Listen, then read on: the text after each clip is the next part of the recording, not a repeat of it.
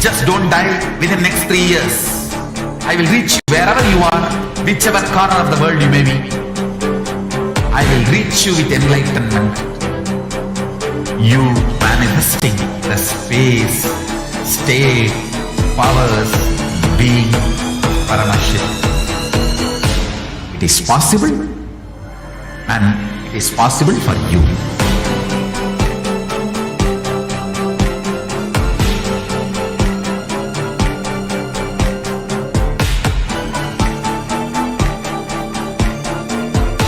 Shiva will reach you with enlightenment science. I know he is going to do the job. Just be alive for next 3 years. Nothing else. Om Nityananda Parashakti.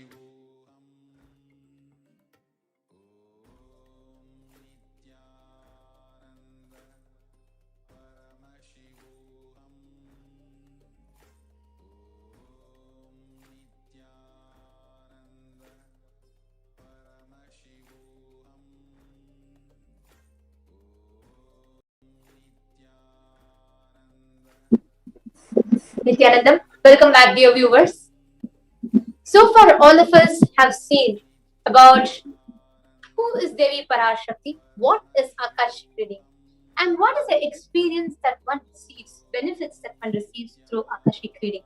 We all also saw an extraordinary demonstration of powers each of you will be receiving today during the Devi Parashakti's Akashic reading. But now what we are going to be seeing is going to be something entertaining and something scientific. Devi Parashakti, during her revelations, basically it is where the cosmic mother, Devi Parashakti, comes down in the Nijavatara, the embodied form of the Supreme Pontiff of Hinduism, attending to thousands and thousands of questions, attending to millions of beings, answering their individual questions, giving them spiritual guidances, giving them powerful healing, giving them profound experiences, initiating them into extraordinary Shaktis, and so much more. And during this Akashic reading, Devi Parashakti, Paramashakti, out of her extreme compassion for the humanity, also reveals to humanity of what is yet to unfold, the future that is yet to unfold. And she, out of her extreme compassion, wants the human beings so that we can save ourselves. We can know what lays ahead in the future. We can alter our present so the future can change too.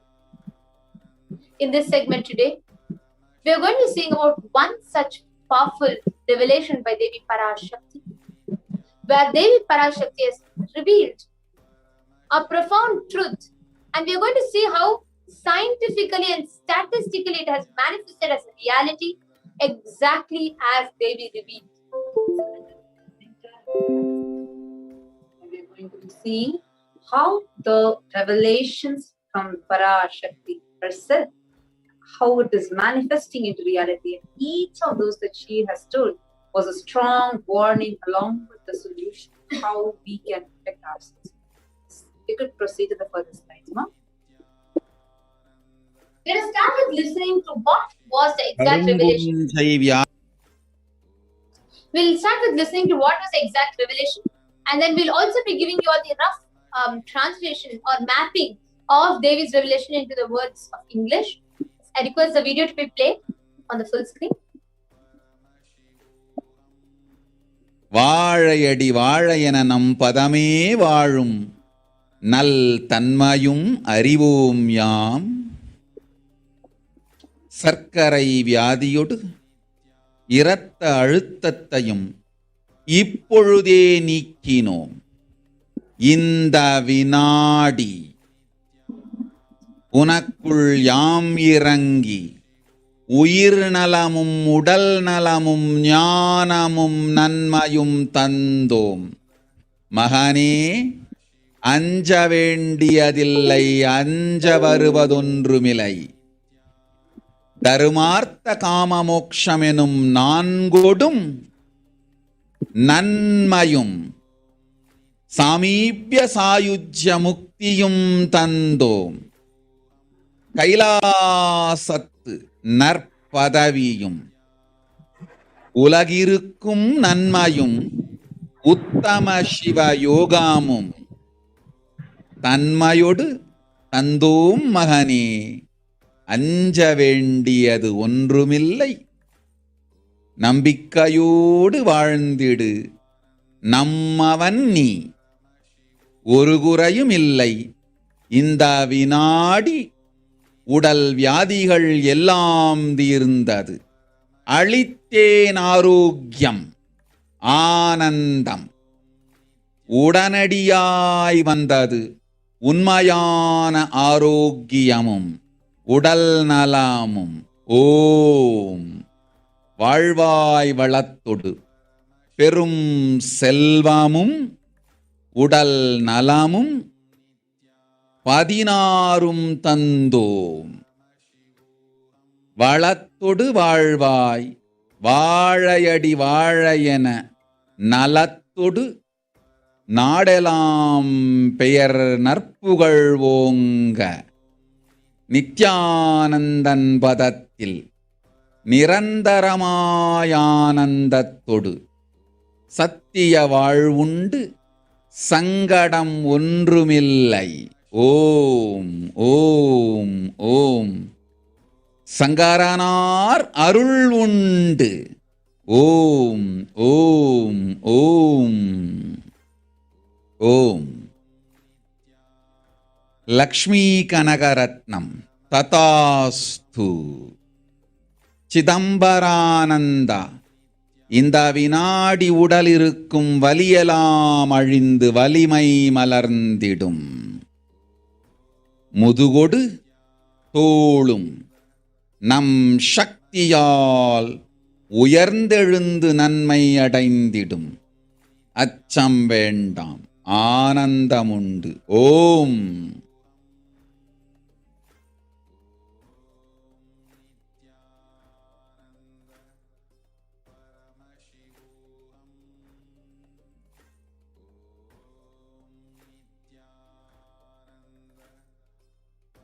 கரும்பூஞ்சை வியாதிக்கு வைத்தியம் கேட்கின்றாய், நன்றாய் தெரிந்து கொள். கரும்பூஞ்சை வியாதி நுரையீரல் மட்டுமல்லாது மூளையையும் நசுக்கி மனிதனை ஜடமாக்கி மரணத்திற்குள் தள்ளும் உயிரியல் ஆயுதம். மனிதர்கள் மீது நடத்தப்படும் உயிரியல் போர் இது. நவபாஷாணத்தின் மீது பொழியப்பட்ட நீரும் மஞ்சளும் பாலும் வேம்பு ரசமுமே இதற்கு மருந்து. அதை அருந்தி உடலிலே அதை ஊற்றி நீராடி இருந்தவர்க்கு காவல் அம்பிகையின் சக்தி.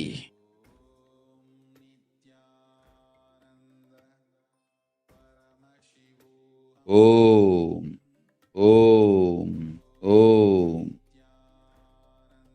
சிருஷ்டி நஷ்டமாகாதிருக்க தேவ ரகசியங்களை தெளிவாய் உலகத்திற்கு சொல்லிவிட்டேன்.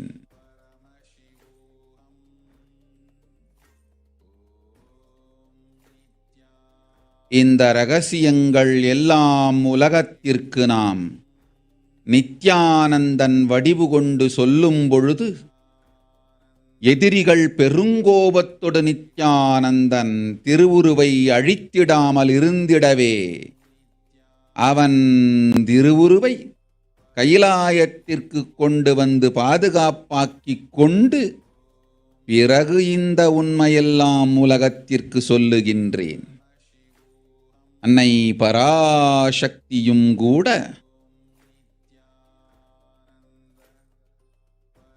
உண்மைகளை உலகிற்கு சொல்லும் முன் தற்காப்பு செய்து கொள்ள வேண்டிய அளவிற்கு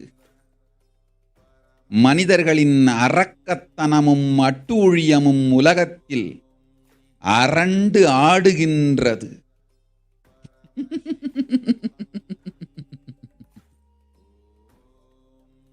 ஓம் ஓம் ஓம் ஓம் ஓம்.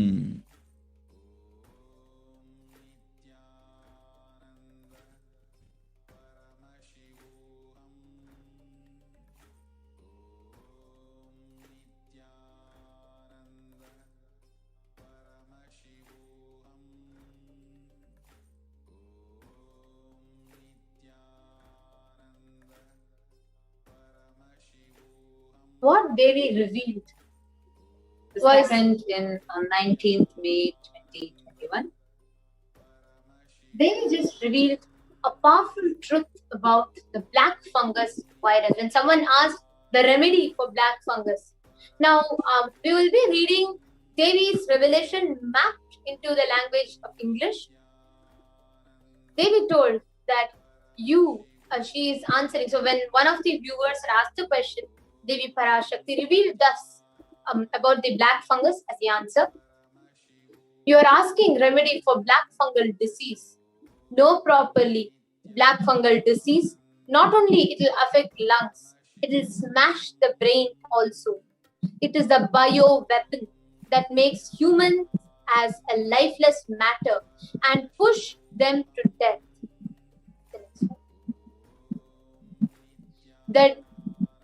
The demonishness and atrocities of humans is dancing in the world that even Mother Parashakti needs to do self-protection before telling the truths to the world.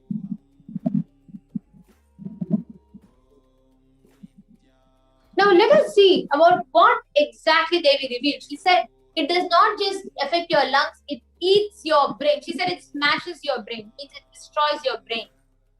Now, let us see about what the science has discovered about the black fungus. So black fungus was denied and dismissed as rare. Then slowly, see, these are all the happenings after Parashakti's revelation. First it was denied and dismissed as rare. Then it was declared as an epidemic by several states. It was declared as a pandemic within a pandemic.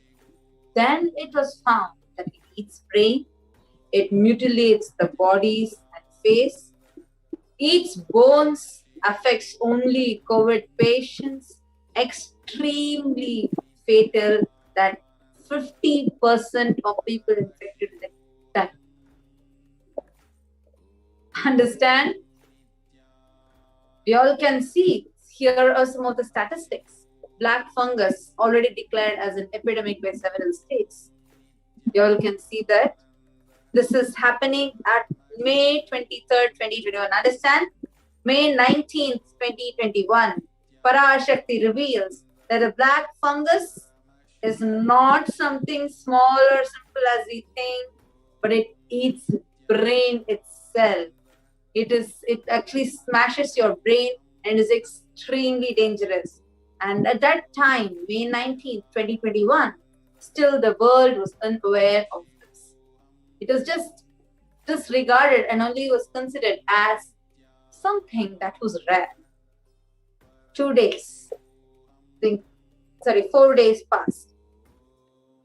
Lot of states in India woke up and started declaring that this is an epidemic. Exactly as per Devi's revelation. Just in 4 days. Next slide, please. India faces shortage of treatments in face of 2 epidemics. So COVID-19 increases black fungus infection risk in India. So this is what was the next thing that was found out. You all can see the dates put below. This was May 23rd, 2021. Next slide, please. 29th May 2021. Black fungus declared an epidemic. Next slide. And cases climbed to 12,000 in India. And then next, right after that, understand, May 19th, Devi revealed 10 days after Devi's revelation, it was declared to the world that black fungus is a pandemic within COVID-19 pandemic, which is exactly what Parashakti had told on May 19, 2021 itself. All of you can see how this is from May 29, 2021. It is already found that 12,000 cases are already there, and this is what was considered as something rare. People disregarded it. Later found out that some states started waking up, which is after some 4 days after Devi's revelation, exactly like how Devi revealed. They started declaring it as an epidemic, and then the world woke up and started declaring it as a pandemic within the pandemic. For the slides, please. Now we can clearly see Devi's next point was she said it will smash the brain also. We all can clearly see one of the news articles quoting here, the flesh-eating black fungus killing off the patients who survived the COVID-19. And it says, black fungus has a near 50% mortality rate and is tragically killing many who were relieved to have beaten COVID-19. The infection can eat through skin, soft tissue, or even bone as it attacks the brain or other critical organs. Please listen, because everybody note this point. Just 10 days before this news was released, Devi, when the whole black fungus was still being dismissed, Devi Parashakti not just told how deadly it is, she clearly told it's a bio weapon, and she said it will smash the brain of people, make them brain dead, and kill their life. And actually, Devi also tells that it literally, actually, when Devi revealed about the Kirimi Bhojanam, Devi says that how the hell is out, the Kirimi Bhojanam hell is out, and those the pathogens, the viruses that have come out, and all these pathogens are going to eat away the humans, and that's happening. You all can see exactly. Devi said it will smash the brain also. It will eat you. It will kill the humans. This is when May 19th, when the world was still dismissing the existence of this black fungus, telling it is extremely rare. In 10 days, it was proved. The news is out. Flesh-eating black fungus killing off patients who survived COVID-19. For the slides, please. Davis said, human beings will die like rats and cats on the streets. It was established. Dead bodies floating in large quantity in Ganga. Authorities fudging numbers and underreporting. Dogs eating those dead bodies. Because dogs ate those dead bodies, they are dying. And poor human being eating those dogs and dead bodies because they don't have food and they are dying.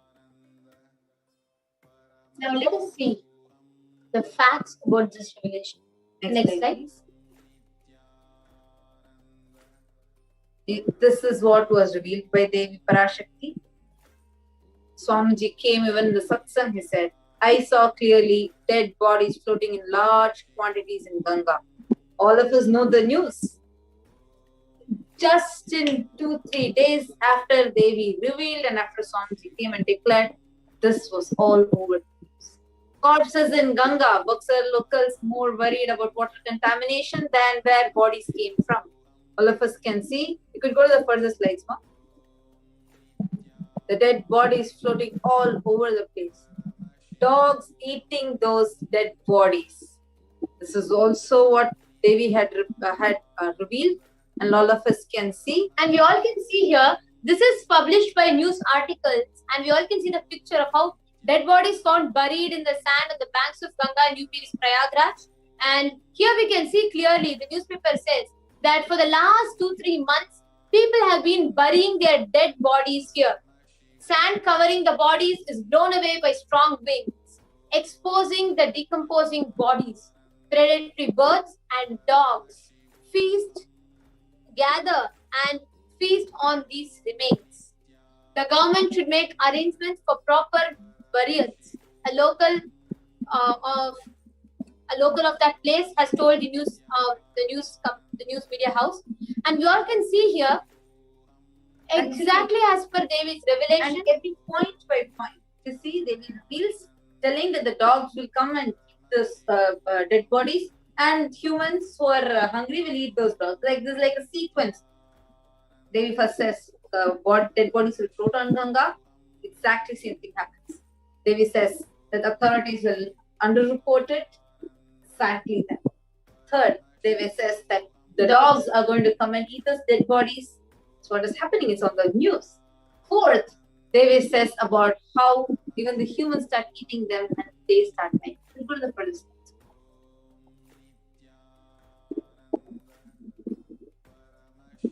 Next, the next point that Devi also told is human beings will die like rats and cats on the streets. Now, before we enter into this, I would just like to share something to the viewers. When Devi Parashakti reveals, these revelations come from extreme compassion and honesty.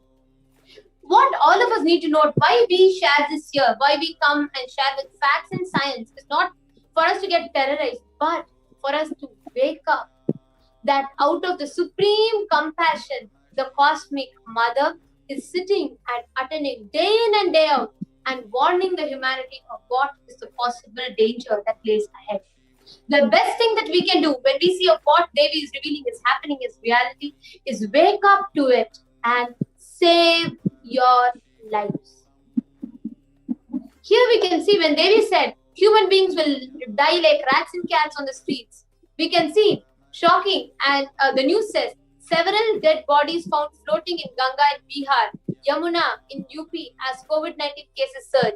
As India is reeling under a massive second wave of COVID-19 pandemic, the number of deaths has also increased. Such is a situation that the crematoriums and burial grounds are packed to the capacity, and people do not know where actually so many news media houses clearly are reporting, and we can see the pictures also continuously where they clearly say how the crematoriums are filled. They put bodies on bodies and burn, still it is filled, and there is no place for burials, and people bury dead bodies. You can see dead bodies lying on the banks of the river, dead bodies lying on the roadside, dead bodies floating in water. Such is the havoc that's wrecking India right now. Next slide. What each of us need to note is how clearly, exactly as per revelations, it's happening, and how we can wake up to it and save ourselves. Poor human beings eating those dogs' dead bodies, they don't have food and they are dying. This is what they will reveal, and here you see the 150 dead bodies which have been reported as COVID fatalities were dumped on the banks of the Ganges River. These COVID bodies will be washed down further and can be eaten by stray dogs, which will further spread coronavirus. The report added. Next slide, please. Users can see the same thing what they will reveal. Further, more and more news is coming in. Please, and here it says the dead bodies washed up on the shores of Ganga was sighted for a second straight day today. This time, Ghazipur in Uttar Pradesh. The spot is around 55 kilometers upriver from Bihar's Buxar, where more than 100 dead bodies, more than 100 dead bodies were found yesterday, evoking shock and anger. The Bihar authorities had argued that the corpses had floated down from Uttar Pradesh as their state has no tradition of consigning bodies to water. Here, the poverty has struck people so much. Please understand, the pandemic is not just like Swamiji revealed powerfully. The pandemic has not just affected the people who died alone. It has caused psychological damage, conscious damage in each and every person that's reading about it, listening to it, or directly or indirectly being affected by it.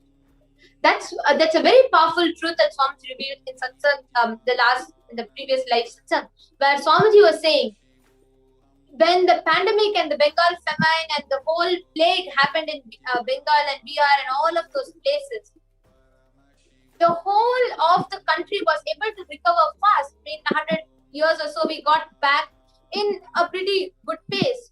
And Swamiji told, when people are giving a counter argument saying, when such a famine happened, such a thing happened, we were able to recover back. So this must also be able to, we should be able to recover back. Swamiji made a very powerful statement, a very, very powerful revelation. He said in those days, there was no media, there was no social media, there was no news, there was no quick spread of information. So the damage done, the deaths, the fear around it, the situations, the horrific, gory details only was known within the boundaries, within the periphery of the people that are seeing it. And Swamiji added, said that the damage done on the consciousness. yes, and Swamiji was saying, so all that happened, all the physical, all the deaths, the way, the fear around it, everything that happened was limited within that borders of that place, and the information could not spread. Maximum the information that spread was in written, which would not convey the death, which by itself would take time, first of all, and second of all, will not convey the same, will not have the same impact seeing it. But now, what is happening is not just the deaths on some part, but the whole world is consuming it as news articles, consuming it as videos, consuming it as memes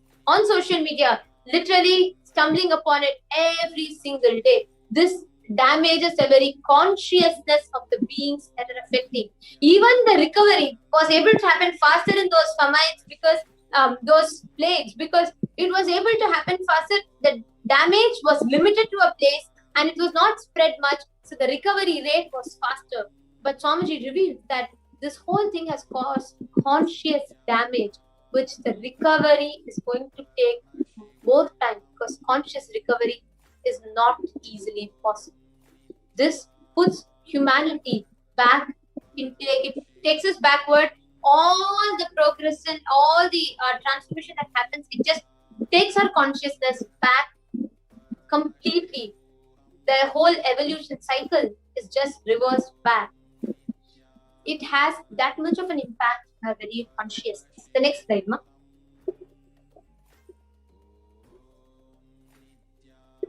Again, they said that the authorities will downplay the number, and we can see how here's another news which says clearly reports downplaying number reporting 40.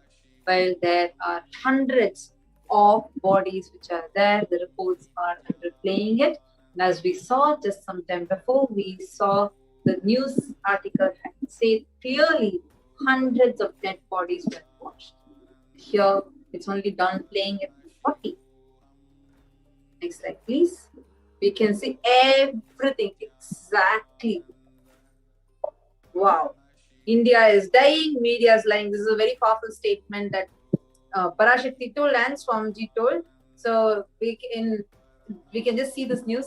In Kanpur, which is UP's one of the most populated states, 400 corpses were buried near Chereshwar Ghat. As per Dainik Bhaskar's report, the police covered the bodies with soil. Amid the pandemic, Unnao has become one of the largest crematoriums on riverbanks, with as many as 900 bodies were found buried on the banks of River Ganga.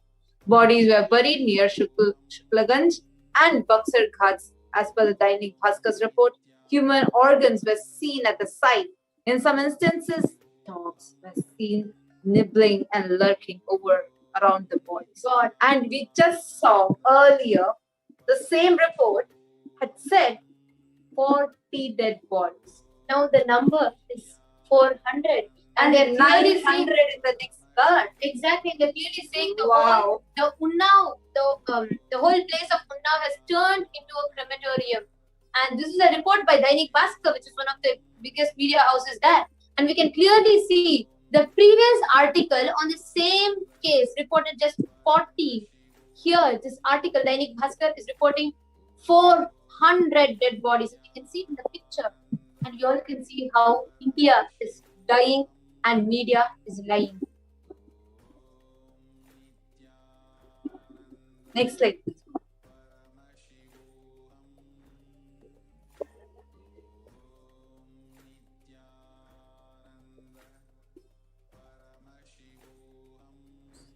India in denial of world's most deadliest disease.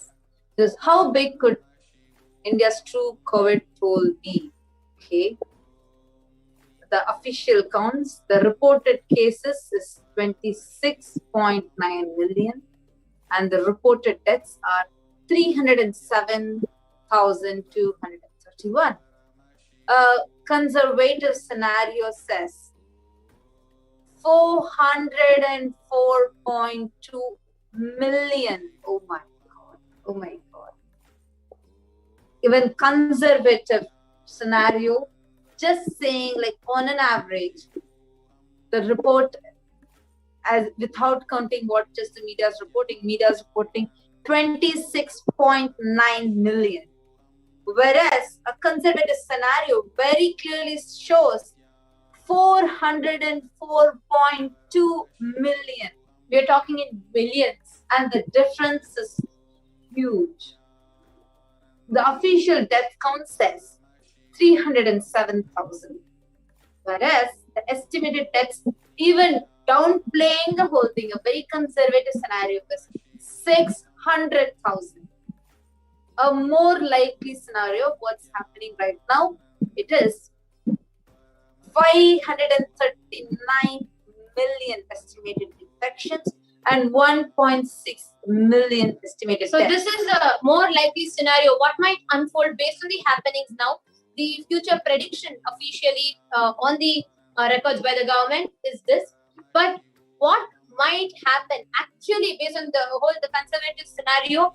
What might happen based on what is happening right now, how it will unfold, will be 700.7 million estimated infection, which is almost more than actually 3/4 of India's population, and the estimated deaths will be 4.2 million. We are talking numbers in millions. You all need to realize, you all need to wake up. India is dying and media is lying. Media is trying to downplay the whole thing. Next slide, please. We can clearly see here how over 2,000 bodies were found within just 1,140 kilometers on the banks of River Ganga in Uttar Pradesh. That's more like every 1 kilometer 2 dead bodies. Oh my God. That's really, really horrifying. And just imagine the mental state of the people that are coming and seeing it. Like, I actually watched a video where a priest who's going to have a bath in the River Ganga, and he says he goes down the cliff and freaks out, seeing all of a sudden hundreds of dead bodies. Wherever he could see, it was only filled with dead bodies. And just imagine the psychological impact it has. Right after that, the entire village is under very serious panic attack. People are panicking. People are afraid. People are like literally like choking, not knowing what can be happening to them, not knowing how much it can impact their lives, or whether it's like whether they can even go and drink water, because so many, understand, especially in a country like India, many people depend on the work for water. Like, so many people keep that as a source, and all of a sudden they see COVID dead bodies washing up to their shore, and they don't have access to that anymore. See the physical impact on them, see the psychological impact, conscious impact. This fear that is striking each of their inner space is something that is going to damage their conscious. Actually, that is something to know. Deaths can't be undone.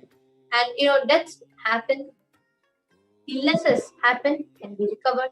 Physical damage can happen, to an extent can be reversible.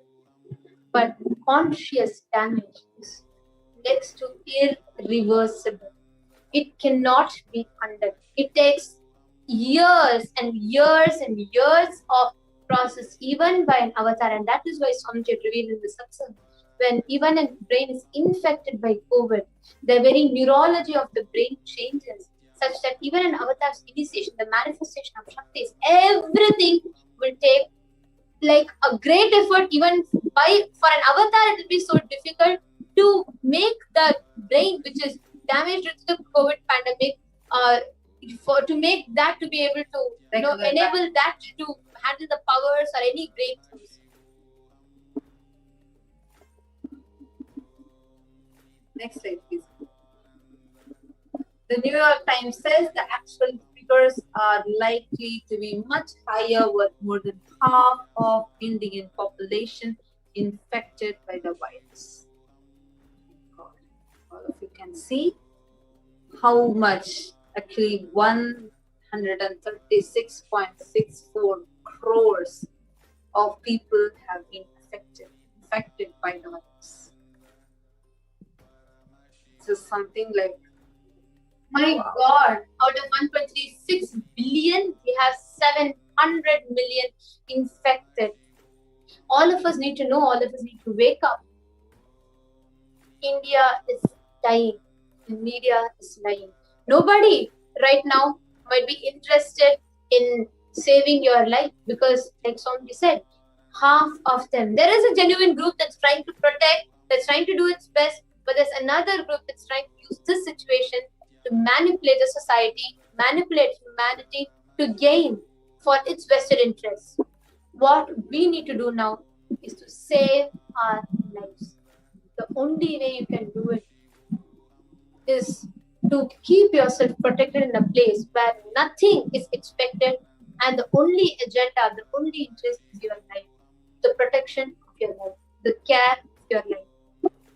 Everybody that is watching this, if you want to take a step to protect your life, if you want to save yourself, this is high time you head to Adi Kailash. Swamiji, the Supreme Pontiff of Hinduism, has opened the doors of Kailash with just one agenda, just one interest, the protection of your life. Take a few moments, sign up at kailasa.org/Kailasa Care. The link is being scrolled under on the screen, as you all can see.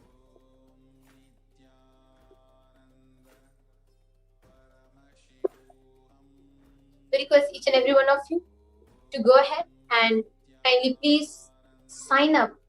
If you want to save your life, take the step. The doors are open. Now it's time for you to step in. so every screen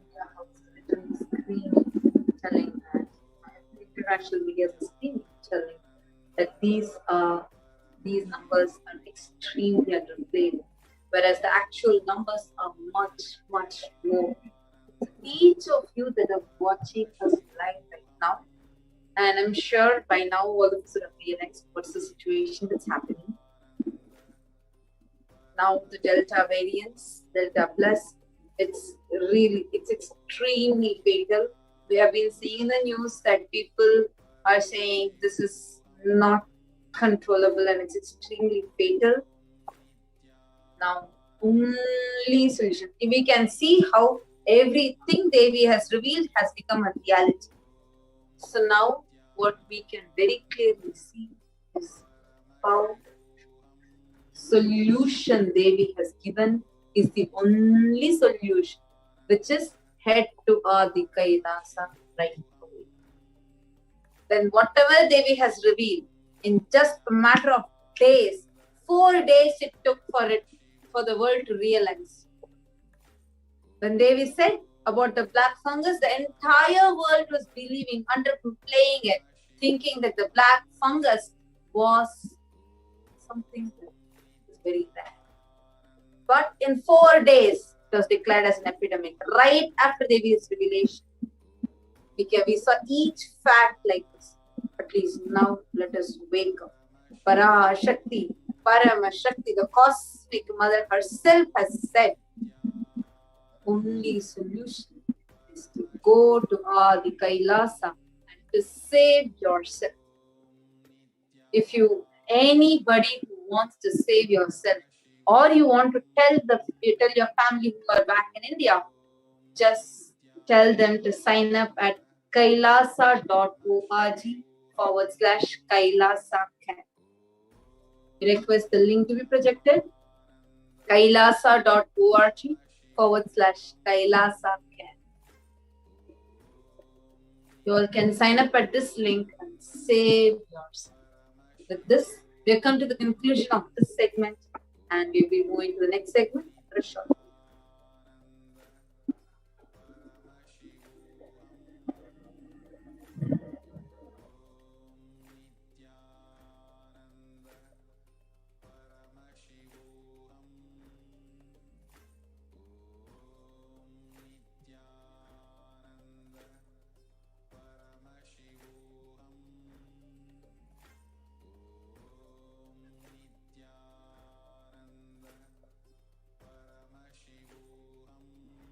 All of you can stay tuned with us, and we're going to be back into the next segment. We'll be right back, entering into the next segment just after a short break.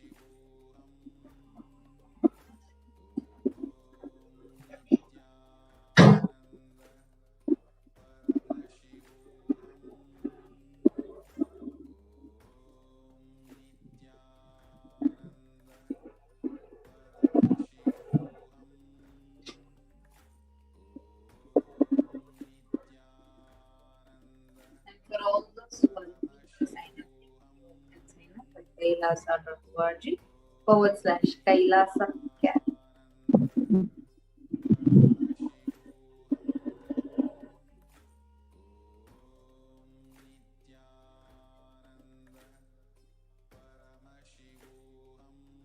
Yes, we request the volunteer to actually, the volunteer can now post the screen share.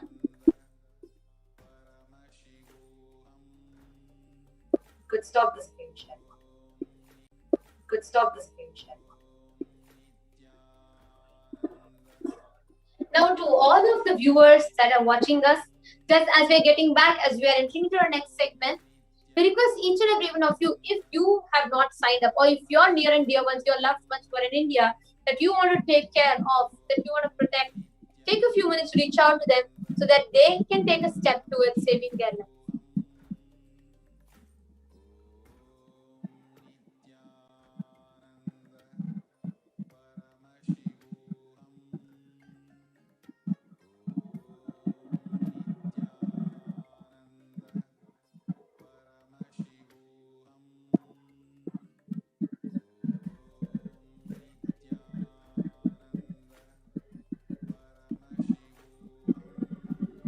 Looks like there's a small difference.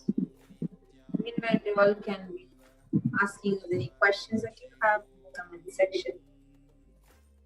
We're also seeing Robert, Manke, Krishna Mudaliar, Dimitri Buanda, Krishna Rangarajan, and Kailasa Trinidad Tobago, Paul Newman, Sanjay Vicaria, Remedy Boy, Gio Krishnanlar, and Indian Associate of Educational Therapist. Welcome to all of you that are watching us live right now on the YouTube channel, Kailasa's SPH Nityananda YouTube channel.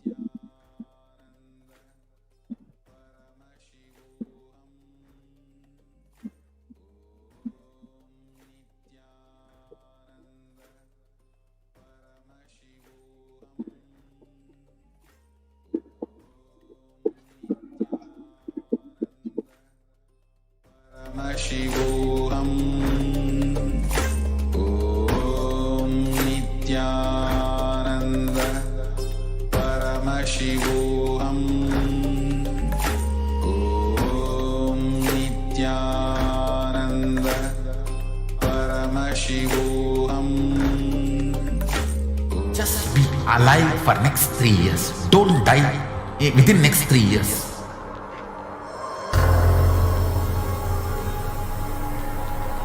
Just don't die within next 3 years. Be alive. Somehow be alive. I'm working sincerely. I will reach you somehow. Somehow I will reach you. It's my commitment to humanity.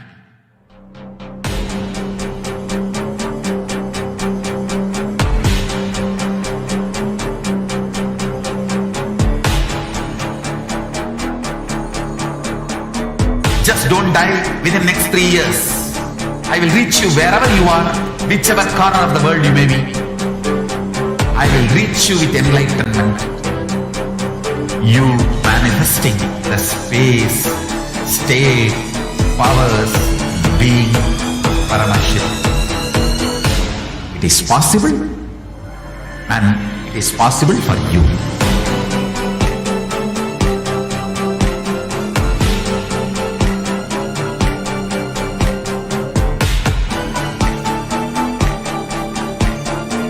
Paramashiva will reach you with enlightenment signs. I know he is going to do the job. Just be alive for next 3 years. Nothing else. Just be alive for next 3 years. Don't die within next 3 years.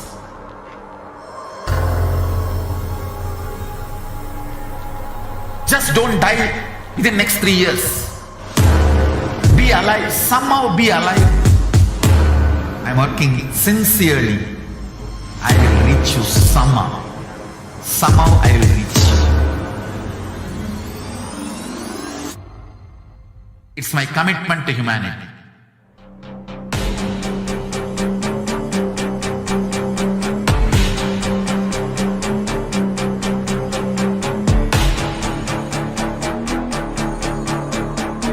Just don't die within next 3 years. I will reach you wherever you are, whichever corner of the world you may be. I will reach you with enlightenment. You manifesting the space, state, powers, being, Paramashakti. It is possible, and it is possible for you.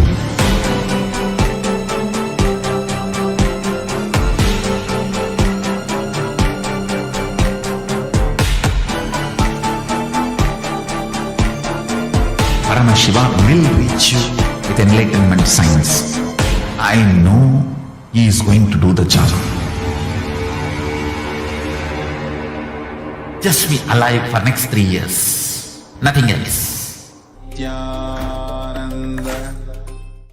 Now we are going to be entering into a very special segment where we understand how to deepen our relationship, how to deepen our sincere sacred sentiments to the Devi Parashakti, the divine cosmic mother manifesting through the supreme pontiff of Hinduism, Jagadguru Mahasannidhanam, His Divine Holiness Bhagwan Nityananda Paramashiva. So I request the volunteer to share these slides for pausing for the offerings for Devi Parashakti. We'll now be entering into the offerings of what all we can do, the different sevas that we can do for Devi Parashakti. Yes, thank you so much. So, yes. So, understand what are the best ways that we can express our gratitude to Devi Parashakti, and how we can offer our gratitude in the form of seva and rituals to Devi Parashakti.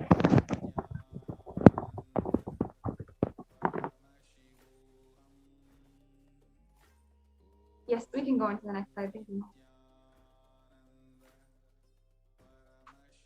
Yes, thank you so much. We'll go on to the next. So first, let's understand the significance of offering. Offering is a giving of divine gift of pure love, devotion, and oneness, and it consists of 2 parts. One is giving, and 2 is accepting. Only when divine accepts what one offers, the offering becomes complete. Offering is not made out of fear nor out of greed. When an avatar lands, the offerings are purely a part of the grand Leela played out for the only purpose of enlightenment. Yes, we can go on to the next slide. Next slide, please. Yes, the next slide. Now we'll just chant the Dhyana Shloka. Induni Babedakaravan Nayanam Syat Pankaja Varabaya Japakshaya Sarayuktam Angahima Bhushana Vichitravasanam Syat Tunga Mukta Jwala Manon Maniswarupam. The next slide, please.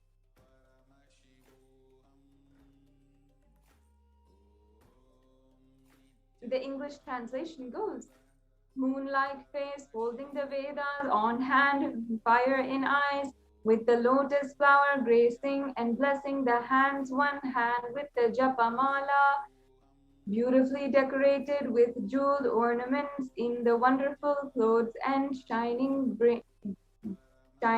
crown. Her name is Manonmani. The next slide, please. Yes, we'll chant the next Dhyana Shloka for Devi. ध्याये देवीं त्रिनेत्रां शशिभवार्दनां वेदहस्तां दधानां सव्ये पद्मं वरदमपरे चावयं चक्षमालां दिव्यैर्भवरे निर्विभूषिततनुं ब्रह्मा दिभिः पूजितां देवीमेव मनोन्मनीं प्रतिदिनं कामर्थदात्रीं शुभाम्. The next slide, please.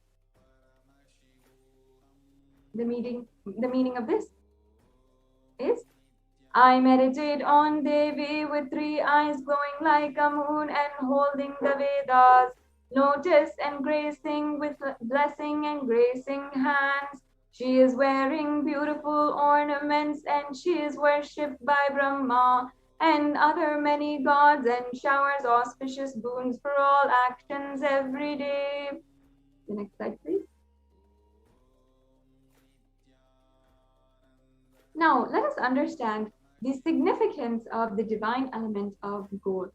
This reference is from the Atharva Veda, one of the 4 Vedas of Sanatana Hindu Dharma. The translation goes, triply born by birth is this gold. From the atoms of Agni is one, it becomes dearest to Agni. One fell away from Soma when it was hurt. One called the seed a virtuous and powerful Apaha, the water molecules. Let that triple gold be for your long life. Now understand that gold is a divine element. It purifies anything it touches. It is an element of spiritual significance and great spiritual power of healing and enlightening. And the vibrations of gold has the power to infuse sattva energy and positive thought currents in anyone who wears and anyone who sees or operates in its vicinity. And further, gold is present in all of the scriptures of the Agamas, Vedas, Shrutis, Smritis, the Itihasas, and the Puranas. In all the Hindu scriptures, it is abundant that gold is the most auspicious and purest metal which purifies the being. In the Hindu civilization, everything was built in gold, and rituals, feasts were offered in gold bricks. When one is to be saved from life-threatening illnesses, gold was the offering to as a ritual fee. And gold is in abundance and used for weighing equivalent amounts of commodities, including cows. Kingdoms were built with huge doors of gold, and the streets would have huge columns and huge archways made of gold. And even the horses and the cows were all dressed in gold.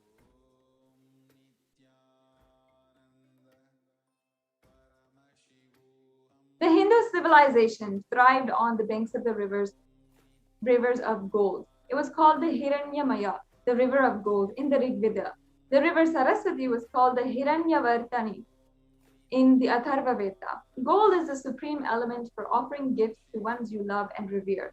And temples are constructed and paved in gold. Deities are made in gold and decked and adorned in gold because it preserves the enlightenment energy for thousands of years, and it actually lasts forever.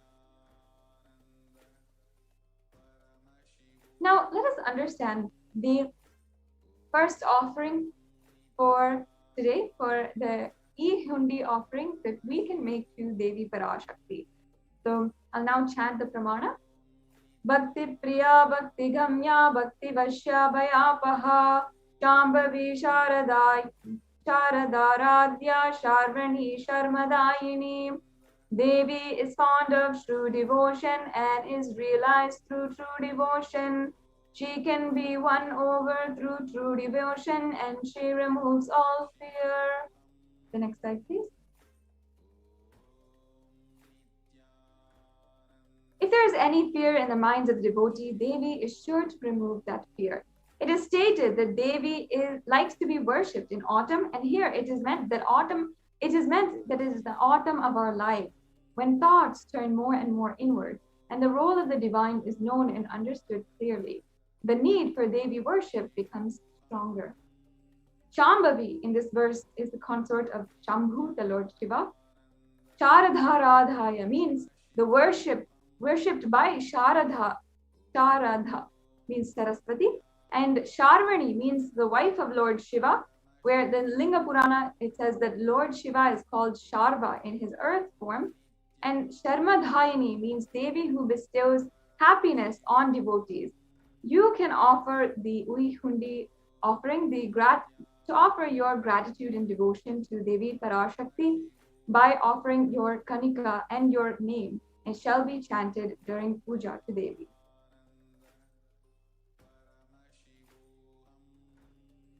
And now also we have the Sankalpa chanting, which is at $1 USD. Now anyone who wants to offer the e-hundi offering or the Sankalpa offering can go to tiny.cc/Devi offerings, and you'll be able to make your payments. Or if you want to, you can learn more about these offerings. So let's now observe the pramana for the Sankalpa.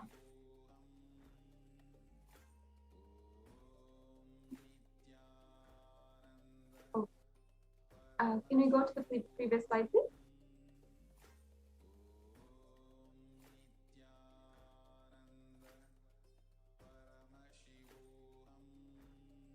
Yes. In this, the English translation goes, the goddess enchants the universe, and she herself gives birth to this universe. That goddess, being prayed without interest in anything, gives that knowledge that leads to the salvation and gives wealth in the materialistic sense. This is from the Devi Mahatmya from chapter 12, verse 34.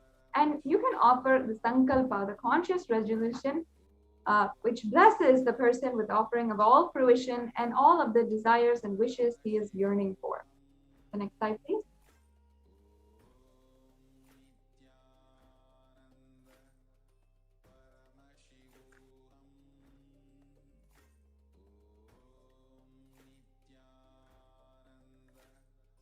Yes, so now we'll be understanding the Sahasranama Kasu. In the Lalita Sahasranama, in verse 731, Lalita is described as Nama Parayana Prita, which means she who loves the repetition of her name, of her various names.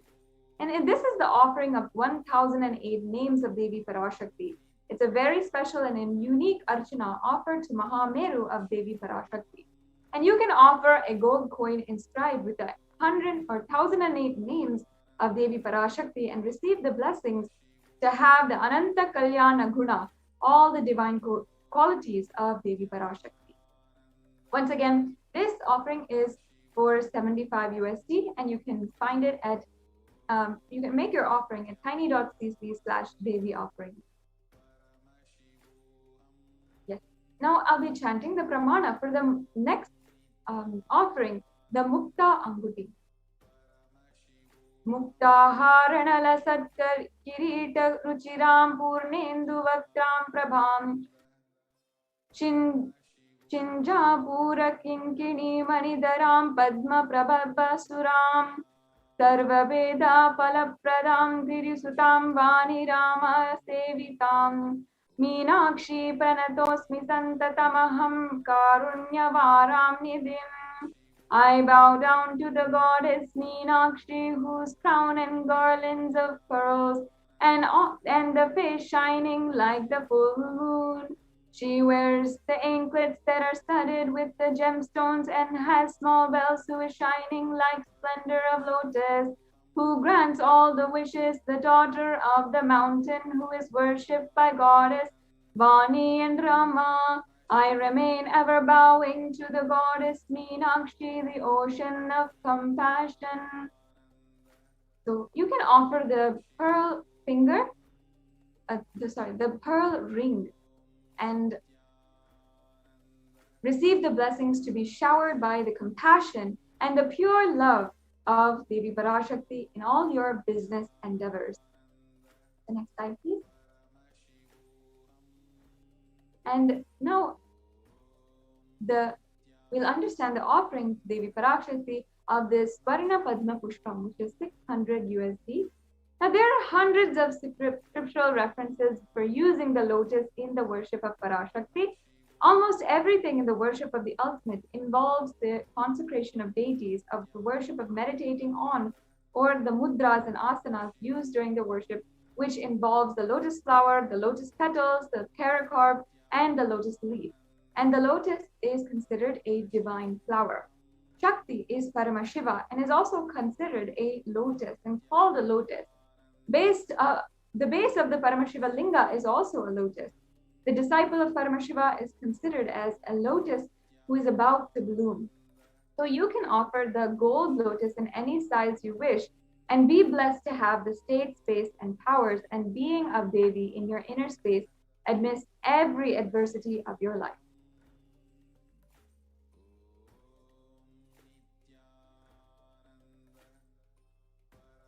Yes, we go to the next previous slide, sorry.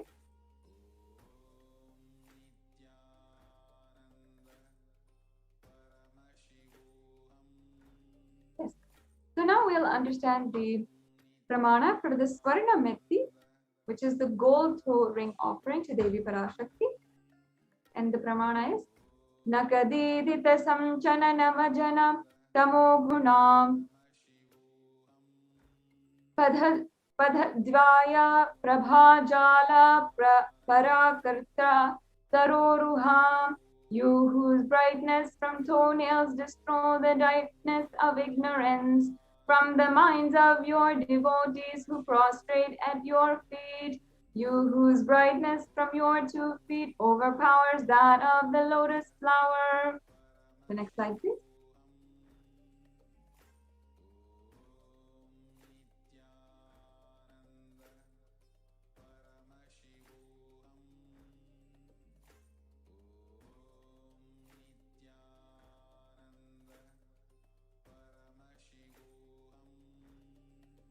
Yes, and Swarna Metti,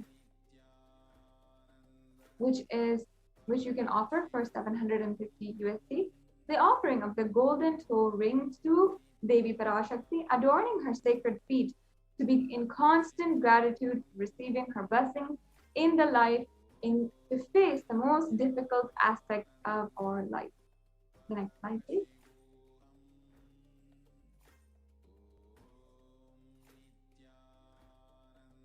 Now, the Swarna Mangtika is referenced in the Lalita Sahasranamam, where the Devi Parashakti is described as Shuddha Sarabhi Varshani, meaning she who makes the nectar flow from all of our nerves from the Sahasrara, she who gives a very pleasant experience of the ultimate.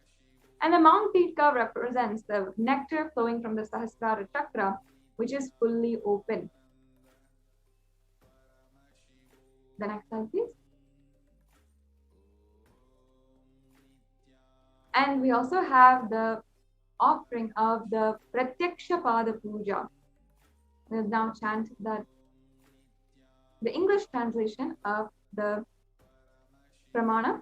The illumining splendor of Devi's toenails dispel the darkness of ignorance in the devotees prostrating at her feet. Her feet defeat the lotus in beauty. This is Shloka 83 of the Saundarya Lahari, which states that the nails that have been sharpened by constantly being touched by the crowns of celestial beings who always prostrate before Devi, Tamogana is actually darkness. And in this stotram, what is really the meaning, the significance is that anyone who prostrates before Devi and constantly prostrates before Devi, all their ignorance is removed and they attain the supreme knowledge. So the offering of the Pratyaksha Pada Puja blesses the Yajaman with the auspiciousness and blessings of the Supreme Pontiff of Hinduism.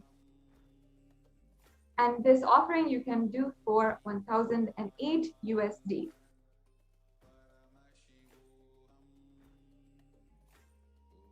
Yes, so now we have a table for you to see all of the summary of the offerings to Devi Parashakti, which you can do.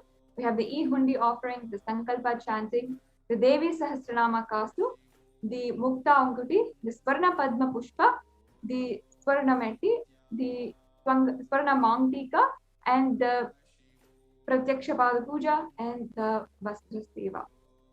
The next slide, please. Now let's go over the details of how you can make these offerings. So first of all, if you go to the links provided to tiny.cc/Devi offerings, you can do this if you are in two categories. One is if you're ready to offer today, or if you want to make an intention to offer any of these specific sevas.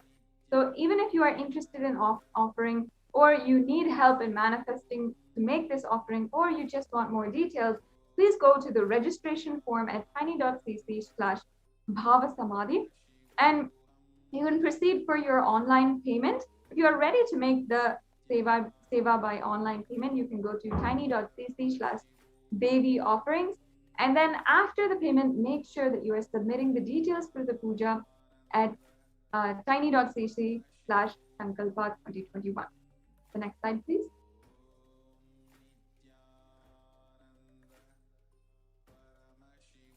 Okay, so this comes to a conclusion of the segment where we'll be able to get all of the offerings and understand all of the offerings for the Devi Parashakti Akashic reading, and how we can deepen our relationship with Parashakti.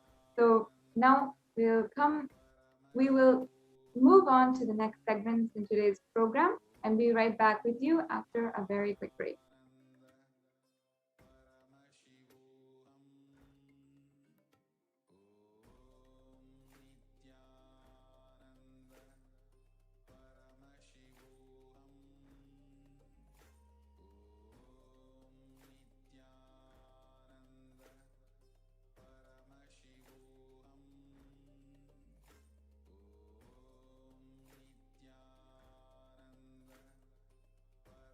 शिवोऽहम् ॐ नित्यानन्द परमशिवोऽहम् ॐ नित्यानन्द परमशिवोऽहम् ॐ नित्यानन्द परमशिवोऽहम् नित्यानन्द परमशिवोऽहम् ॐ नित्यानन्द परमशिवोऽहम् ॐ नित्यानन्द परमशिवोऽहम्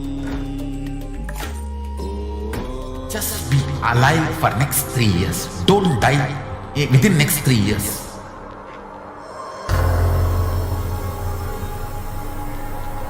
Just don't die within next 3 years. Be alive. Somehow be alive. I'm working sincerely. I will reach you somehow. Somehow I will reach you. It's my commitment to humanity.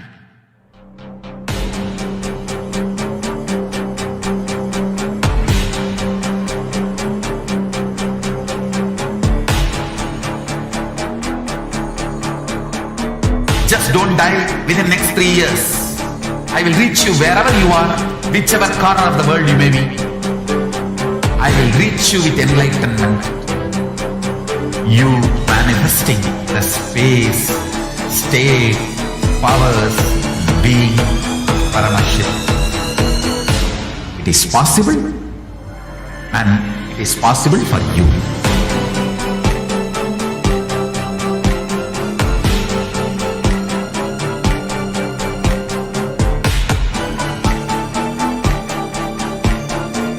Paramashiva will reach you with enlightenment science.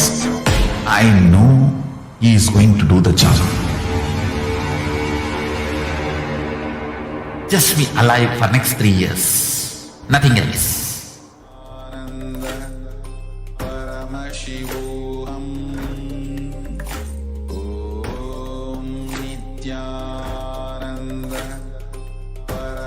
Paramashivoham. Om Nityananda Paramashivoham. Om Nityananda Paramashivoham.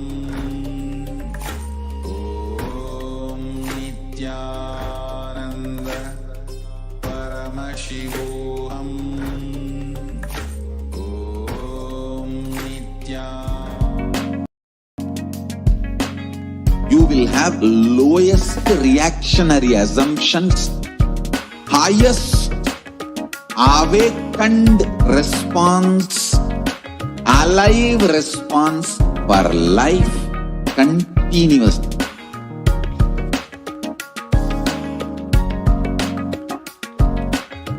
Kailasa is enlightenment ecosystem, literally enlightenment itself in your own home, wherever you are. Proper customized spiritual service helping you to complete with your life negativity, withdrawal from life, self-hatred, self-denial, self-doubt, so much of tiredness, laziness. We can support you aligning your diet, your attitude, your aptitude, your understanding about life. We can help you with everything.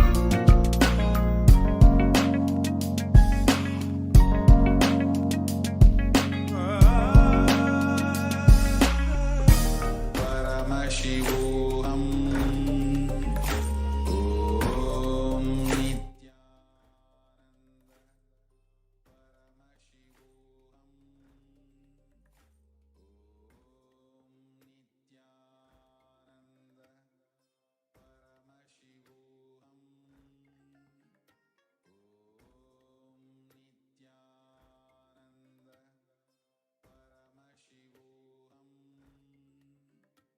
Om Nityananda Paramashivoham.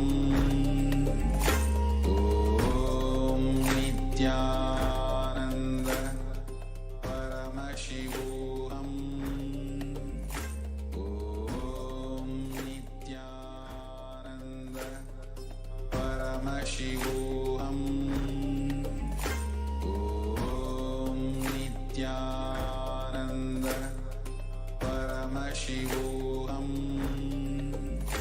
Om Nityananda Paramashivoham. Om Nityananda Paramashivoham. Om Nityananda Paramashivoham. Om Nityananda Paramashivoham. Om Nityananda Paramashivoham.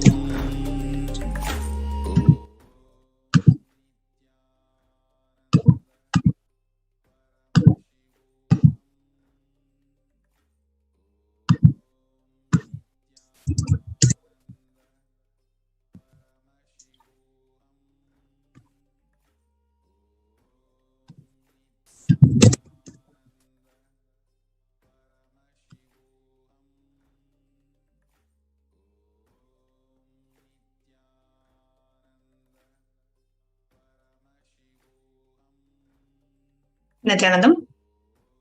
Welcome back, dear viewers. So we would now like to take you through a walkthrough of how you can make the offerings to Devi Parashakti, Devi Parashakti Bhava Samadhi Darshan offerings. So if you go to tiny.cc/Devi-offerings, this is the webpage that you will be seeing. The webpage is now projected on the screen, which is tiny.cc/Devi-offerings. So now if you scroll down here, you will see the list of sevas. So here you can see all the different sevas that we can offer to Devi Parashakti, the gold coin, the toe ring, the metti, the golden lotus. You can see all of that. So in that, you can choose whatever offering that you would like. For example, let's say you want to choose Swarna Metti. Okay, so Swarna Metti is $750. So you go down, you click on add to cart. Now, when you click on add to cart, it takes you to the next page where you can see the details of the items that you have chosen. And if you want to add multiple items, so you just basically, you go back and then you choose the Sankalpa offering. So if, let's say, I also want to add a Sankalpa offering for, let's say you want to add it for your family members. Okay, so you add the Sankalpa offering and then you choose in the quantity you can choose. Let's say if you want to add it to 5 of your family members, choose 5 and click on add to cart. Now, as you click on add to cart, it takes you to the next page and then you can see the Swarna Metti offering and the Sankalpa offering. Scroll down and you click on proceed to checkout. Now, as you click on proceed to checkout, it takes you to the next page where you can enter your billing details, you can enter your credit card details, and you can enter the basically your address and your credit card details. And then you come down, you click on I have read and agree to the website terms and conditions. And on the right side, you click on place order. Okay, so you click on place order, it goes ahead and that's the, you can go ahead and make the offering. Now, this is the first step of making an offering. Now, the second step of making an offering. So the first step is you go to tiny.cc/Devi-offerings. Then the second step that you have for making an offering is you go to tiny.cc/Sankalpa 2021. Now, what is this form? This is the second step of the offering process where you give the names of your family members whom you want to be added in the Sankalpa mantra. So you go to tiny.cc/Sankalpa 2021 and then you come here and you click on next. Now, when you click on next here, it takes you to the page where you have some disclaimers. You go ahead and accept them. You enter your payment details, other details. And then you come down and then the bottom you choose Devi Parashakti Akashic reading because this is an offering that you're doing towards Devi Parashakti Akashic reading. You come down and you click next. Now in the next page, you go ahead and you enter your details. You go ahead and enter your what is the offering that you're choosing to offer? What is the offering that you're paid for? You choose that and then you also enter the names of your family members whom you want to be benefited by making this offering. So you click on next and go ahead and fill the form. Then the last way, one of the other ways you can make your offering or you want to do the Guru Dakshina or you want to make the E-Hundi offering where you are making this offering out of your gratitude to Devi Parashakti, out of your gratitude to the Supreme Pontiff of Hinduism. So you go ahead and go to YouTube Live. Now in the YouTube Live, on the right side of the YouTube Live screen, you will actually see a live chat option. Okay, now in the live chat option that you're seeing below the live chat, you will see two emojis, which is basically two symbols. One is an emoji and then the other one will be a dollar symbol. Okay, now in that emoji and then the dollar symbol, when you click on that dollar symbol, it will give you 3 options. And now those 3 options, let's just take a moment. I request the interview operator to please go ahead and show the fallback as we go ahead and fix the screen. There's some small technical glitch. So you please go ahead and we'll be right back.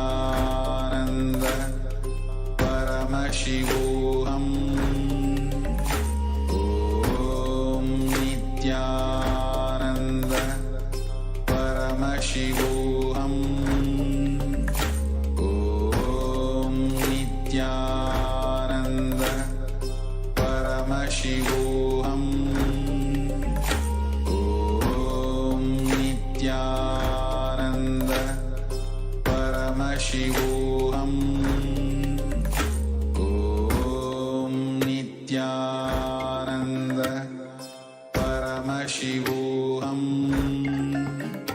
Om Nityananda. Apologizing for the technical glitch. Okay, so now here we have projected the live YouTube live screen, and on the right side you see the live chat option, and below the live chat you will see two symbols. One is an emoji symbol and one is a dollar symbol.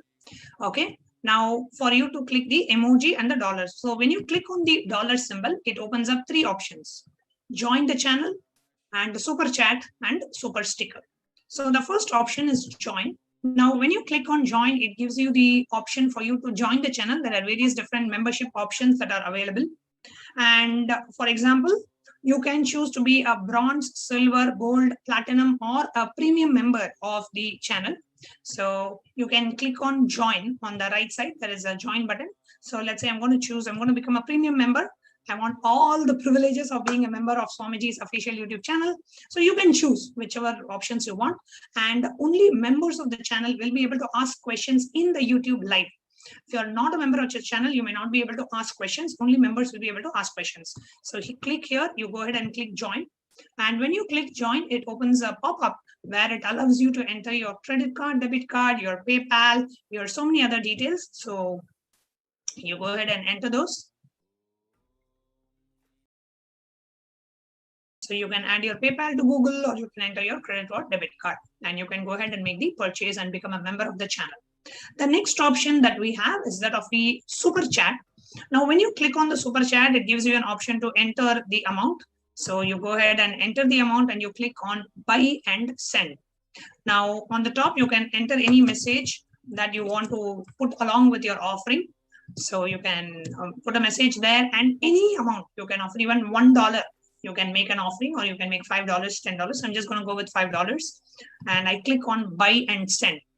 See, this is basically an offering of gratitude, right? Every time you come for a darshan, always have the habit of putting something, right? It can just be even $1 that you put. So, 100 darshans that you do, you will pay $100. Very minimal it can be, but always have a habit of doing. Don't come for one darshan and put $100. No, come for every darshan and put something. That is much more than spiritually, because every time you make an offering, you remember that space of gratitude and you're offering it to Devi, offering it to the Supreme Pontiff. So more times you offer, the more times you remember. It can be the same amount. Instead of offering $10 one day, you can offer $1 10 days. That's fine. But every time make it a habit to make the offering. So here you come and you choose, you can add your credit card or a debit card, or you can add your PayPal details, and you can go ahead and make your e-hundi offering. The next offering that we have is that of the super sticker. So when you click on the dollar symbol, the third option that you have is that of a super sticker. Now, what is a super sticker option? If you're somebody who really likes emoticons or animated GIFs, then super sticker is the one for you. So where you can, along with your offering, you can also offer like one of the animated emoticons will also come along with your offering. So you can choose what you want, and you can basically go ahead and make the offering. Each offering that you choose has a specific cost value to it. So you can choose what you have and which one you like to offer. You can click on buy and send. Now, let's say send for $20. It again opens a pop-up. You can enter your credit debit card, or you can enter your PayPal details. And with that, we are able to make the offering. So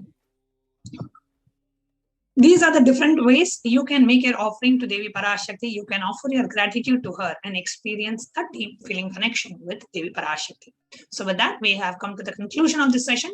We will now be entering into the next segment, where we share with you about the multi-layer quarantine facility that the Supreme Pontiff of Hinduism is making available in Adi Kailasa Sarvengya Peetha in Bengaluru, Adina, after a short break. There are some great spiritual sciences unique to Hinduism. Subtle, otherworldly, but definitive sign. Manifesting the cosmic beings in Archavatara, deities in Nijavatara, living incarnations is possible. Understand? Priya Pada of Vedas and Agamas elaborately explain the whole science of making the cosmic beings manifest in Archavatara, deities, and Nijavatara, living incarnation, both. During the Bhava Samadhi Darshan, literally those cosmic beings manifest through this body. Just like how they manifest in Archavatara, deity, they manifest in Nijavatara, Pratyakshavatara, and give you all the boons you ask, bless you. You see, each God is an independent intelligence to lead you to enlightenment. Each God is a bridge for you to achieve the Shivatva, the ultimate Shiva consciousness. Krishna is the bridge for you to achieve the Krishna consciousness. But Shiva consciousness, Krishna consciousness, all consciousness is one and the same. Ultimate consciousness only. So that energy itself completely expresses. Just like Radhika, when I see my own sweetness in the mirror, I become eager to taste it. I find that the only way to relish this sweetness is through the constitution of Sri Radhika. Bhava Samadhi Darshan is a window to the infinite expanse of consciousness, allowing us to glimpse the formless in a way that we can understand. It cleanses the karmas of lifetimes.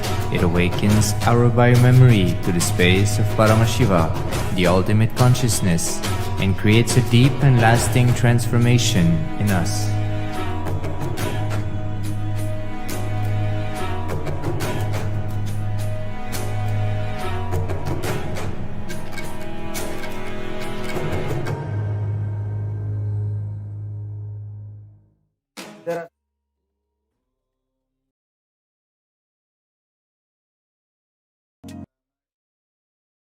If you are interested in enlightenment, we will immediately bring this to you.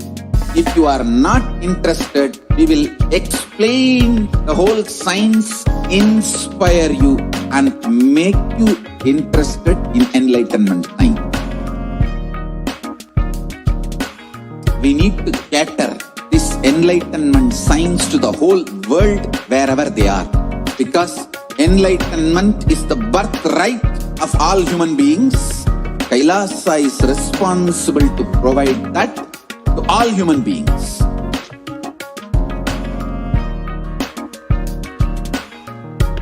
Kailasa is the totality of the knowledge I received from my gurus and practice manifested in my life, perfected by teaching millions of people from all cultures, time zones, backgrounds, genders, nationality, race, from every creed.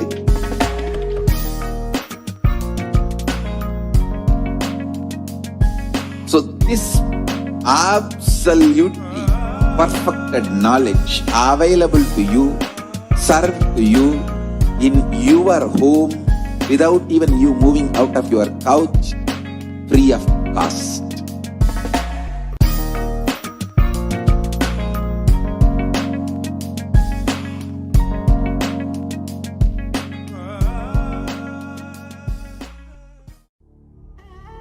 What I mean by the word Kailasa, listen intensely. Enlightenment ecosystem, literally enlightenment itself, in your own home, wherever you are. If you cannot come to Kailasa, it's okay. Kailasa can come to you. Kailasa coming to you is Kailasa.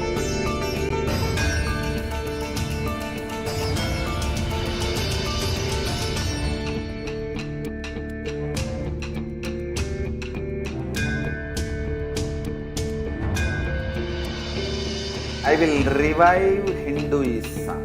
I am a Hindu revivalist, not by any revolution, but by evolution.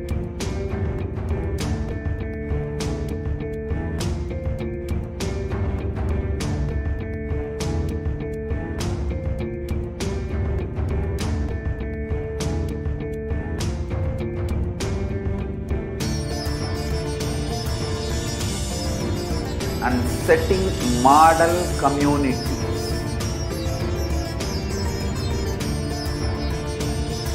Kailasas, enlightenment ecosystems, Sarvanya Peethas all over the world.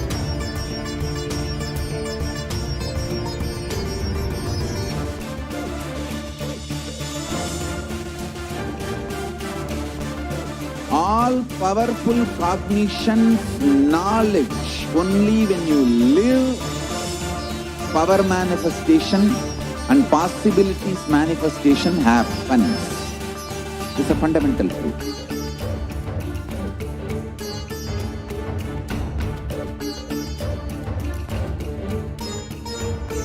Hinduism cannot live exclusively as one sampradaya. No. All sampradayas of Hinduism is an ecosystem.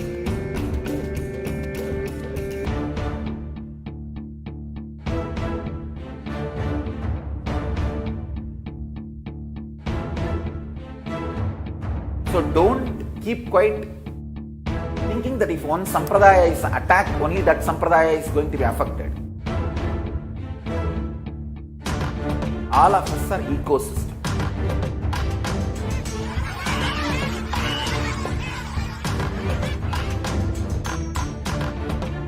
I invite all of you to get involved and enjoy Hinduism by the principle of Dharmo Rakshati Rakshitaha. When you protect Dharma, Dharma protects you. We will make the whole planet flourish spiritually. The spiritual prosperity will happen to the whole planet Earth. We all have to coexist together.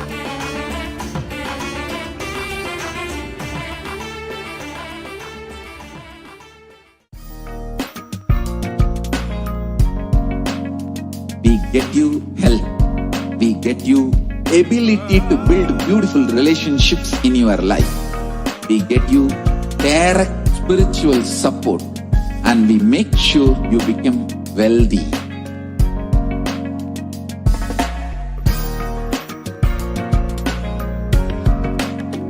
We won't stop giving you just good life. We will literally not stop till you live enlightened life. Manifesting the state of Paramashiva, space of Paramashiva, powers of Paramashiva, being of Paramashiva.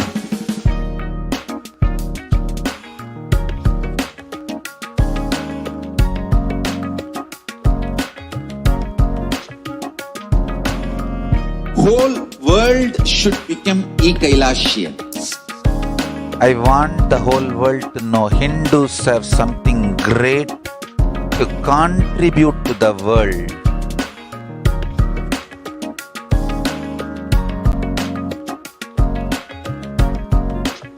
We have something great to contribute to the world. Let us do that.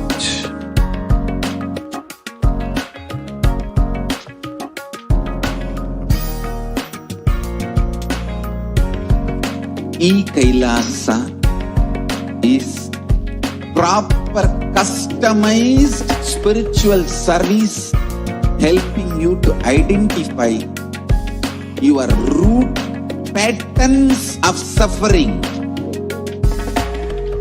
We have perfected the science of helping every individual from every cultural, religious, nationality background.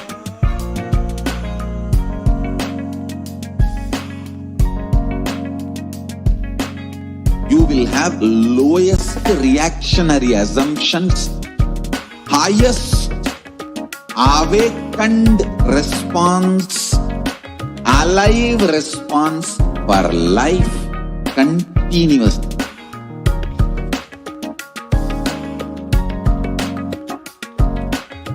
Kailasa is enlightenment ecosystem, literally enlightenment itself in your own home, wherever you are. Proper customized spiritual service helping you to complete with your life negativity. Withdrawal from life, self-hatred, self-denial, self-doubt, so much of tiredness, laziness, we can support you aligning your diet, your attitude, your aptitude, your understanding about life. We can help you with everything.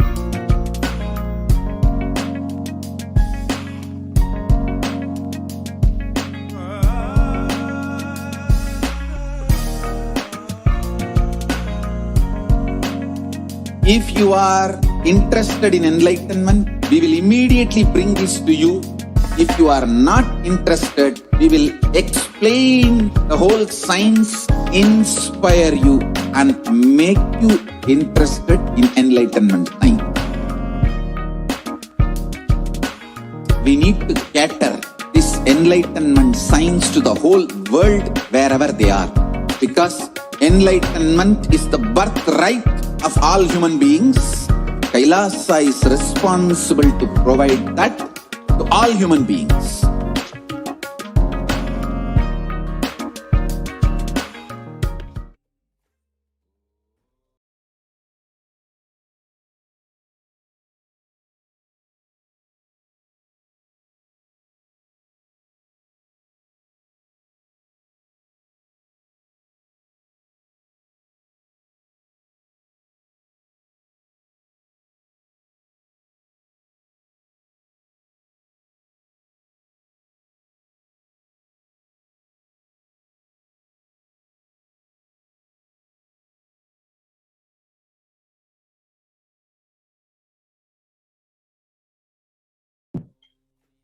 Yes, Nityananda.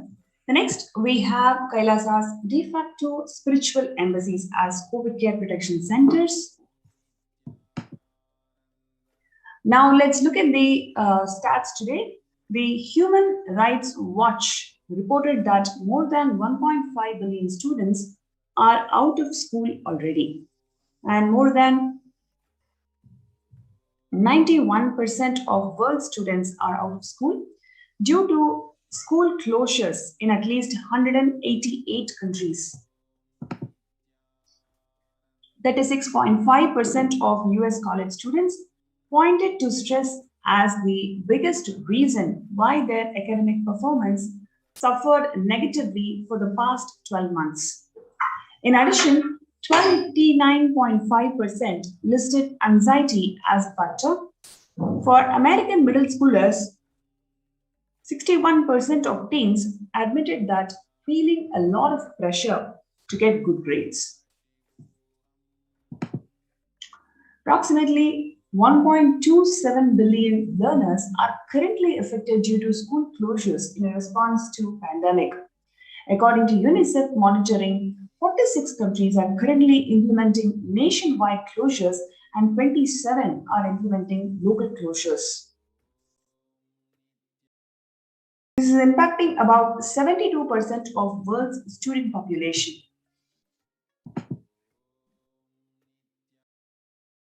In a survey by the mental health charity Young Minds, which included 2,111 participants up to the age of 25 years with a mental illness history in the UK, 83% said that the pandemic had made their conditions worse.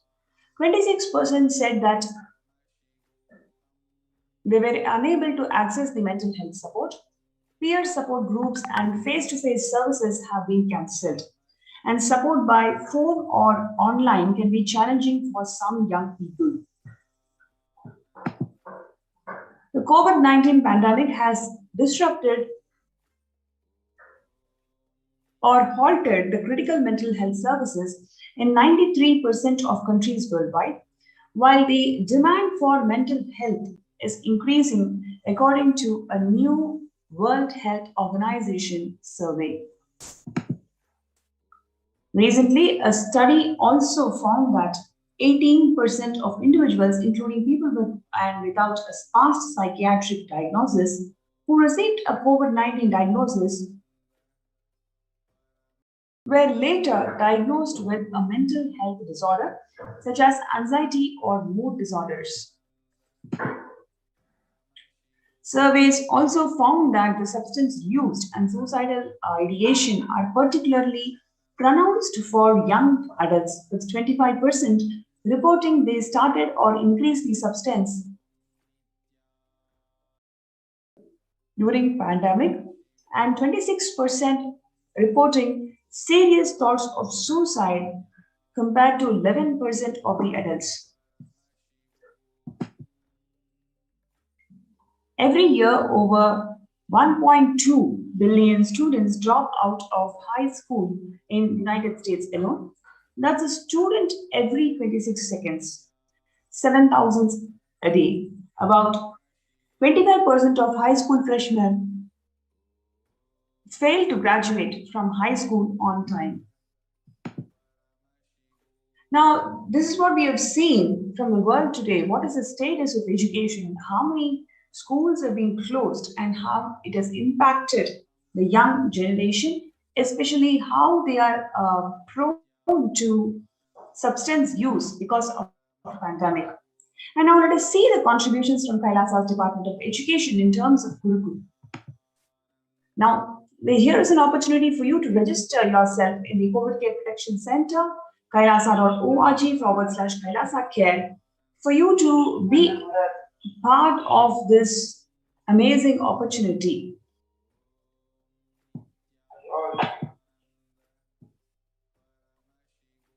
Kailasa's education. The whole Gurukul, real Gurukul education, the Hindu atmosphere that the Supreme Pontiff of Hinduism had in 1970s in Tirunelveli is what he's trying to reproduce all over the world to Nityananda Gurukul and online Gurukul. Gurukul is a place where the celebration begins with right words in the blossoming minds, creating a gateway of possibilities, creating an enlightened civilization with young body and Vedic mind. The Nityananda Gurukul is a mystical Vedic school established by the Supreme Pontiff of Hinduism. Here, students live their highest potential and manifest various spiritual powers. The Gurukul functions according to the Supreme Pontiff of Hinduism's vision that education is for all, but life itself is not for education. The Gurukul brings to the world the right kind of education that empowers you. The current system of education established by the Meghalaya and Max Muller in India is non-involving narrative style of teaching. The Indian education system was not continuously giving the words, ideas, theories, concepts, or theologies, but it is about awakening you to the right context, which is enlightenment. The Indian education system, the Gurukul, is more of a transmission of the knowledge rather than mere transfer of knowledge.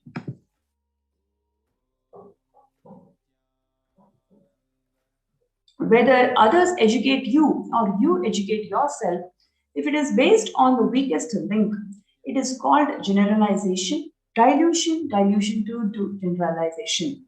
Whether others educate you or you educate yourself, if you plan everything based on the best of you, it is called specialization.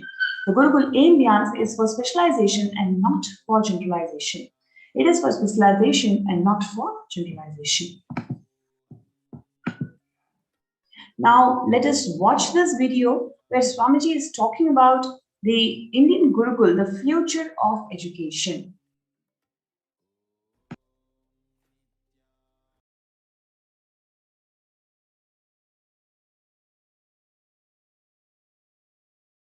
Now it is time, as per the astrology,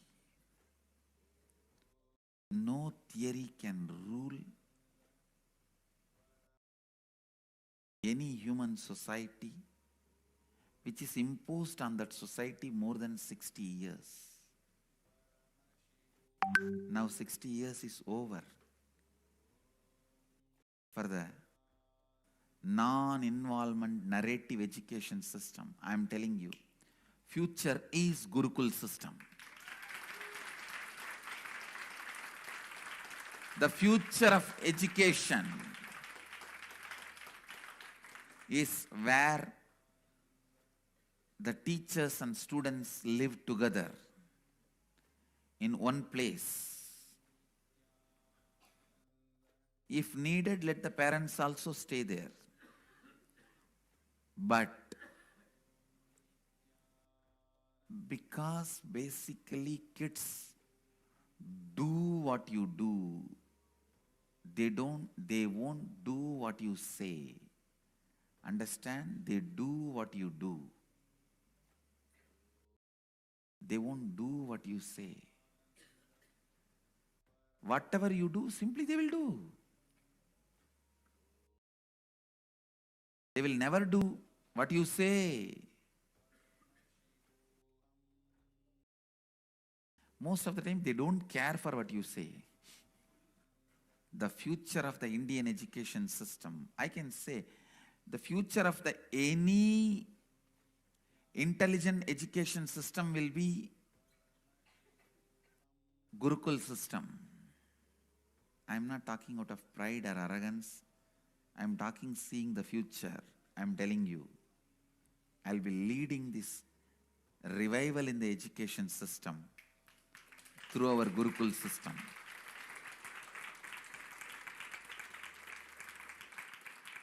Through our Gurukul system.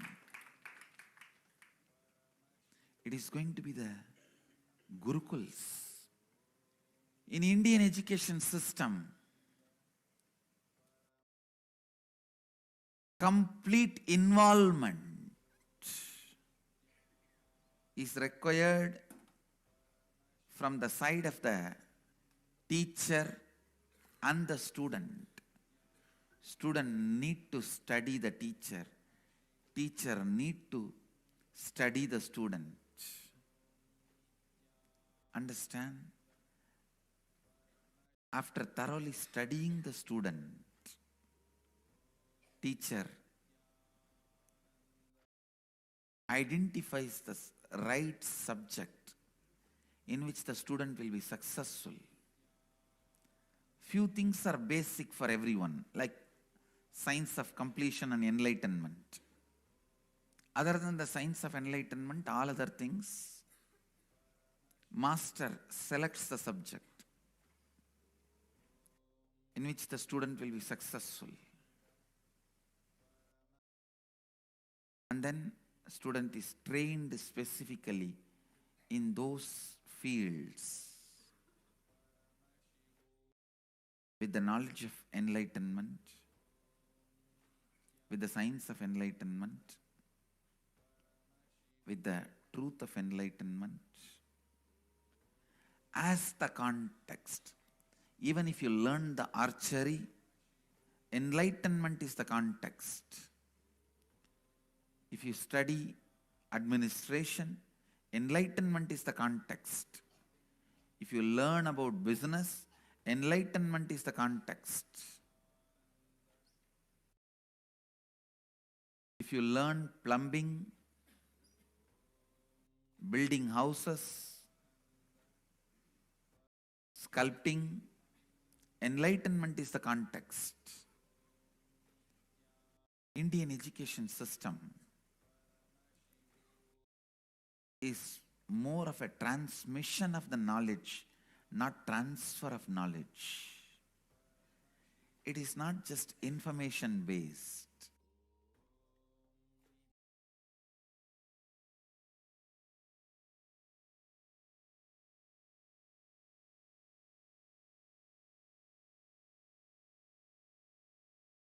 Now it is time,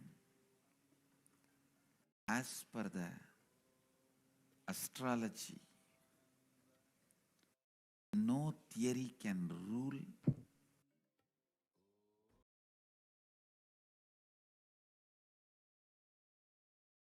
As per the astrology, no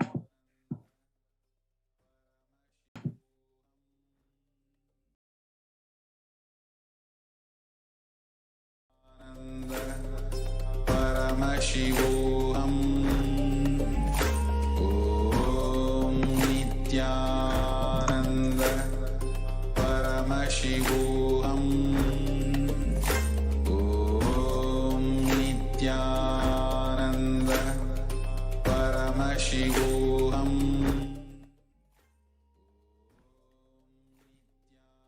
the education is known to be the key factor to enable upwards the socio-economic mobility and the strongest means to remove the poverty. The right education is crucial to the well-being, stability, and growth of not only every child but to the humanity as a whole. The Gurukul education system is known to be a knowledge transmission system of Hinduism, one of the pillars which kept the Sanatana Hindu Dharma alive and standing as the world's most ancient civilization. Through Kailasa's Department of Education, the Supreme Pontiff of Hinduism, Jagadguru Mahasanidanam, Swamiji has revived the Gurukul system in its entirety. The Gurukul living in the Guru's home. Gurukul system is rooted on Guru Sishya Parampara, or the living lineage of Guru Sishya relationship. After decades of study on the physical, chemical, and biological uniqueness of meditative states and enlightened beings, it has been found that in normal waking state alone, their brain waves show that they are in a complete meditative state despite being fully active and engaged. In the world of athletics, this state is known as being in the zone, a glimpse into the peak of focus, cognitive and function, attention and coordination, to name a few. Rather than a glimpse, enlightened beings casually walk, talk, and engage with life settled in this peak. Recent studies have found that we imbibe the body language, behaviors, and patterns of those in our environment, not just on the behavioral level, but to the depths of the neurological layer. This is also known as mirror neuron effect. In this way, there is no better teacher than enlightened Guru who exists as a superconscious, biological, reproducible anomaly. However, through the centuries of Mughal invasions and colonialism and continued persecution against Hinduism and Hindu tradition, this science of knowledge transmission has been diminishing at an unprecedented rate. After careful study in the colonialism era, it was found that the Gurukul system was standing as the backbone and stability of Hindu civilization. The Macaulay education system was imposed on India after this revelation. 13,000 universities and 200,000 Gurukuls were destroyed in Bengal and Bihar alone. With a systematic destruction of Hindu universities and Gurukuls goes more than 80% of Hinduism's indigenous knowledge. Our English schools are flourishing wonderfully. The effect of this education on the Hindus is prodigious. No Hindu who have received an Hindu English education ever continues to be sincerely attached to his religion. This is from Thomas Macaulay, who firmly believes that if our plans of education are followed up, there will not be a single idolater amongst the respectable classes in Bengal 30 years hence. So it was a systematically planned strategy to destroy Hinduism, and it was revealed by Macaulay in multiple discourses and multiple places. Now let us see how Swamiji has revived this Vidyananda Gurukul, that he has revived the grand revival of all the Hindus, Gurukuls and universities. It was officially inaugurated by Swamiji in 2006 in Biridi. And you can see how all the students beautifully performing the yoga and meditation under the sacred banyan tree. 50% of Gurukul Balasans are ahead of their age group, scoring 10 to 20% of Mensa at the age of 14. Gurukul Balasans learning standard academics along with the indigenous Hindu scriptures. Gurukul Balasans practicing Shivastamba Yoga under the guidance of trained Shivastamba Yogacharyas. Gurukul Balasans demonstrating the ability to perform Kundalini Raju even though blindfolded. Here you can see how Swamiji himself personally teaching the once lost science of Dhanurvidya. 30% of Gurukul Balasans demonstrating capacity to spontaneously play instruments without formal training. Gurukul Balasans living the Agamic Shastra-based lifestyle. Gurukul Balasans demonstrating the ability to read blindfolded. Here you can see Gurukul Balasans participating in Vakyard Visitas. The Balasans of Nityananda Gurukul addressing the Kailasian delegates in Tiruvannamalai. Balasans, after successfully hosting the worldwide webinar of highlights and science of Nityananda Gurukul. Now, what is the impact of Gurukul? It is a whole brain learning, stress-free living, zero teen violence or aggression, content memory activation, recalling verbatim after a single hearing called Eka Santagrahi in the Vedic age. The Nityananda Hindu University, which is the largest Hindu university established around the globe with 450 plus campuses in 150 plus countries, which is available to public since 2003. Reviving and representing the world's most ancient lost knowledge in a user-friendly way, ancient truths taught in a way directly applicable for the modern man's personal, practical, and professional life. 20 million enrollments and counting, 7,000 plus courses being available, delegates and teachers from 50 plus countries directly contributing to Nityananda Hindu University. Now let us see this video where Swamiji is beautifully talking about the value of Nityananda Raja Vidya Gurukul. What is the value? How it contributes to the world?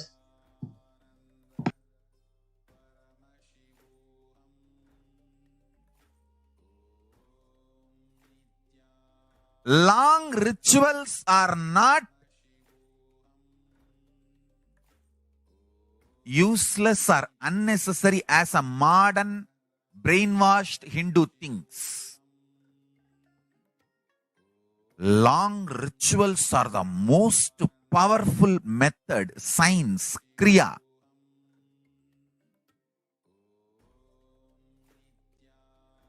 to awaken all the life energies. See, totally we have 21 life energies. I will describe all the 21 like a fundamental principal forces of life, like gravity, how all these are fundamental forces, principal forces externally. Internally, there are 21 life energies. Ability to visualize, ability to make decision. All these 21 is given to you, but you use them accidentally. That is why your life is full of accidents. Your marriage is accident, wealth is accident, life is accident, money is accident. Very less is planned, much is accident. And I tell you, I have seen people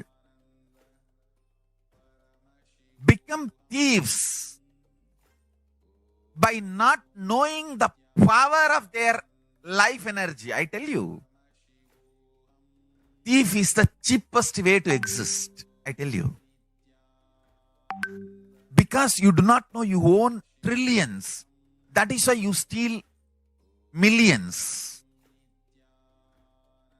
If you know you own trillions, why will you steal? Listen, asteya, non-stealing, comes to a person who mastered his life energy. Each of my Gurukul kid is $1 trillion economy. I tell you. Each of my Gurukul kid, the powers they can manifest. Understand, Gurukul is not a joke. It is a powerful science. Especially, see, normally, one child plus one child is a two child. But in the Gurukul ecosystem, one child plus one child is 11. 1, 1. Not 1 plus 1. 1, 1, 1, 1, 1. If there are 3 child, it is not 1 plus 1 plus 1, 3. No. It is 1, 1, 1. 111. The energy multiplication. Because the ecosystem, understand, that is why Gurukul has to be with the ecosystem. I have always seen, whenever I download a power on one child, when the group sits, I can share that power on the whole group.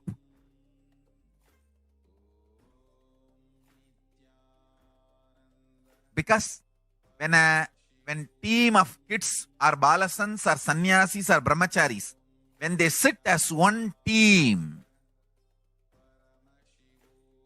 it is very easy for me to just like a lightning pour the energy on them. Understand? The Sankhya of life energy is different. The multi-dimensional logic of life energy is different. People cannot understand this Sankhya. The multiple life energies,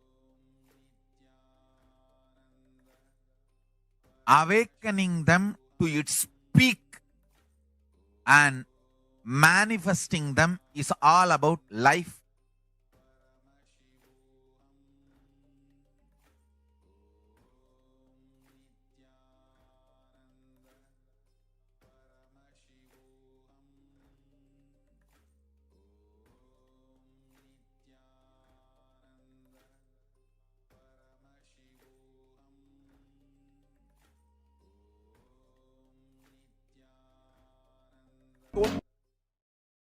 Totality of the knowledge I received from my gurus and practice manifested in my life, perfected by teaching millions of people from all cultures, time zones, backgrounds, genders, nationality, race, from every creed.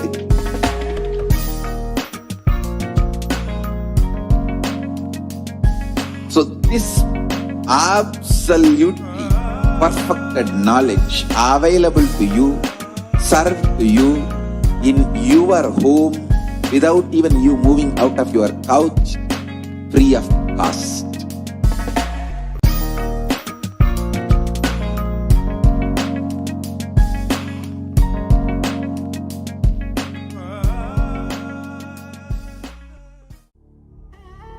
What I mean by the word Kailasa, listen intensely. Enlightenment ecosystem, literally enlightenment itself in your own home, wherever you are. If you cannot come to Kailasa, it's okay. Kailasa can come to you. Kailasa coming to you is Kailasa.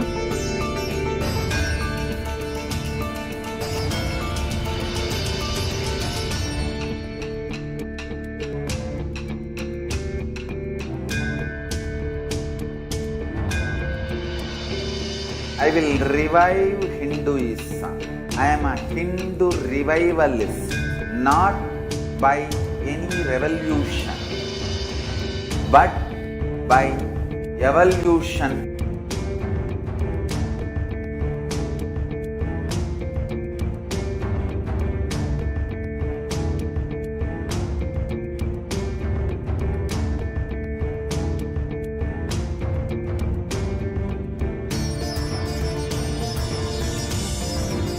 And setting model communities.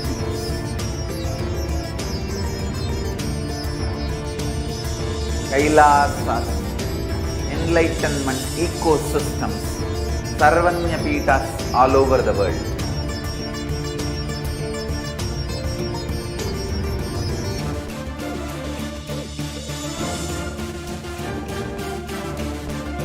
All powerful cognition, knowledge, only when you live power manifestation and possibilities manifestation happens.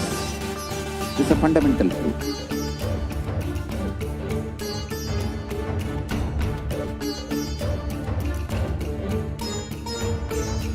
Hinduism cannot live exclusively as one sampradaya. No. All sampradayas of Hinduism is an ecosystem.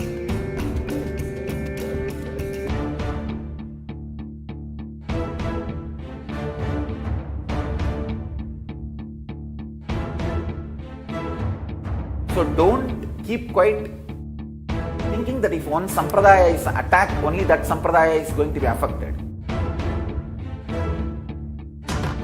All of us are ecosystem.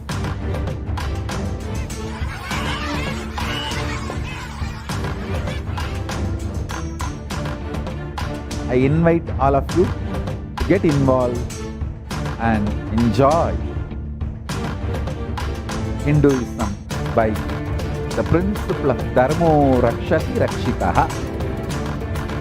When you protect Dharma, Dharma protects you.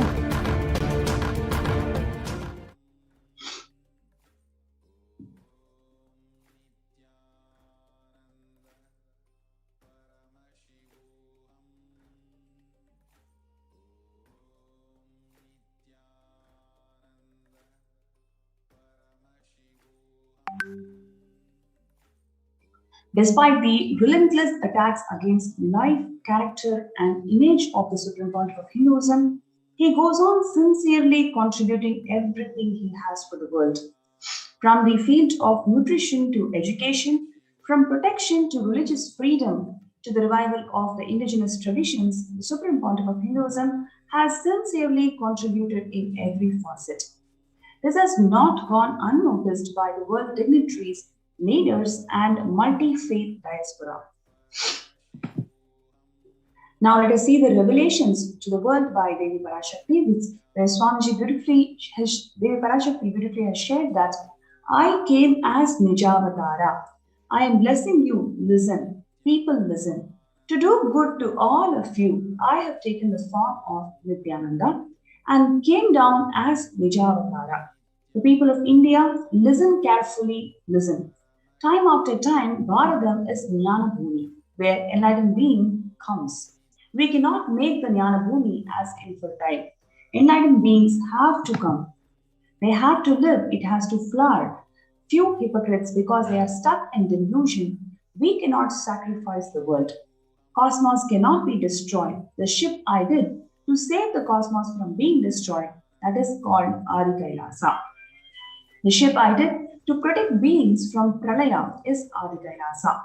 Because of the conspiracy of the Drohis and enemies, the captain have to leave the ship. Before 12 years, knowing the great deluge that is going to happen, all the Aushadas by this Guru Purnima, that Jnana Rasavadam, Jnana Navapashana is going to flower. Allow people to come and take a dip in Navapashana flower. People, whoever comes and dip in Vaidya Sarovar, they will not have death. They will not even have corona. Crores and crores of people will come in line. Every day they will come and dip in Ananda Lingam. Listen to my words. For India, I made a ship as protection, the Nityananda Navapashana Lingam in Vaidya Sarovar. Go to Adi Kailasa. Oh, Indians, listen. All those regretting losing the Nijavatara Nityananda without confusion and without talking, just as a lip service, go to Adi Kailasa. These were the revelations by Devi Parashakti, and she further continued saying that crores of people will come there looking for health, Navapashana, water, feast, and medicine to get the health and protection and enlightenment. To protect India from the great destruction, I, Parashakti, made this huge ship. Even if the captain is not there, the ship is there. It is the compassion of the Supreme Pontiff of Hinduism to make this ship happen to protect the entire humanity, even if the captain of the ship is not here. Because of the persistent attacks by the anti-Hindu elements and the Neo-Hindutva groups, even if the captain of the ship is not there, making the ship available for the humanity, it is the grace and compassion of the Supreme Pontiff of Hinduism to do that, to foresee this Pralaya and make this Navapashana Linga, Ananda Lingam, in Vaidya Sarovar 12 years ahead of time. When the first world countries closed their borders in school, during this massive emergency, global emergency, it is Kailasa who has opened their doors to one and all without exception. We can see how every single place, the borders and schools are closed during this massive emergency. It is the grace and compassion of the Supreme Pontiff of Hinduism to open his homes to one and all without exception.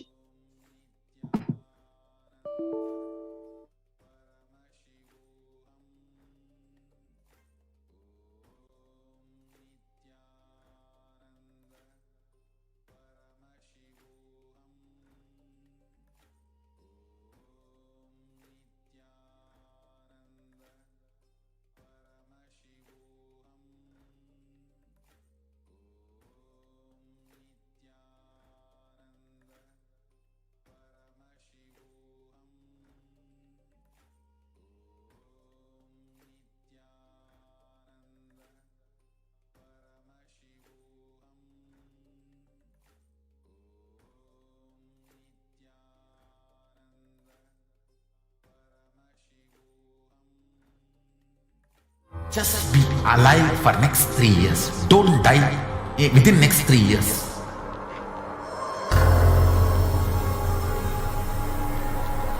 Just don't die within next 3 years. Be alive. Somehow be alive. I'm working sincerely. I will reach you somehow. Somehow I will reach you. It's my commitment to humanity.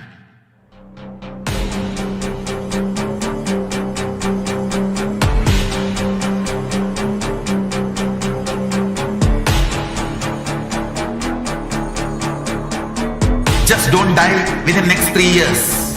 I will reach you wherever you are, whichever corner of the world you may be. I will reach you with enlightenment.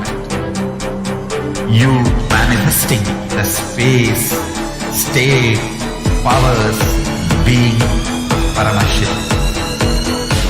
It is possible, and it is possible for you.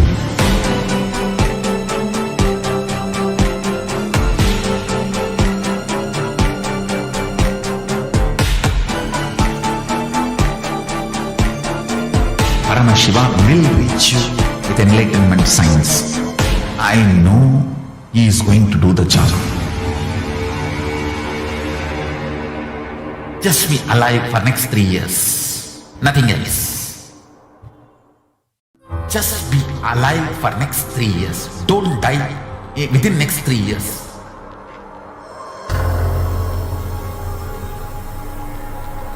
Just don't die within next 3 years. Be alive, somehow be alive. I'm working sincerely. I will reach you somehow. Somehow I will reach you. It's my commitment to humanity.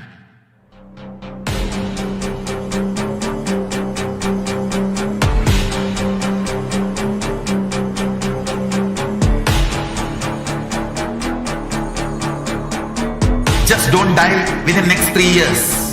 I will reach you wherever you are, whichever corner of the world you may be. I will reach you with enlightenment. You manifesting the space, state, powers, being, Parashakti. It is possible, and it is possible for you.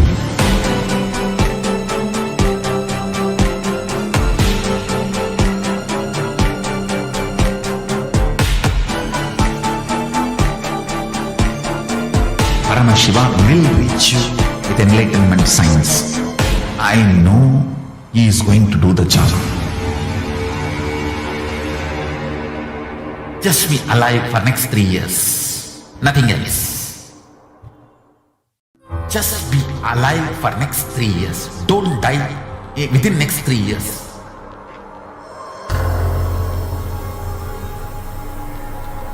Just don't die within next 3 years. Be alive, somehow be alive. I'm working sincerely. I will reach you somehow. Somehow I will reach you. It's my commitment to humanity.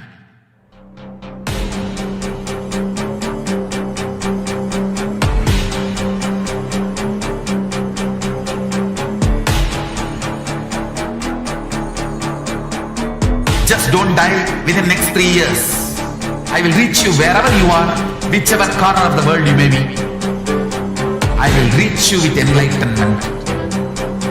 You manifesting the space, state, powers, being, Parashakti. It is possible, and it is possible for you.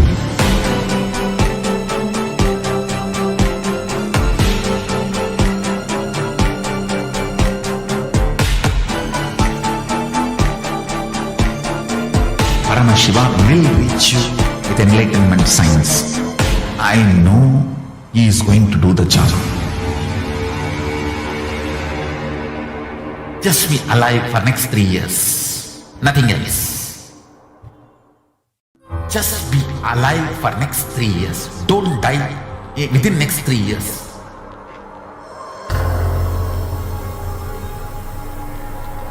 Just don't die within next 3 years. Be alive, somehow be alive. I'm working sincerely.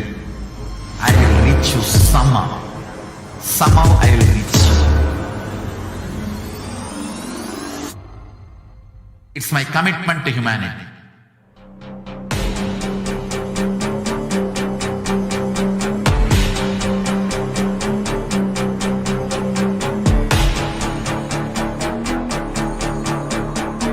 Just don't die within the next 3 years. I will reach you wherever you are, whichever corner of the world you may be. I will reach you with enlightenment. You manifesting the space, state, powers, being, Parashakti. It is possible, and it is possible for you.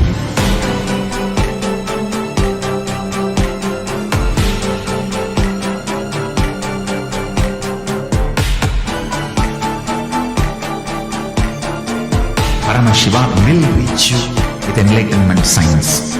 I know he is going to do the job. Just be alive for next 3 years. Nothing else.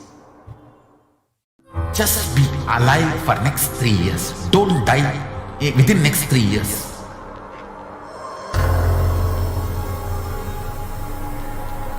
Just don't die within next 3 years. Be alive, somehow be alive. I'm working sincerely. I will reach you somehow. Somehow I will reach you. It's my commitment to humanity.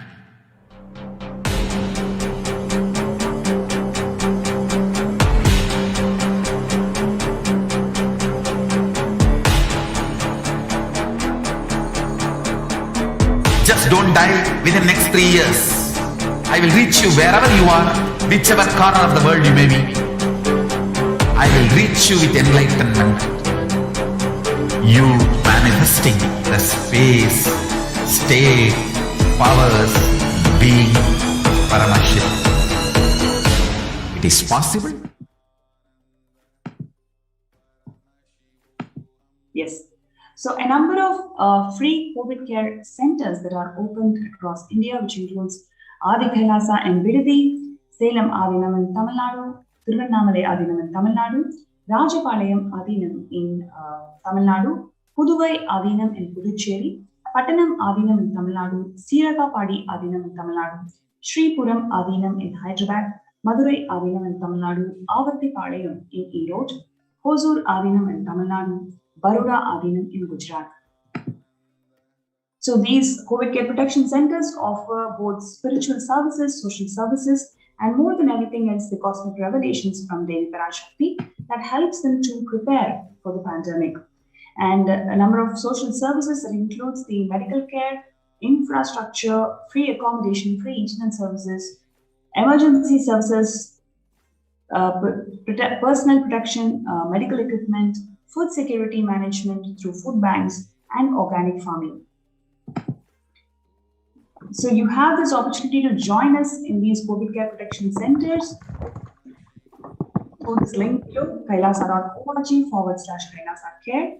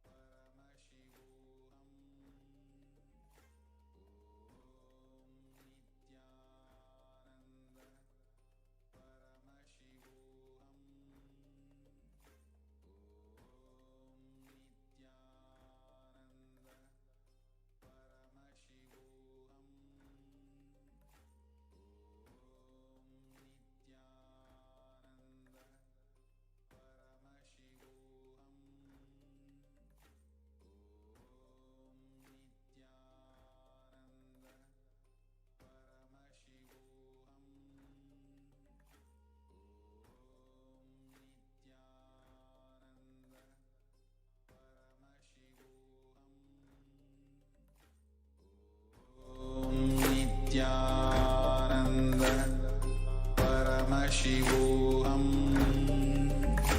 ॐ नित्यानन्द परमशिवोऽहम् ॐ नित्यानन्द परमशिवोऽहम् ॐ नित्यानन्द परमशिवोऽहम् ॐ नित्यानन्द परमशिवोऽहम् ॐ नित्यानन्द परमशिवोऽहम् ॐ नित्यानन्द परमशिवोऽहम् ॐ नित्यानन्द परमशिवोऽहम् ॐ नित्यानन्द परमशिवोऽहम्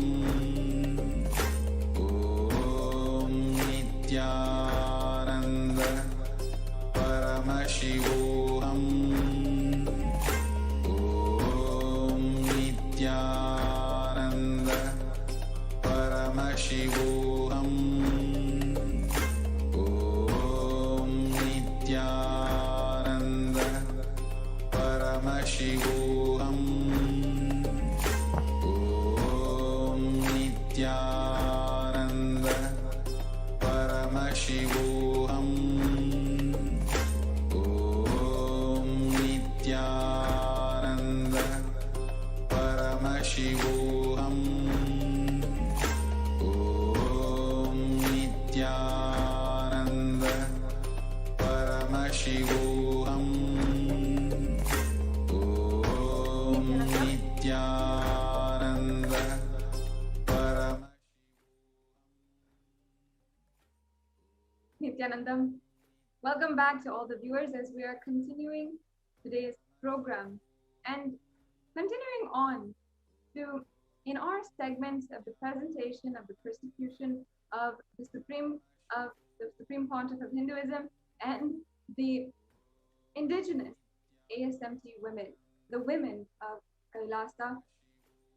Over the past few days, we have been presenting to each and every one of you, requesting each and every one of you are listening and deep space of understanding as we share the extremely vulnerable stories of victims of sexual assault, gang rape, child abuse, and the most painful persecution, attacks, lawfare, and torture against the Supreme Pontiff of Hinduism.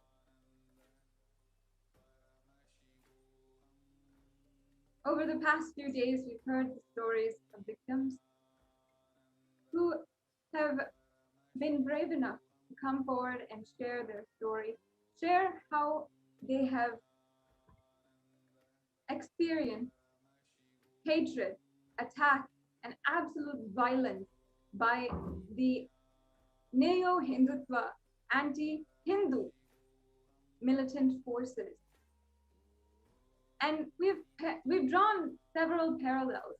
How in genocides across the world, against different ethnicities, against different religious backgrounds and races, how these terrorist forces, even though they might be against different cultures and backgrounds, when it comes to violence, they use certain strategies in order to ensure the destruction of an entire ethnicity and its population. We had discussed the strategy of using child rape and the rape of women as a tactic in genocide. We also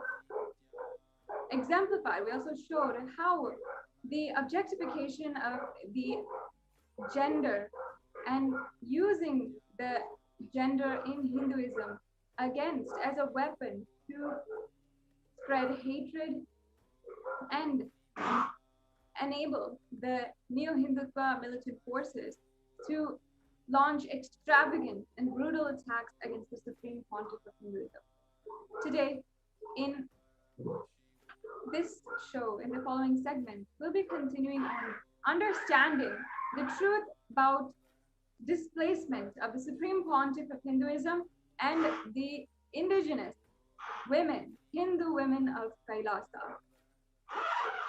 Now, in the previous segment on this topic, on the displacement, we understood how in several cases, in ethnocides, in different genocides and holocausts, the terrorist forces, the brutal supremacist forces, had been using displacement as a tactic to weaken the entire civilization. And they do this in three ways. One, by destabilizing, by continuously making a civilization, making a group of people fear for their security, fear for the next place that they're going to sleep, fear for the safety of their children, and continuously keep them moving from place to place, from harbor to harbor, trying to seek safety. And we discussed the example even of the partition, after the partition of India, in India, Pakistan, and all the countries in 1947, the entire partition had caused the Hindus in various different countries, including Pakistan, Afghanistan, which were declared as Islam countries, to be absolutely displaced, not have a home, and be thrown out of their homes overnight. We've seen the extremely painful, terrifying footage of the women, children, men who all were packed in trains and even walking barefoot from city to city, looking for a place to stay for the night. And of course, we understood the examples also of today's most known genocides and ethnocides, even against the Rohingya Muslims, whose women and children have gone through the most terrifying torture at the hands of terrorist forces. How their attackers, their abusers, would literally follow them and hunt them down and make sure that they never had a place to stay. This tactic is a successful way of ensuring that the entire population, an entire ethnicity, is disabled from growing because they don't have a chance to have a stable foundation, grow stably and move forward. And they also ensure that the women and children, the people who take care of their community, the leaders, the women leaders of the community, and the children, the future of the community, are all extremely unable and even terrified to go about their life in a normal way, much less in a way with higher ambition or even to contribute to the world, but at least to protect their normal human dignity and to live a basic lifestyle, basic human lifestyle. They're not even even able to do this. In the Hindu Holocaust,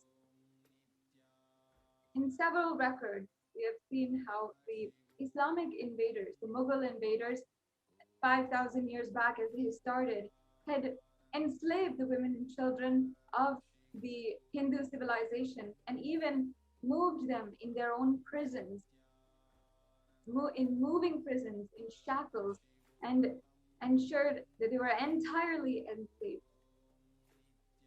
In this day and age, we continue to see the displacement of the indigenous Hindu women of Kailasa, the disciples of the Supreme Pontiff of Hinduism, and ultimately even the Supreme Pontiff of Hinduism himself. And it is not just a single attack against two women and children, but an entire minority, an entire indigenous group, which represents the oldest group a part of Hinduism. And much like in the ways that His Holiness, the Dalai Lama, the known and a recognized leader of the Tibetan Buddhists and leader of the nation of Tibet, according to the original Tibetan policies and religious order, how he was entirely exiled from Tibet, removed from his status as a leader, ensured that he could not go back to Tibet. And the entire Tibetan Buddhists, the families, and the monks were all left unable to protect themselves from terrorist forces that were attacking them. Worldwide, we have seen the footage and the pictures, the horrific pictures of monks being set on fire, the Tibetan Buddhists being set on fire, the women and children running and screaming away from their attackers. And in the same way, on the 2nd of March of 2010, the Neo-Hindutva militant forces attacked the Adi Kailas Sarvagnipeetam, the kingdom of the Supreme Pontiff of Hinduism, and they attacked his very quarters, his headquarters in the Adinam. On that very day, the Supreme Pontiff of Hinduism had to flee to ensure the protection of his self, leaving all of the sannyasis and the Hindu women and all the Balasins and needing to protect himself. The attack raged on that day in 2010, where literally they had set buildings on fire, and the entire Adinam, the monastery, which was purposed to give superconscious breakthrough to the world, was set on fire and blazing in every direction. We heard in the previous segment the story, the recollections of Ma Nitya Bhaktikananda Swami, who recalled how overnight on this day, the women and children of Kailasa, the sannyasis who were residing in Adi Kailas Sarvagnipeetam, on one hand, worrying deeply and concerned. The only thing going on in them is, where is Swamiji, our Guru, our God? On the other hand, being attacked literally by the anti-Hindu militant forces. And all of these women had to flee within a matter of hours. They were informed of more and more attacks and more Neo-Hindutva forces raiding the Adinam and trespassing. And they had always seen and witnessed the rapes and brutal assault of their brother and sister sannyasis. So they needed to immediately leave the monastery. Today, in the following segment, we will be hearing the account, heartfelt account of the different women who were displaced on that very night and who were suddenly out on the street and needed a place to stay for the night, and then were not able to rebuild their lives, needed not even knowing what's going to be happening, where they're going to get food, if somebody finds them and hands them over to be enslaved by the neo-Hindutva militant terrorists, or if they will be attacked on the street in the public. Today, we have joining with me Ma Nitya Jnanatmananda Swami, as well as other Purna sannyasis of the Nityananda order, who were direct witnesses, victims of the displacement that happened in 2010 upon the first launch of brutal attack against the Supreme Pontiff of Hinduism. So now let us hear the stories, the sharing and raw account of their experiences on the street alone those few nights, and finding their way to some solace alone, entirely alone in the world, holding on dearly to Swamiji, to their Guru and God. I encourage each and every one of you who is tuning in right now, make sure that you are sharing this program, and also, if you have not already, share the fact and the link for the platform where the UN has officially recognized the persecution of the Supreme Pontiff of Hinduism. The Supreme Pontiff of Hinduism continuously contributing despite persecution in all directions, and even coming for satsangs, discourses, and blessing us with his divine presence every single day. And finally, after this more than decade-long attack against the Supreme Pontiff of Hinduism and all of his disciples, the Kailasa itself, we finally had our voice heard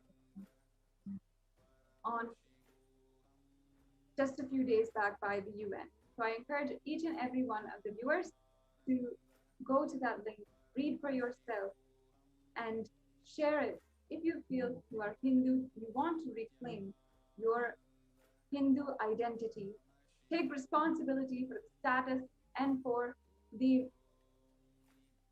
revival of Hinduism in the world, then share this link in all of the platforms with all your friends and family. We'll now be continuing to the next segments, the sharings and interviews of the Purna Sannyasis of the Nityananda order after a very quick break.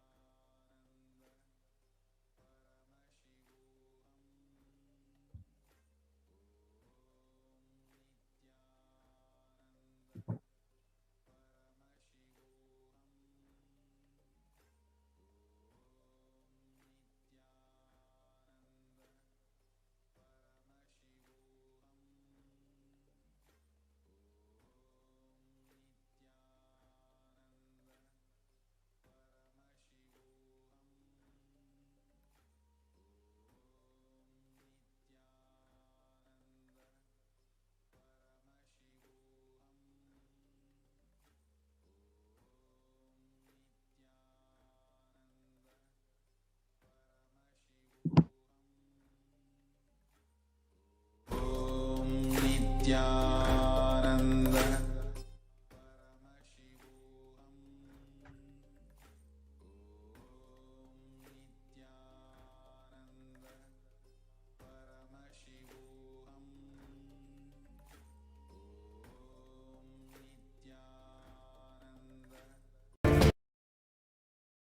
flourish spiritually, the spiritual prosperity will happen to the whole planet.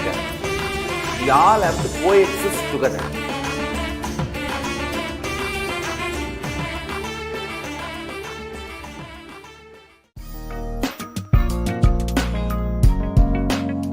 We get you health. We get you ability to build beautiful relationships in your life. We get you direct spiritual support, and we make sure you become wealthy.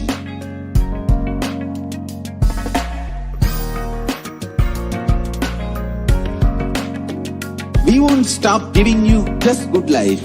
We will literally not stop till you live enlightened life. Manifesting the state of Paramashiva, space of Paramashiva, powers of Paramashiva, being of Paramashiva.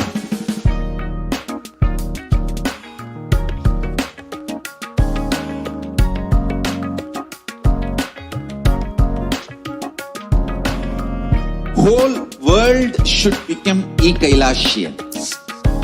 I want the whole world to know Hindus have something great to contribute to the world.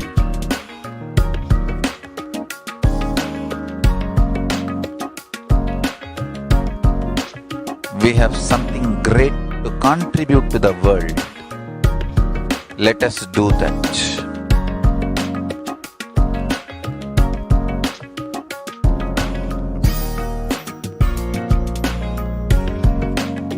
Kailasa is proper customized spiritual service helping you to identify your root patterns of suffering.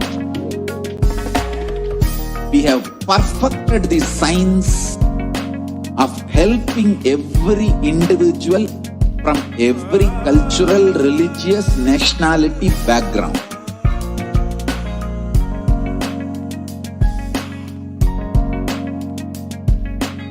You will have lowest reactionary assumptions, highest awakened response, alive response for life continuously.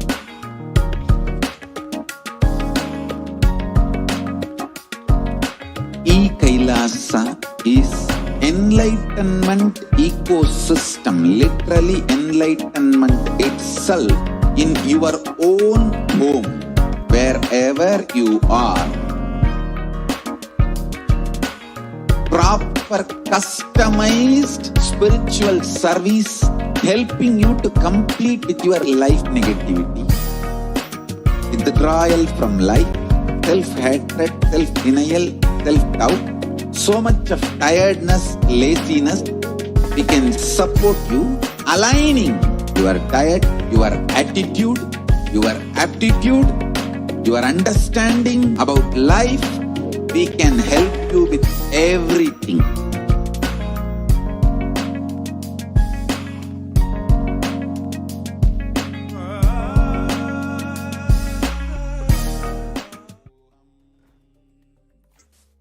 Yeah.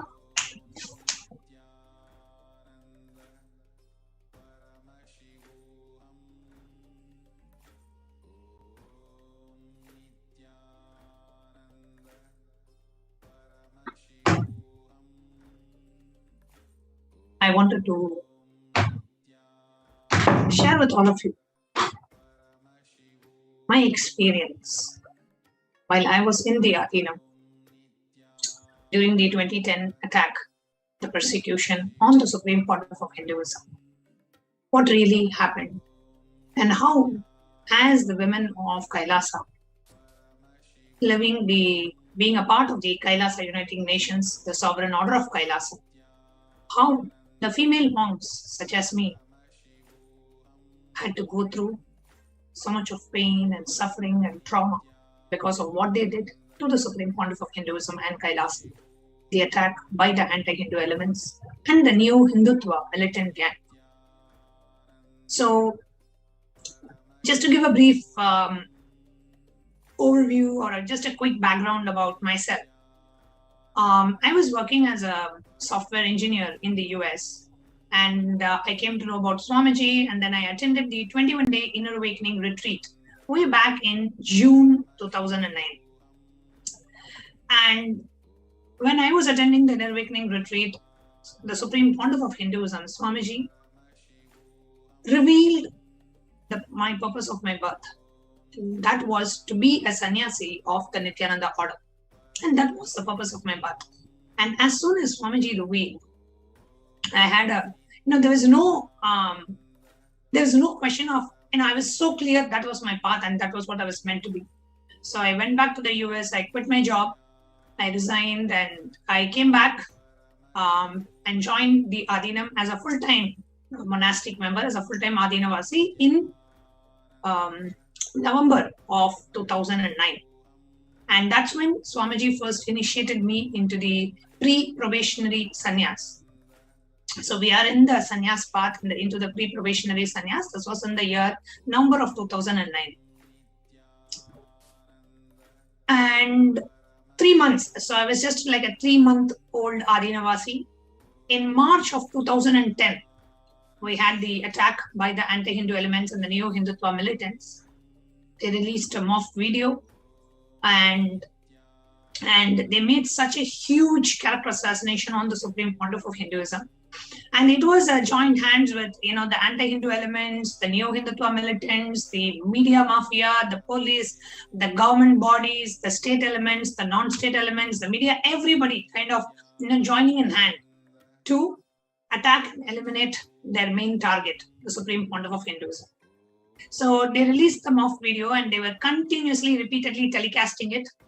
And they had paid gundas, that henchmen who would go and attack the temples of Kailasa, who would go and destroy the properties. And even in the main campus, the headquarters in Bangalore, which is where I was staying at that time.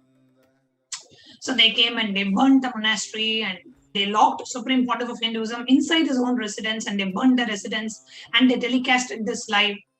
So all this was going on, right, on the 2nd of March and the 3rd of March, and continuously, repeatedly being telecasted in the national media.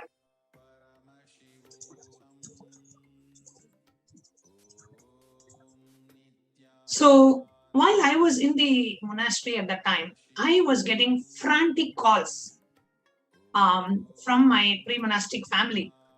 And they, first of all, they were not happy that, I quit my job as a software engineer in the US and I'm taking up this monastic lifestyle. At that time, they were not, my pre-monastic parents were not devotees of Swamiji at that time. And they thought, thanks to the great Dravish brainwashing of Tamil Nadu, where the Hindu gurus are shown only in a negative sense. And pretty much all the Hindus in Tamil Nadu are so brainwashed against the ancient Guru Sishya Sampradaya because of the anti-Hindu elements and the Dravish gang continuously putting false news and rumors against the Hindu gurus in the media. So my pre-monastic parents were not very open, and they were actually very upset that I quit my job and I joined as a, in the monastic order. So when they heard this news and that they heard that the ashram, people were coming and rampaging the ashram, and the ashram was burning on one side, and gundas were coming, and the women in the ashram were portrayed as prostitutes and whatnot. So I was getting frantic calls from my pre-monastic family saying, get out of the ashram and come back to Chennai immediately.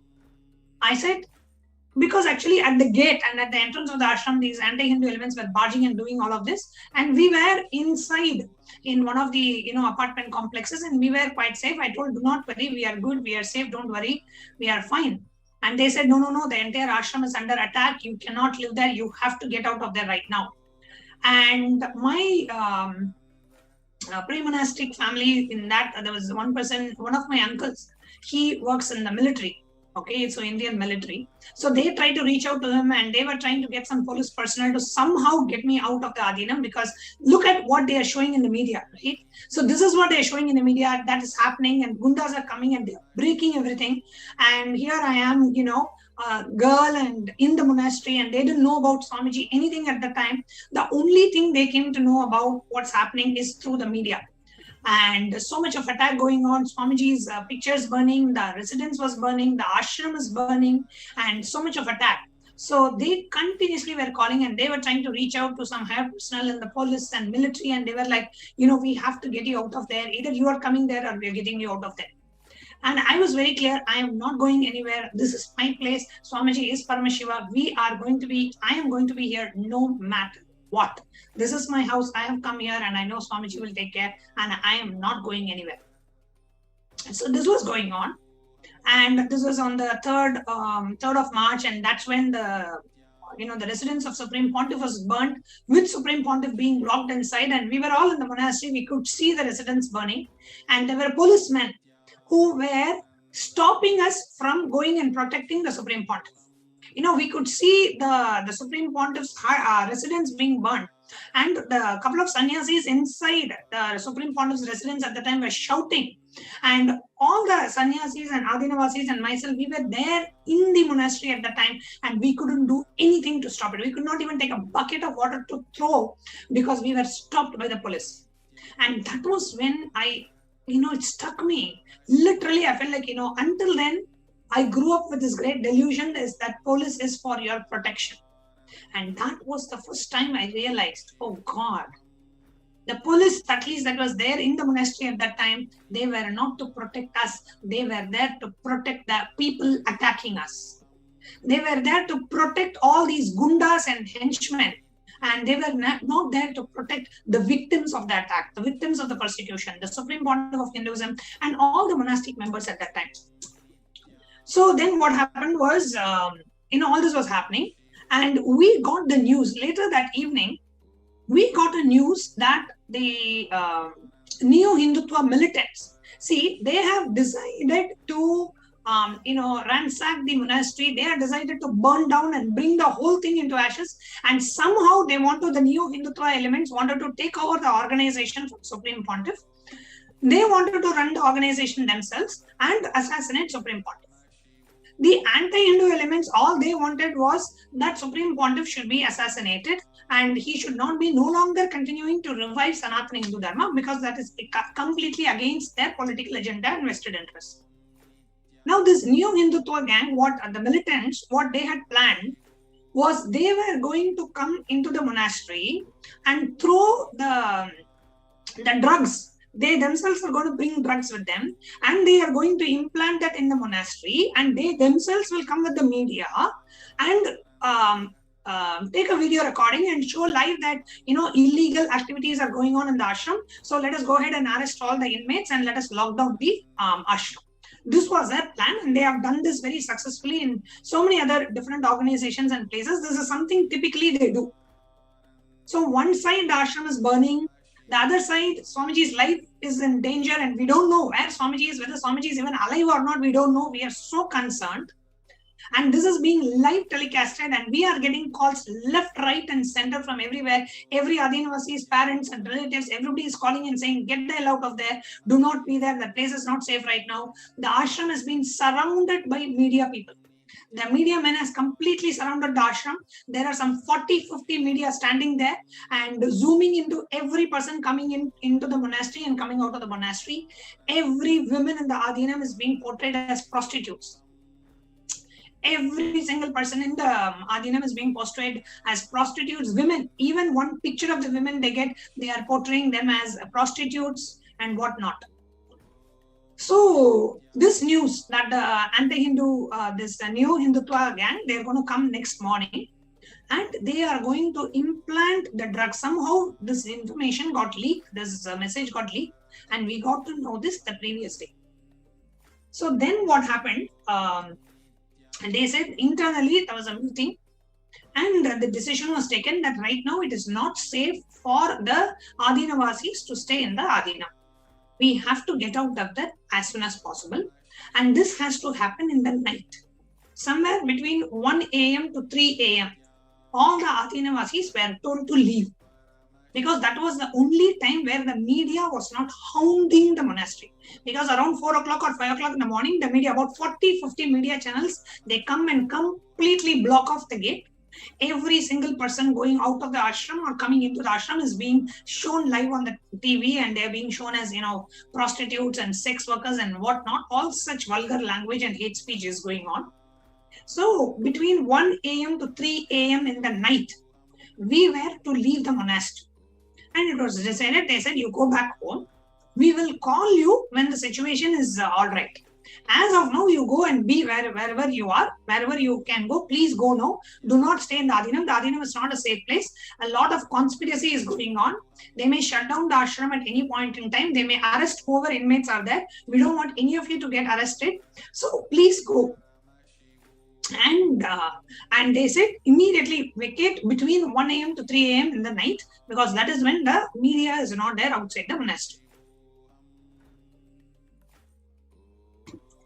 So I left the monastery at around 1:30ish in the night. We went to Bangalore. I took a taxi to Bangalore bus station.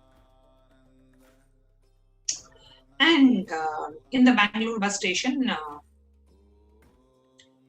we waited till I was there with a few other Adinavasis at that time. We were all going to Chennai from Bangalore. So we reached the bus station at around 3 a.m. or 4 a.m. in the morning, and the bus was in about an hour. There were continuous buses running, and we had to hide all the Kantamala, and we used to also have a Rudraksh Mala with Swamiji's dollar. All these we had to hide. We could not show any symbol that we were disciples and followers of the Supreme Pontiff of Hinduism, because any symbol you show, because of the hate speech that's continuously shown in the media, and Swamiji is being shown in the wrong limelight, all the Adinavasis and Sannyasis were being shown in the wrong limelight. Even if they see a mala with Swamiji's dollar, the men will come and behave so vulgarly, as if you are a prostitute waiting for a business. That is exactly how they will treat women if they see you with the dollar of Swamiji, because of the continuous airing of the mock video and the news footage where they are showing sharing such vulgar information and completely character assassinating the Supreme Pontiff. So then the next morning I reached Chennai, and my pre-monastic family, see, at that time they were not disciples of Swamiji. And later on, after they met Swamiji and they took the initiation, they became, of course, they became disciples of Swamiji. And in my pre-monastic home is now Kailasa. They have a temple there. Kailasa in Tambram is my pre-monastic home, and both my pre-monastic parents were disciples of Swamiji. And recently, my pre-monastic father passed away, and Swamiji gave the ultimate liberation, Sayujya Mukti, to my pre-monastic father. Completely grateful to Swamiji for that. So when I was this was in 2010. So when I was going back from the monastery, at that time, my parents were so elated that they thought that my expedition into this sannyas life is finally over. I have come back to my senses, that I have come back home. And they were so happy and so elated that finally their daughter is back home. All her craziness is gone. And now that the ashram is also under attack, there is no way I'm going to go back to the ashram. You come back and you lead your whatever. They wanted me to take a job and lead a life and continue what I was doing. So they were so happy and they welcomed me back home, and it was like, somehow their whatever all their wishes came true. They felt like that. And they thought that my whole thing, because of the way they were showing, the ashram is closed and Swamiji is, is going to be arrested and whatnot, the nonsense that they were spreading in the media. So they thought, okay, my whole expedition is over and I am back. And for me, the whole thing was, when can I go back to the ashram? When are they going to allow us back into the ashram? When can I again go back? And for my pre-monastic parents at that time, it was like, okay, everything is over. She's back and she's going to continue her job or whatever I was going to do. They were happy that I was out. This is one side. From my perspective, what had happened.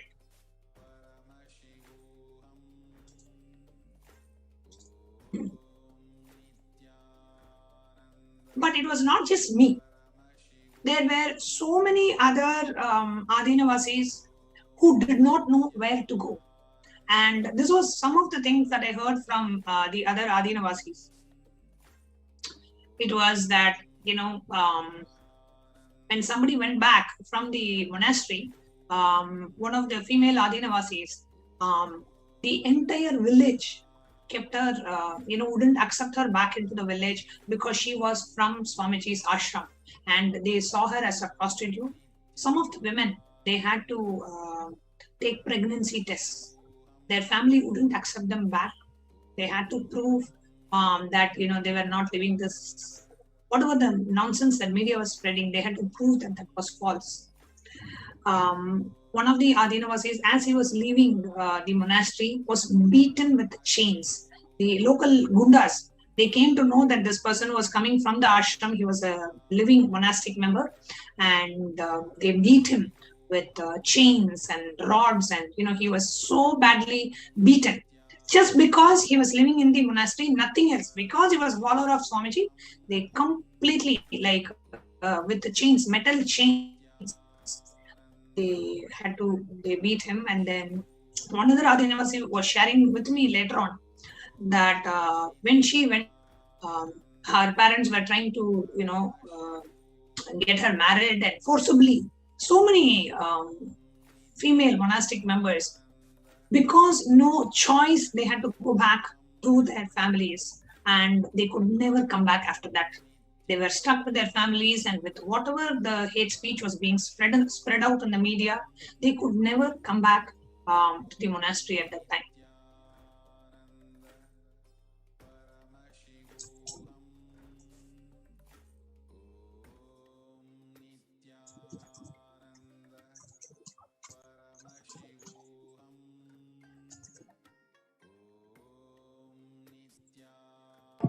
And it was not just me.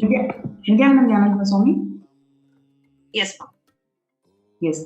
So I would like to ask you this question of, when you came to your pre-monastic home, how did you literally feel? Because you really had to convince your pre-monastic parents.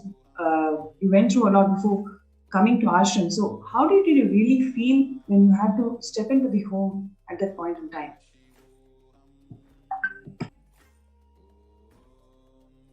To be honest, when I had to go back home, I came into the monastery, I came in saying, finally, I'm going to live the purpose of my life. This is what Swamiji revealed as a purpose, and I was so sure, because the job and, the outside world was not giving me the fulfillment that I was looking for. And finally, I have quit everything. I have now come and living there. Now I have to go back home. It was like, the future was uncertain. I don't know what was going to come next. I don't know when I'm going to be coming back to the Adinam. I don't know when I was going to see Swamiji. And I was just so new. I was just 3 months into the Adinam.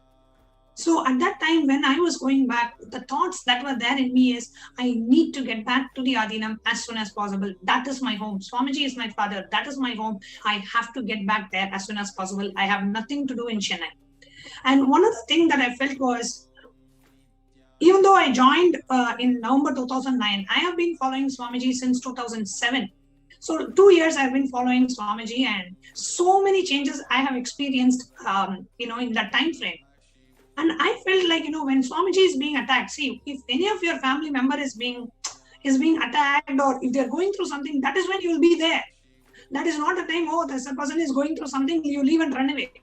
So I felt completely shattered that I was not able to be with Swamiji at that time, and I had to, go away and be somewhere else. I really wanted to be there.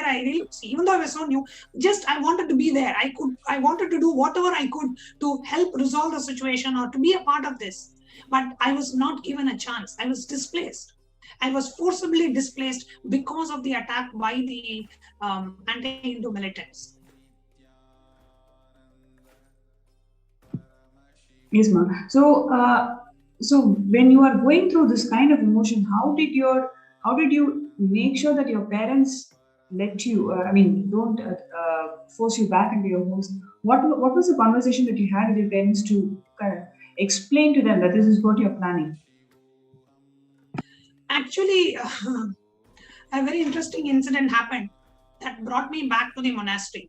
So what happened was, my parents at that time thought I was brainwashed, and they wanted to do some kind of a Hindu ritual to remove my brainwashing. So they had called for some Vedic priest to come and do some Hindu ritual like the Vedic fire ritual, Homa, they wanted to perform in my pre-monastic house so that my mind will change and I will not feel like going back to the ashram. So this Vedic priest who came, he came and he was supposed to perform some ritual. He came and he was a disciple of Swamiji. He was a follower of Swamiji. And he had come to my house and he had read Swamiji's Jivan Mukti book. And he said that whatever attack was happening on Swamiji, and he was so sympathetic. And he said that, when my pre-monastic parents were asking, that all this attack is happening on her guru and she says she wants to go back. He only said one thing. This Vedic priest who overcame, I'm so grateful to him even now. He said, only a guru should judge a disciple. A disciple should never judge a guru. So this person who overcame told this to my parents, and my pre-monastic parents didn't know what to do. Already I was so clear I wanted to go back. And now I had the support of this person who came. So anyway, I know very clearly Swamiji only sent that person. And the very next day, I was there in Chennai for about 2 weeks. When this person, this Vedic priest had come and when they had explained, and then I knew very clearly that it was only Swamiji who made it even possible for me to come back to the monastery, to be able to be back. But that separation at that time when the entire, Kailasa was under attack, I wanted to be a part of it, but I was forcibly displaced. That was extremely difficult for me to take. And I felt like I betrayed my guru. I was not there. I betrayed my guru and I was not being available when it was needed the most. I always felt like that. Anyanatma Swami, so when exactly, I know I was very much in Adi Kailash when you came back, but my memory is failing me right now. When exactly and how did you make your way back to the Adinam? Because see, every step that each person went through at that time of the persecution, if it should be, expanded and analyzed and discussed and explained, only one will realize the depth, the intensity of the attack, and how much each one had to work with themselves, with the society, with the continuous attacks that were happening through the media especially, which was completely against all our efforts. Whatever effort you put with yourself, with your pre-monastic parents, what feed they were getting from the media at that point in time, I know for a fact, was completely destroying the whole effort. Because see, when people are not able to be physically in the ashram, they obviously look only to media to find out what is going on for news, right? And every line of news was completely false, and the visuals they were showing were gory. So the whole cunningness was, the visuals were so gory because that was the attack going on. So while they were capturing that for the visual TRP, the lines they were feeding as the commentary for the gory visuals were their own false lines. They were not telling really who was attacking who. Instead, they were saying that Bhagwan and his sannyasis are the bad people, and therefore these things are happening in the Adinam, and the whole world is against them, which is complete false news. So literally, people, your pre-monastic parents are part of the people, the innocent public people who are looking to media for news. And when they're being injected 500% with this, and you're one person who's actually come out of the campus about which they're showing, and you're speaking the truth to them, they are finding it so difficult to go with what you're saying. That was the strategy of the media mafia at that point in time, and it worked for them like crazy. So Absolutely. Much so that just the handful of us who were living there, and to what extent I remember, I even had to go to my pre-monastic parents and explain to them when I was talking to them over the phone. I'm telling them, hey, look, if you have some simple logic in you, just plain logic alone, okay, I am a woman, I'm a sannyasi, and I'm inside this campus, okay, for 8 years. If even one line of what the media mafia is telling is true about Bhagwan and about what goes on in the Adinam, if even one line was true, you think I would have been in this Adinam for this long? And how can the whole thing be put under one blanket word called brainwashing? Isn't there a limit to the word brainwash? Have you even bothered to find out what brainwashing is with your so-called psychologists and psychiatrists? Leave everything. I am a woman and I'm a sannyasi and I'm living in this place. If this was a horror place like how the media made it out to be, how will I even be living here at the cost of my own life? You brought me up. Don't you know I'm an educated adult? I'm a professional. You think, and what do I gain if all this is true? Whatever the media is saying is true. What do I gain for my own life to be here and sustain all that and speak to you as though it is something else? Am I a mad woman? I mean, even if with your simple rationale, if you ask these questions to yourself, you will somewhere stop and think, right? Instead of just going with the strategy of the mass media. Just with simple logic, you'll be able to understand. I'm asking you just 2-3 questions.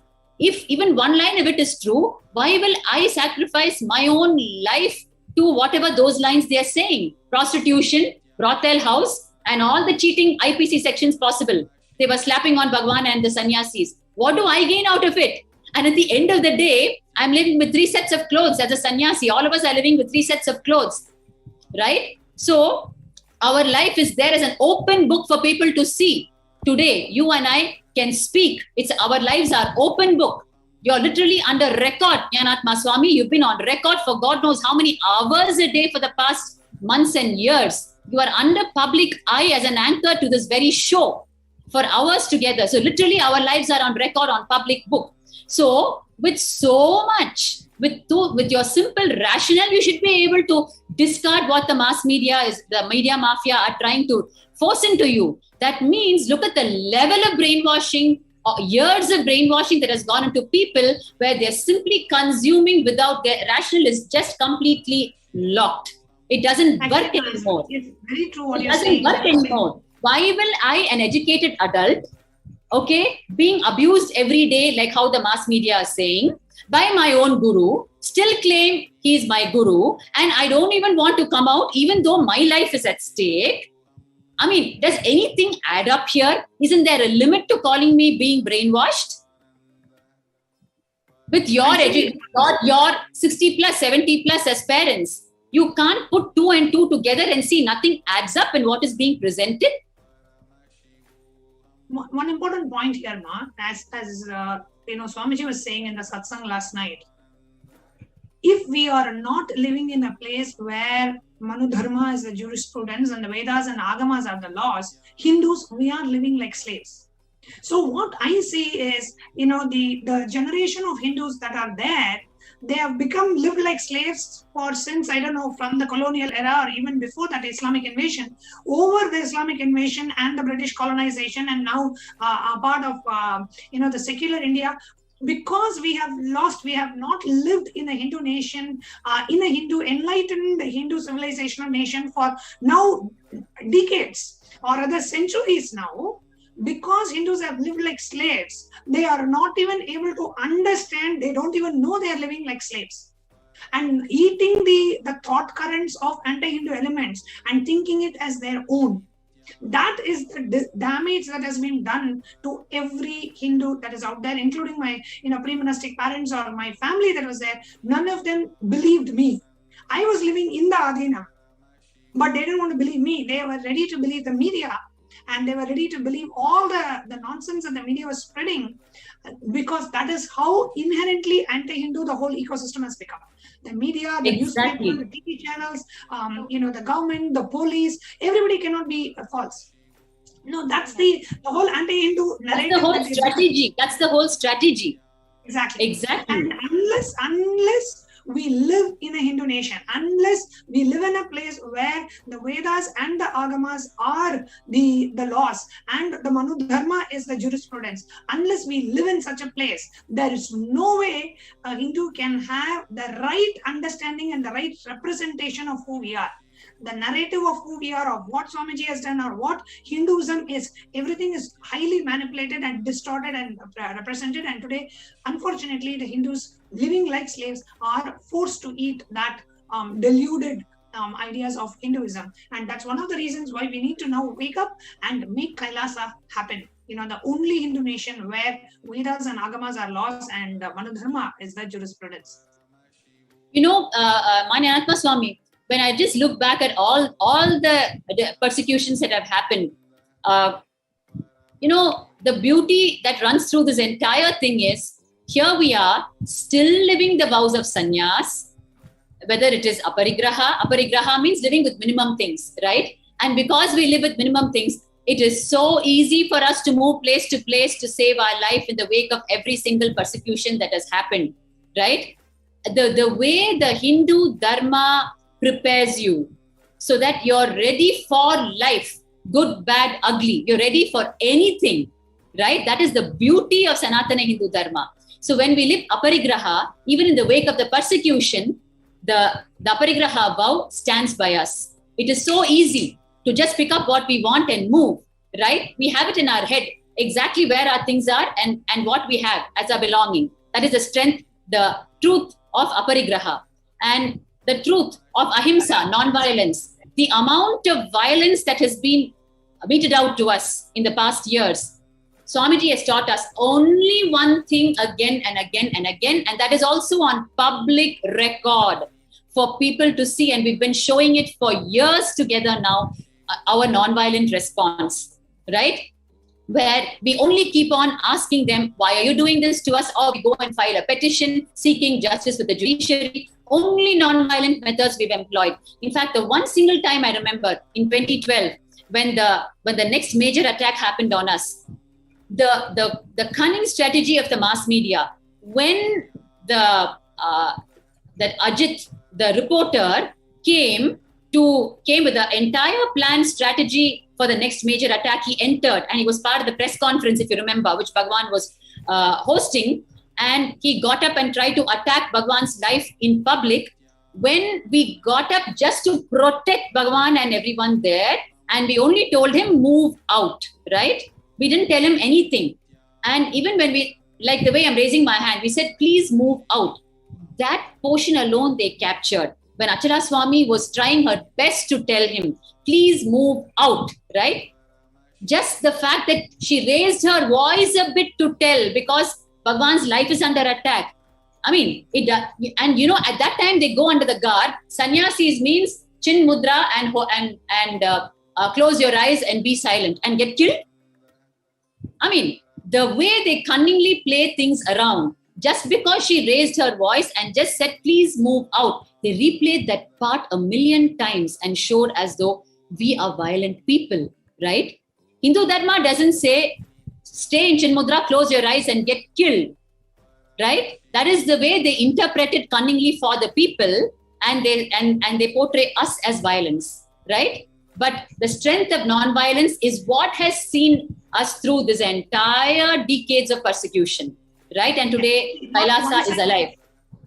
One side is, the non-violence that the Supreme Pontiff has taught us. The other side is, even when we as women are feeling displaced and we are forced out of the only home that we wanted to live in, we don't have a place to go. We don't have a place to live. And not just me, so many other women. We have today also joining us on the panel, Satyanyana Swami, who was with her, 9-year-old girl child in the Adinam at the same time. And I really want to invite her to also come and share her experience of what it was to be displaced from her own home.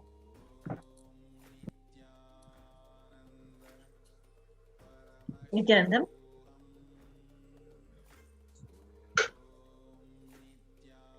Thank you, Nyanatma Swami, for giving this opportunity of sharing what we all went through in the year of 2010. Here, I can see all my sisters here who all together had gone through so many attacks. Before I start, I would like to share where I am from. I joined the Adinam in 2008 with my kid who was just 6 years old at 2008 and wanted to put her in Gurukul. to get her trained from the Guru, which was not available to any other people outside there. And as being a single mother, just lost a father, I actually wanted to be in a safer place with her in the ashram, and we moved 2008 to the ashram and joined her in Gurukul. And before I moved to ashram, I am an MBA graduate who was having a one concern and running a small concern for myself. But I wanted to put her in Gurukul, and we moved to ashram. In 2010, when suddenly this attack happened, it was just what to do, where to go, left out, because it was only me and my kid, and we didn't have anyone outside there. And it was like suddenly it was told, you all have to vacate this place.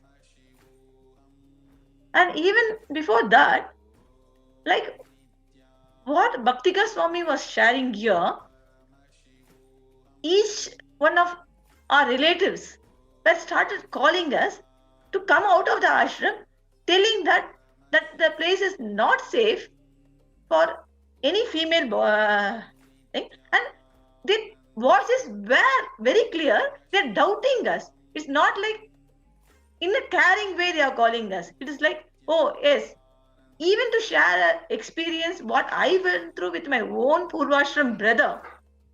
My own brother, he called me and said, there is a video going on, and Sun TV and other media is telling that 30 or 40 more girls video with them, which will be telecasted.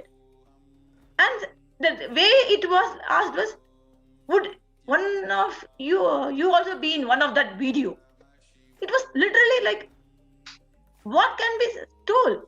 A brother asking a sister. The media has been so violent, arrogant with their visuals and the words what they were continuously telecasting. Even the parents and the relatives are not ready to believe what we want to express ourselves. Same as Ma Bhaktika Swami was telling, I was also asking my brother, you don't believe me, a MBA graduate or adult who's going to living here for 3 to 4 years, but you are believing what media is showing. But there was zero listening, no listening. That one call of my own brother gave me so insecure. Even if my own brother is not going to believe my words, what I am saying, and going to believe the media, what is being portrayed in the media or what is being told in the media, where will I go for? Because see, before I moved in, I left all my people, and ashram and Swamiji was only hope for me, and we moved here, and it was our home for past 3 years, 3 to 4 years.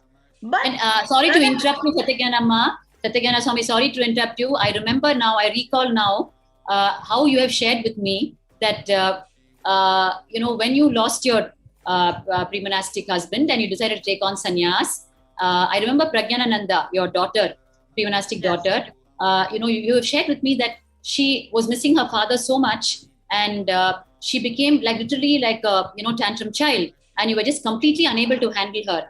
And after you met Bhagwan and you moved into the Adinam, you used to share with me how she settled so beautifully and how she completed with the entire missing of her father, and she became she started flowering, right? She's a brilliant kid. She started flowering so beautifully. Yeah, sorry, ma. Yes, ma. The whole thing was one touch of Bhagavan, healed her from the tantrum and missing of her father. It was just a single touch and initiation what Bhagavan gave her, healed her so much from the tantrum, what she was going through, what she was doing, and the missing of her father. And after moving to the ashram, the single initiation and Bhagavan's presence has amazingly made her as a wonderful flowering child. I can't even imagine if the same tantrum, if she was outside now, what she would have been, what her life would have been. Because outside, none of them would have, even if would have taken to a best psychiatrist or a best thing, they could have not healed her, and she would have not been like how she is Bhagwan's daughter today. So all these experiences and how your daughter has been healed, all of this, does your pre-monastic family know about it? Despite knowing that, did your brother ask you such a question now? Yes, ma. Despite knowing them, they have seen her tantrums and also seen how changes was in the 3 years which we were in the ashram at that point of time. I'm talking about 2010. But even that, also forgetting all that, what the stress I had gone through and I have gone healed, how their grandkid has changed and evolved in her guru studies, everything. But in spite of seeing that, the media had brainwashed so much that my own brother had to ask me this question. See, that is the extent with which the media attack happened. Like, their whole agenda is to marginalize, isolate Swamiji from his entire community and the disciples, so they have a good reason to assassinate him. So that's the whole strategy that the media deployed. And this displacement of women, especially displacement of women, was used as a weapon to marginalize the Supreme Pontiff of Hinduism to justify their assassination attempts. So, after having to see their own children getting healed, experiencing such miracles, after having first-hand experience, the families are still not able to believe their own daughters. They had to go to an extent of verbalizing that you will be one of those. They are going to release more videos and your video is going to come. So such amount of hate speech and vulgar thought process was injected into the society just to isolate Swamiji. So then we must understand that 14,000 hours of media footage that was continuously playing in every single media channel. What was the strategy behind that? This is the exact strategy. They want to marginalize, isolate Swamiji from his entire community, entire devotees, and the Hindus, most importantly. This whole attack is to destroy the Guru tradition, where Hindus literally lose belief in Gurus. So once they lose belief in Gurus, then they are literally destroying themselves, because they will not understand that they have the possibility of attaining Paramashivatva. So the whole displacement strategy that these anti-Hindu elements and the neo-Hindutva groups deployed is just to isolate Swamiji from this community. Yes, Pranapriyama, same. Because of that, how they were continuously showing, and even I just left out, if I have been displaced from this ashram, which I was thinking as my home, what will I do? Where will I go? That was the worry, and actually I couldn't even ask someone, because when I get an answer from my own brother with so much of just on the face, he's just telling, oh yeah, might be your video next. You are also, then the thought current is, he is also thinking as a prostitute. Then all the female monks, monastery members who were there at that time, each one of us had to think where we will go. That thought was literally putting us down, and really we couldn't even trust, because near the gate there are thousands of people, gundas, waiting, and 40 to 50 media people are waiting. Whoever just walk out, they shoot them, put their camera on their face in the live and say that this is a person who is prostitute, who was living in the ashram. See, this thing, we were all put on roads. Actually, we didn't know what to do, where to go also. That was a big just I was waiting to see if I can put my daughter in a safer place, because she was yes, ma. And if you notice, ma, if you just study the whole attack and strategy to displace the women, to displace the children, to displace everyone, they can say there's no one in the ashram at the end of it. If you see the whole strategy, the ashram is under attack by the anti-Hindu elements, right? That is exactly what is happening. But they show the ashram, the commentary is that ashram is an unsafe place. And crimes are happening in the ashram for which all these things are happening. See, it is such a cunning, it is such a strategy. Unless you're living inside, you will never be able to explain this to people. If you're only listening to media, if you're only listening and watching through media, then okay, yes. So what are the lines being fed into you? Ashram is unsafe, ashram is burning. So what is the opinion getting formed in your head? Ashram is unsafe, ashram is unsafe, ashram is always under attack. Who's attacking? They don't talk about that. And yes, sorry, Bhakti Amma. Just when you are saying this, I was a witness for what you are saying it right, because the media was scrolling. See, we are in the ashram and we are telling our Purvashram parents or the relatives, nothing is like that happening here. They don't want to believe. The whole idea of the media was to put us all on roads and say that to public that ashram is unsafe. And making that is why the strategy was made.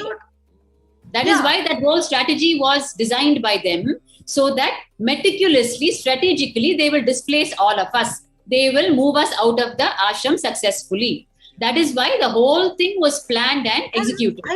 Yes, Bhaktika Swami, I will also like to share one of the thing. My Purvashram mother is calling me at morning time before the actual burning of the place where Bhagavan was staying, that the ashram is burning. I am standing outside and I am literally talking on a phone outside, and I am able to see the whole Adinam. Nothing is happening there. Ashram, nothing is happening. But we were worried out to where Bhagavan is, out to save him and what is going to happen next. But same time, if you see, before any incident or burning is happening, the scrolling is going on. You are going to have a breaking news. The ashram is burning. So we are getting more and more calls. And I'm saying to my Purvashram mother, nothing like that is happening in front of me. I am here in the Adinam. Don't worry, nothing. We are sorting it out. Nothing there is to be getting panic. They didn't believe. They are believing only the news which is being scrolling. And I'm trying to say that nothing is happening and convinced her to put the phone down. After some time, literally it is, they burned the place which Bhagavan was living. And we didn't know what to do because the police is not allowing us to go near that also. They are in between us and they're not allowing us to take a bath. As Nyanatma Swami was sharing. One very important thing, even now we'll miss the viewers if you don't explain it here. From whatever you're saying, what needs to be understood is your parents were watching television and they were saying the place is burning, the scroll is happening. The scroll has started happening. But in the scene, in the ashram, it has not started yet. The attack on Bhagwan's quarters is yet to start, right? Yeah. But the scroll has already started. Means what? It means the whole thing is planned, and there was a miss in the timing between the scroll coming and the attackers coming to Bhagwan's quarters. So they put the scroll before the attack started. Means what? It is a complete coordinated effort which failed coordination at that time. So the scroll came out first before the attack happened. Yes. So news is made. So the news is made first, okay, and then executed. So when they miss the timing by a few minutes. Exactly as you're sharing, in which place a media reporter will be ready, and the camera, the live satellite television will be ready, the media reporter is ready, and the place is being burned. And while the place is burning, the media reporter is standing right in the front, and he is giving a live telecast and a live commentary saying, see here, No, this has to be told even more precisely to the people. First, the reporter starts saying, things are happening here, burning has started, scroll starts happening, and then the attack is made. And then the attack is done. Absolutely. And this is how it is made. Sorry, I just wanted to add this. This is the systematic strategy that these anti-Hindu elements deployed, even in the recent YSJP attacks, when the CWC officials had to come in the middle of the night. Before they came, at least for 3 hours, the media personnel, everybody lined up in front of the campus. If you can just hold on for a moment, we'll just have NTV operator also show you on the screen. I request NTV operator to please show Ma Pranapriya also on the screen.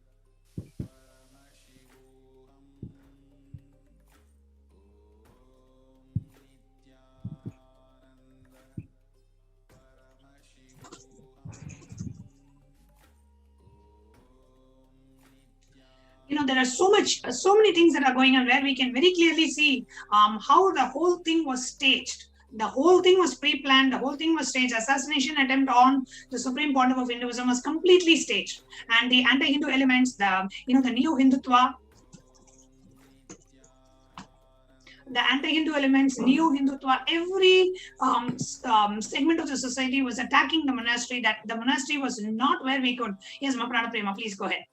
Yes, so sorry, I had to jump in here because I just wanted to make a point that this is the strategy that these anti-Hindu elements deploy constantly when they wanted to attack the Kailashans, especially the Hindus. See, even in the recent YSJP attacks, when the CWC officials barged into the campus, right into the campus in the middle of the night, before they came, 3 hours, all the media was lined up in front of the campus. We were literally begging, what happened? Why are you all outside our campus? Because we don't know what is going on. I can also watch, because in the YSJP, sorry to Pranapriya, I was also there with you. And yes, we saw the media is first there before even the actual officials or CWD people came in there. The media is there even before the attack happens. The media is there even before the attack happens. That is the essence of this. Yeah. And the second point that I wanted to make is the police were standing right after 2 hours. The police also came, so we didn't know, because the campus is extremely safe environment. We didn't know what was going to happen. We were continuously asking the police, "What is going on? Why are you all here?" And it is not just 1 or 2 police; like 40 policemen were just standing right outside the campus. They don't have any papers. They don't have any explanation why they are standing. We were not allowed to contact any lawyers. Media is standing. Police is standing. We don't know what was going to happen. Till night, 12 o'clock, we don't know what was going to happen. And then suddenly the CWC officials just barges into the campus, and then they conduct the raid and torture the children. So the point that I wanted to make here is, media and the police, they know these attacks are going to happen, and they just stand as a witness to cover it, and then displace the women, displace the people out of there, spread false hate speech in media, literally make the Hindus shiver. It is not even not even just the hate speech. They literally make everybody shiver. The moment they have to connect with somebody spiritual, somebody to a guru, they literally make Hindus shiver by this strategy.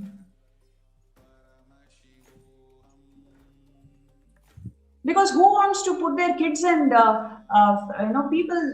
family members in an ashram where the media and police is going to come in the middle of the night and conduct raids? So their whole idea is to terrorize Hindus and literally make them shiver.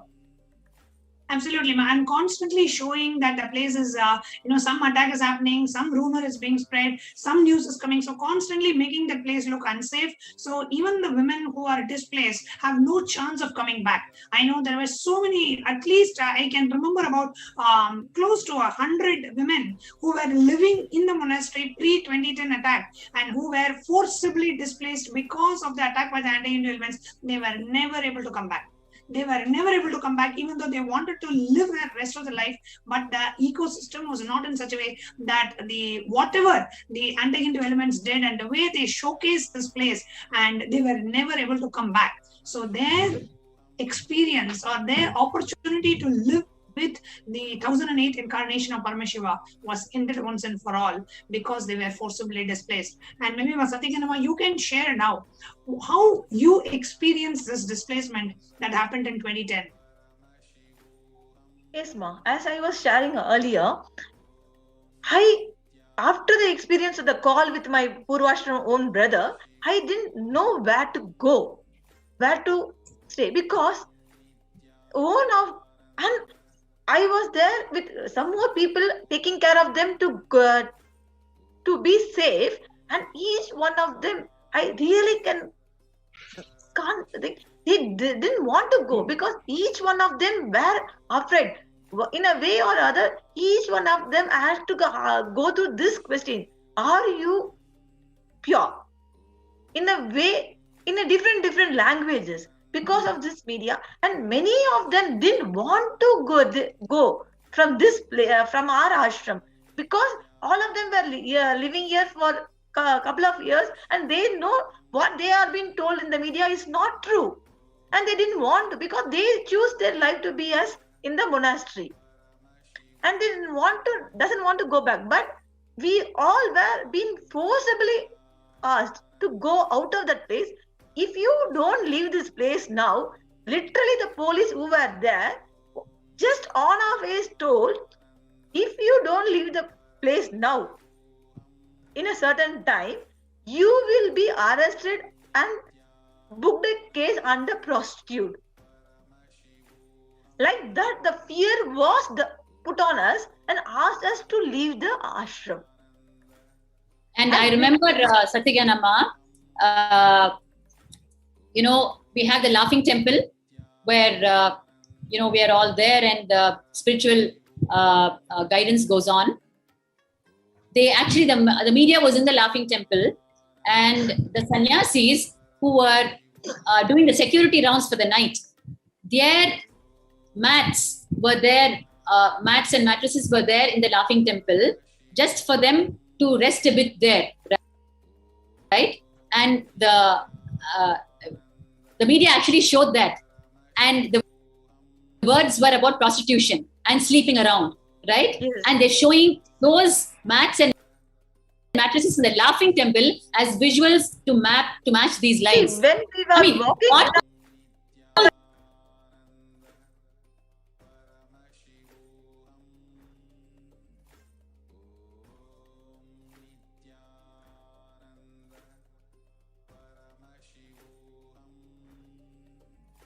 night rounds, so that to find out what is happening in which corner of the ashram. We had no sleep, right? So what we did while going for night rounds, a couple of them have put their mats or mattresses in the Laughing Temple in that open space, and the camera is zooming in on that, and the commentary is prostitution and lying around. I mean, it was just shocking. One more thing was that mattress and people walking. See, in our ashram, we are walking to one place to one other. Exactly. Like from a living place to an eating place. They from a long shot shoot us and put this visual both together, saying that they are walking around doing this prostitution. This was visuals again and again showed about all the female monasteries in the campus. Seeing that many more calls were being made for me to get out of that place. And many of them till now, many of the relatives are think their thing is, she's brainwashed and she's doing some other prostitution. Only she's not a woman which has to be respected. It was so badly put, so badly focused on. It's all.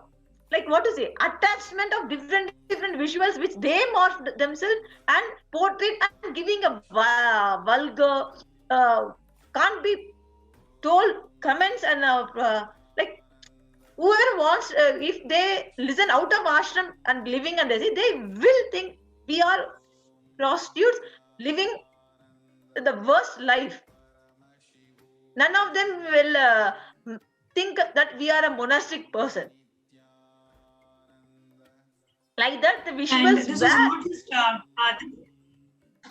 Sati, what you were sharing, even our own family members asking this kind of a question, and in such a way where looking at the women from Kailasa, from the Adinam as prostitutes, and asking these kind of questions, and the families asking the women who came from the Adinam to forcibly taking them the virginity test. And this was not just in India, this was actually worldwide. There were Adinavasis who were from Malaysia and from the other parts of the world, and there were children who didn't even know what virginity test was, and they were asked and they were forced to take such tests. It was horrifying. It was extremely traumatic. What we as the women went through at that time, what we as the monastic members went through when we were displaced, what we had to go through in the hands of public and in the hands of our family was extremely distressing, was extremely traumatic for each and every person. And so many women lost their opportunity to be a part of Kailasa just because of the anti-Hindu narrative and the so much of hate speech continuously bombarded in the media. Yes, ma'am, because Bhagavan is one of the things where our women were given the opportunity of the monastic life, sannyas, because many of the other organizations doesn't give this importance for the women. So I think they were targeting to break that, where Bhagavan's service of this giving the same importance, equal respect to the women, and empowering them to become spiritual leaders and come out of their. See, if you see, if I am outside, I am being a widower, how much stress and other things would have been happening. But after coming here, I have been given all spiritual guidances, taking care of many items, and taking care of so many temples and rituals, which all has been learned after I have met Swamiji and initiated as Swamiji's disciple. So this main work of Supreme Point of Hinduism, they wanted to destroy, using this as a main weapon also. That's what in all these years I was able to see in it. Because see, Swamiji was giving many female the equal rights as male sannyasis, monastic orders. Till now, if you can see in our Sangha organization, we can see this. But unfortunately, many hundreds of them missed it because of this wrong fake news portraying, because they targeted Swamiji and with them all female monasteries. So many of them, as Jnanatma Swami said, worldwide missed this monastic lifestyle which they wanted to do.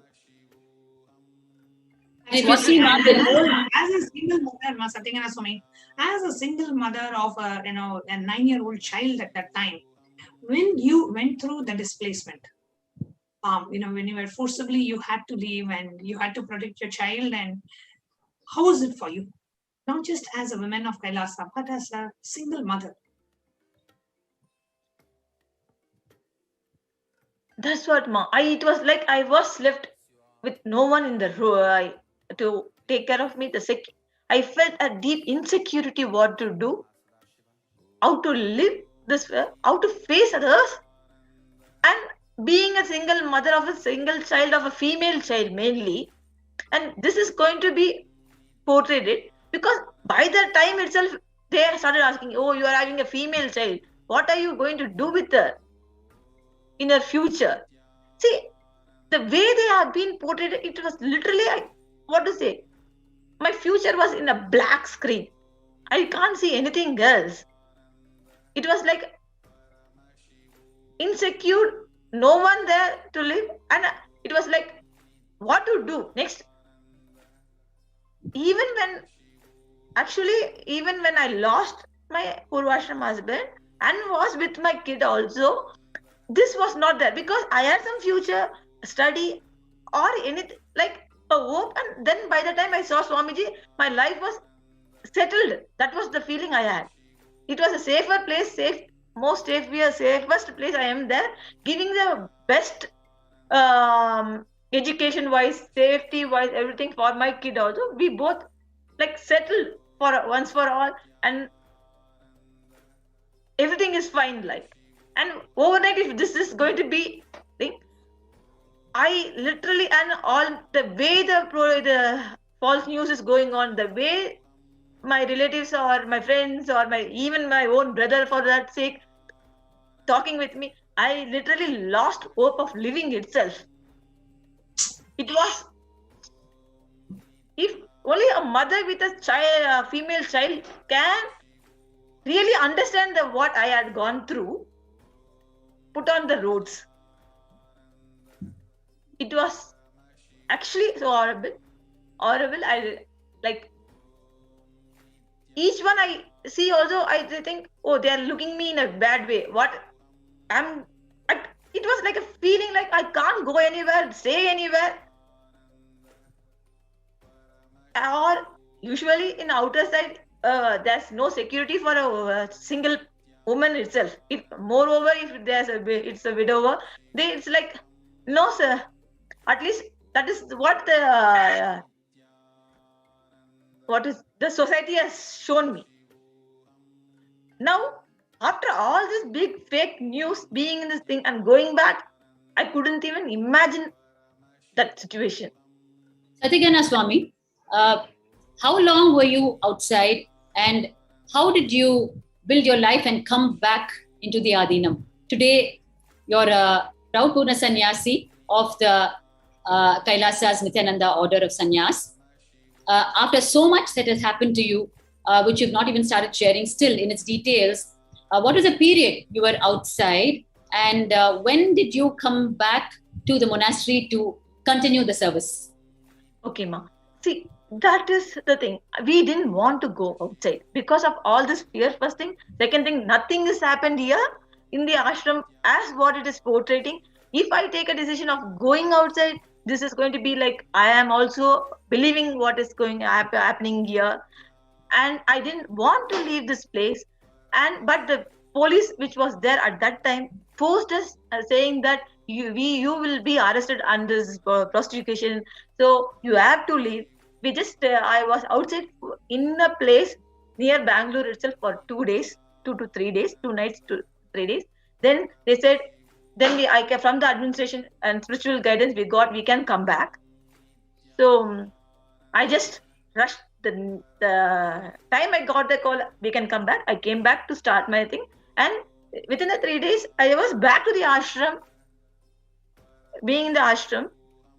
But the 3 days was a hell outside, because whoever we meet, whoever we talk, because we can't talk about Swamiji. We didn't know what is going on, how Swamiji is safe or not, or any who gave me a place for the 2 days. Also, we can't talk or we can't say that we were there.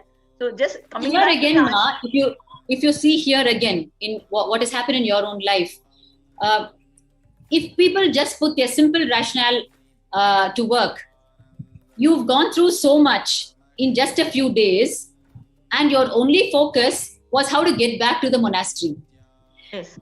If people out there, the public, who are consuming the strategies of the media mafia with all their innocence, right? They're just consuming it with all their innocence. If they just think, okay, so these are the people who are sharing about being displaced so many times across so many attacks, women being displaced across so many attacks across the years.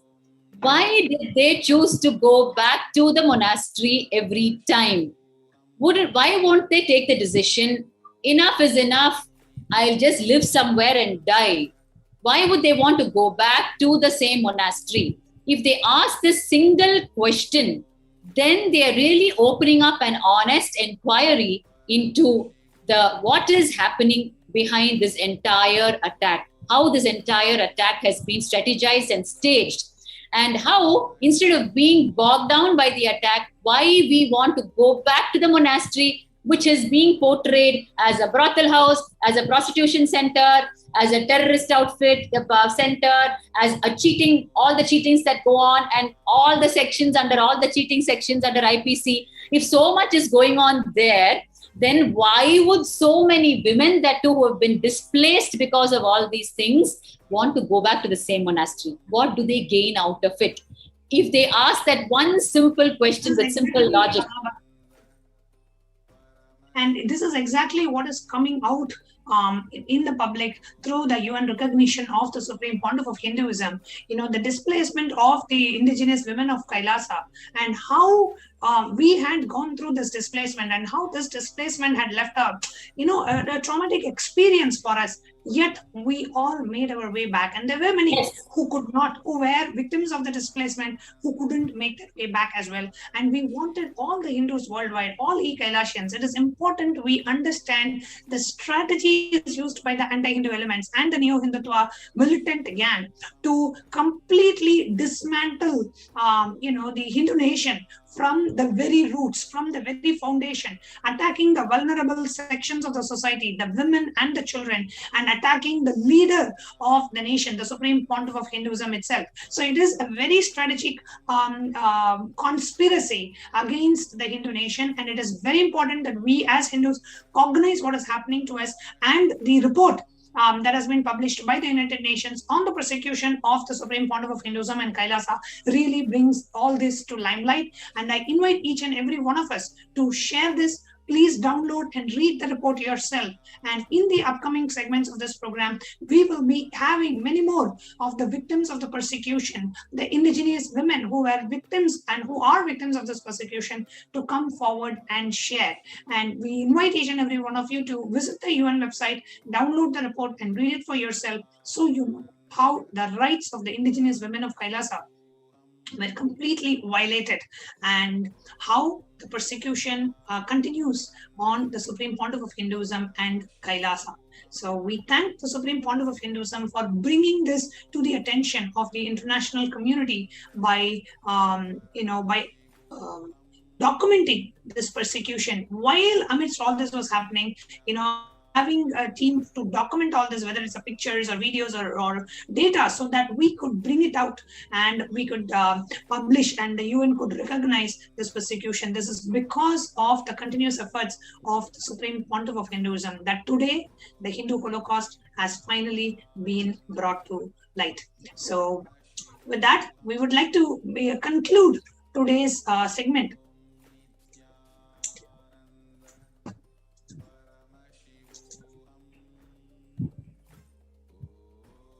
We would like to conclude today's segment, and we invite each and every one of you to please like, comment, and share the official post on the Supreme Pontiff of Hinduism's official Facebook handle, SPHJJM Nityananda Parameshivam page, and on the Twitter page, which is Sri Nityananda, at Sri Nityananda on Twitter. Please go ahead and like and retweet and share this with as many people as possible. So with that, we come to the conclusion of the segment, and we will be continuing this. And the next Devi Parashakti program is happening at 4 p.m. IST Indian Standard Time, and at 8 p.m. we will be coming live to share some more segments and some more experiences from the victims of the horrific persecution on Supreme Pontiff of Hinduism and Kailasa. And now the next segment that we'll be entering into is the Kailash Courtyard Power Manifestation session. So let's get ready. We'll be concluding this segment with the Purna Mantra. Om Purnamada Purnamidam Purnat Purnamudachyate Purnasya Purnamadaya Purnamevavasishyate. Om Hari Om Tat Sat. Sarvam Bhagavat Shri Nityananda Paramashiva Padukarpanamastu. Om Nityanandam.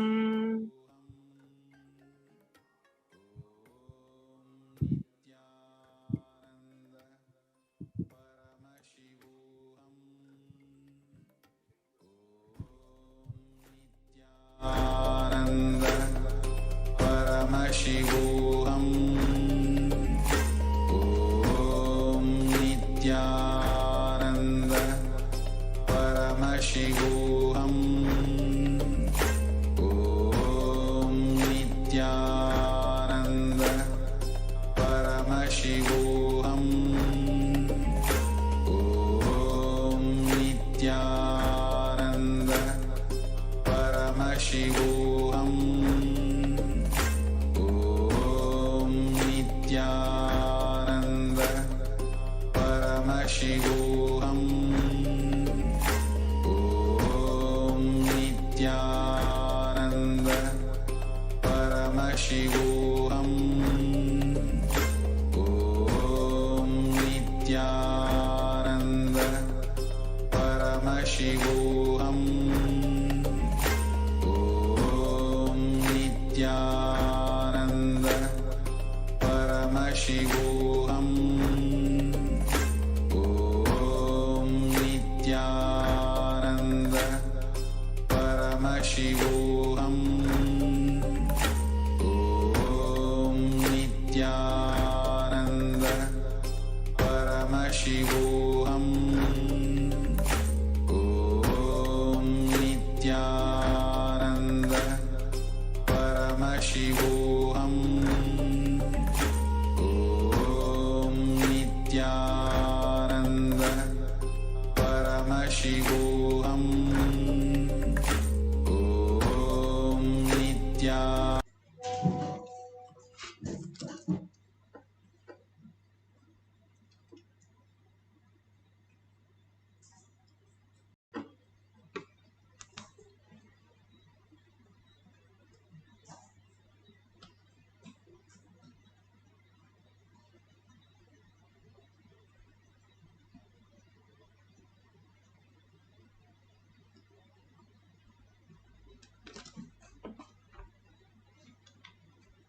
Let's start with the Sadguru Vandanam.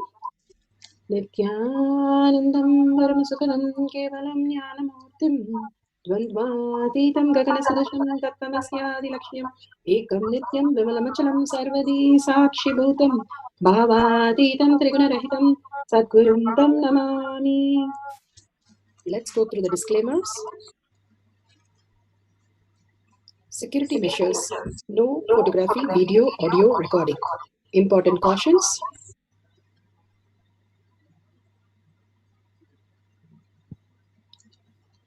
Please be aware of the important cautions.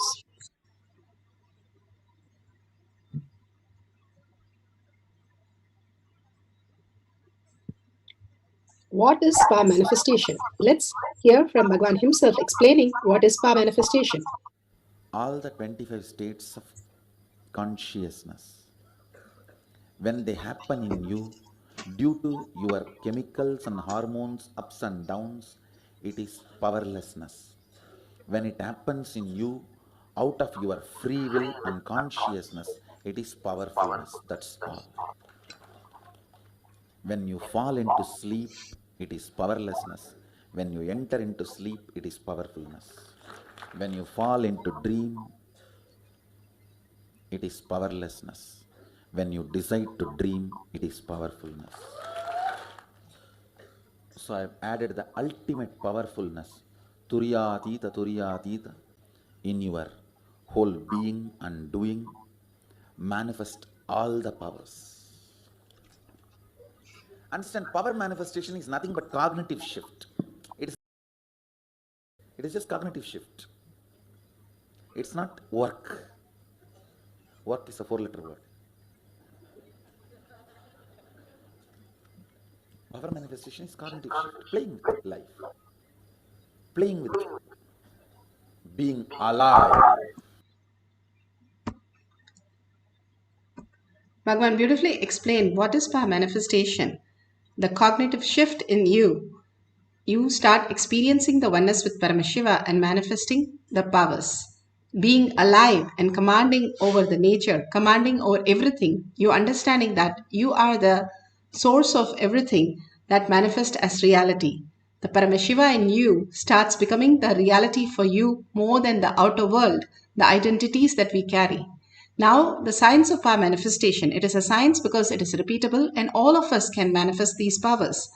And it has been supported by the evidences.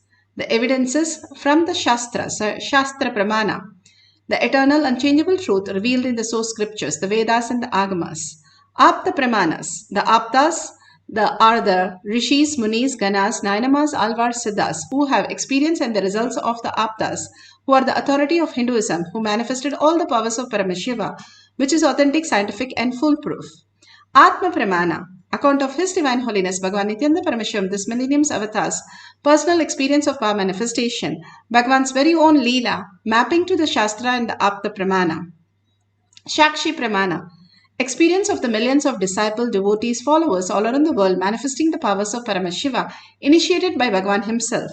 Bhagavan has beautifully said, I myself will be in the Kailash courtyard and manifesting the powers through each one of you, making you experience that you are Paramashiva, you are Parashakti, manifesting all the realities. He has brought all the gifts from Kailasa for us to experience each one of them and be in the oneness with Paramashiva. Pratyaksha Pramana, the scientific study, measuring the effect of being in the enlightened state. Again and again, we can be in the enlightened state, the thoughtless space. Thinking is not required for life. And the superconscious being, how he has described that so many have experienced that oneness and manifested their reality. And each one of us can manifest the same thing, understanding the higher science of the reality. Let's go to the Shastra Pramana. This is the scriptural reference for the power of will. And this is from the Shiva Sutra, Sutra 1.13. Icha Shakti Uma Kumari, Bhagavan Paramashiva says, his will is the energy of Shiva and it is called Uma, an independent power of Paramashiva, and it is called Kumari, the cosmic energy that plays. Shiva Sankalpa Mama Sankalpa. It is beautifully said how his will becomes our will. And is it free choice or it is predetermined? Bhagavan beautifully says, when you are caught in the delusion, it is predetermined. If you want to be in the free will, if you understand that your father is $1 trillion father, simply you can manifest any of the realities, then it is a free will. So if you understand that you are consciousness and you are the source of everything that exists as reality, the manifestation, all that exists, Bhagavan says, is Paramashiva. All that happening is Parashakti, manifested as reality. All that exists is we, if we wake up to understand that, we will understand the higher reality. Each one of us a reflection of each other in different shapes, different form, different possibility. But everything is a manifestation of the reality. Consistently, we are manifesting our reality and experiencing the oneness with Paramashiva. All that which exists is more and more in a beautiful space of oneness. When Adi Shankaracharya, who is an embodiment of Paramashiva, who was feeling thirsty one day, so he took his disciples and went that side and he found an arak shop and he took that and drank it, and his disciples were so happy they also drank it. And going further, he again felt thirsty and then he saw a molten metal area and all the disciples literally got shaken. What is he going to do? He went and drank the molten metal and nothing happened to him, nor the throat, nor the stomach, nor his body. Everything was just perfectly fine. And he turned to the disciples literally vanished away. All that we need to understand is how they were able to dissolve into any possibility that existed.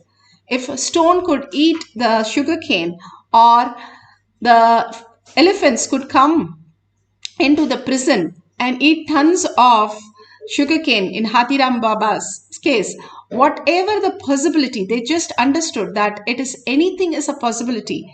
How in the dream anything is a possible even though you are lying down and you manifest all that as reality. Same way, all these great truth is a possibility in us. If we experience the higher science, we will understand the greater reality we are. Each one of us are Paramashiva, the very core. Otherwise, we are literally a dead body, a matter. A thought is a matter, a body is a matter, but there's something beyond that which can be experienced as consciousness, which is manifesting this body also, which is manifesting the thoughts also, which is manifesting our reality also. But we take the identity thinking that we are doing something here. And that is where the confusion starts. If we understand the higher science that we are the manifestation of the higher reality. We are not just a part of it, or we are not just matter, but we are consciousness. And when we understand that we stay as consciousness, we can experience the oneness with Paramashiva. We can manifest any reality. The Siddhas, the Nayanamars, the Alvars, all of them have experienced all this reality because they understood the science, how we exist in the existential truth. What we perceive right now is only delusion, which carries a lot of sufferings, lot of pain, lot of incompletions. In the dream, anybody hits you or hurts you, or you get hurt, or you have a heart attack, you don't run to the hospital when you get up. That is exactly how Bhagavan says, when you wake up to the reality, you'll understand all what you're perceiving as your struggle, as your incompletion, as the most miserable time is just part of your dream. When you wake up, nothing is real. All are projection of your own reality. Somebody is projected as a cunning person, somebody is projected as a very nice person, somebody is projected as an angry person, is different forms and shapes of yourself. If you understand that whole science, how we can exist and how the very core of us as a reality exists, we can manifest any reality and command over that. Anywhere which we are not listening to ourselves, that's when the outer world does not listen to us. The same thing, if we do not accept some part of us, the outer world does not accept. In some part of us where we get angry with us, that is the some part of us which is angry with us. If we complete all the dimension in us, instead of changing the mirror or putting a plaster in the mirror because we got hurt, does not help. If we change ourselves and understand these are delusion that I have created, I enrich them, I cherish them. If I drop them, the mirror will also drop it. It's simple as how the hat and the monkey story. If you drop the hat, all the monkeys will drop it. So if you drop the incompletion, all your outer world reality, and simply drop it, and you will be in collective oneness with everything that exists. You will understand that whatever you perceive is exactly what is the outer world manifesting as reality. If you perceive only Paramashiva, Parashakti as your reality, continuously soaked in that, then you will see everything in the outer world as auspiciousness, as a possibility, as manifestation, as listening to you as a reality. How we are aligned to the highest cosmic space and the deep inner core that we are Paramashiva, how much you are integrated to that, life is integrated with you for that. The more we are integrated to the higher reality, the more we are going to have the auspiciousness and abundance flowing through us, and whatever we command and demand, it simply starts manifesting as reality. Bhagavan has beautifully given the science of our manifestation. The Apta Pramana. Aptas are the Rishis, Munis, Ganas, Nayanamas, Alvars, Siddhas who have manifested the powers of Paramashiva. This is from Periya Purana. This is a story of the Ilaikunde Nayanar who got lot of wealth and he wanted to donate to every person who is a Shiva devotee and treat them with care and respect and everything. One day Shiva comes by and he wanted to see how he can help him. And so that day it was raining a lot and all the woods and everything was outside. And in that rain, he came by and he said, I'm very hungry. I need food now. And so beautifully, the Nayanar got together with his family and simply even the wet logs of fire, he prayed to Shiva and then he lit it up and cooked in that wet wood and fed him. And whatever he had given all that to him to make him feel comfortable. When he saw that devotion, dedication, and manifestation of the power of just simply bringing the heat in a wet wood to light it up for fire was the ultimate, and Shiva blesses him and gives him the darshan. When you are completely surrendered that whatever Shiva gives as auspiciousness. Shiva is not somebody else. The people who you are interacting every day with yourself, whoever is living with you, whoever is working with you, are all the forms of Shiva who is manifesting as different reality as you. And when you understand the greater science that is a projection of you, as Shiva himself is manifesting as those reality, more and more you get into the oneness space and take every instant as a prasada, you will start seeing everybody as Paramashiva himself. When once they had a big gate for Ramana Maharshi so that people don't come when they come for the Tiruvannamalai going around the hill Girivalam. So they put a big chain and big place so that they don't go near to Ramana Maharshi. So what he did was he picked up the chair and went the other side of the chain, and he went and sat in where the people are supposed to be standing. And everybody asked, if you do this, everybody will come and fall at you. And he told, what do you think? They are coming for darshan for me? No, they are all Arunachala. I want darshan of them. So I am going and putting myself there so that I get a good glimpse of them. It is so that he saw everybody as only Paramashiva.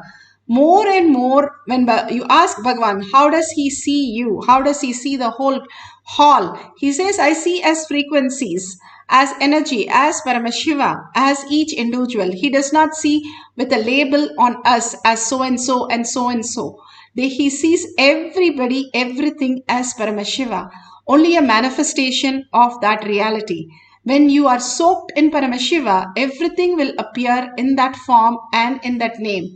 And simply you will start understanding everything listens to you. Even the objects start listening to you, whether it is matter or if it is a person, simply will start listening to you because you are in oneness with Paramashiva. Let's hear from Bhagavan beautifully narrating on the consciousness. All the mental abilities, source of all the knowledge and source of all the mental resources is Nirvikalpa Samadhi. Even when you are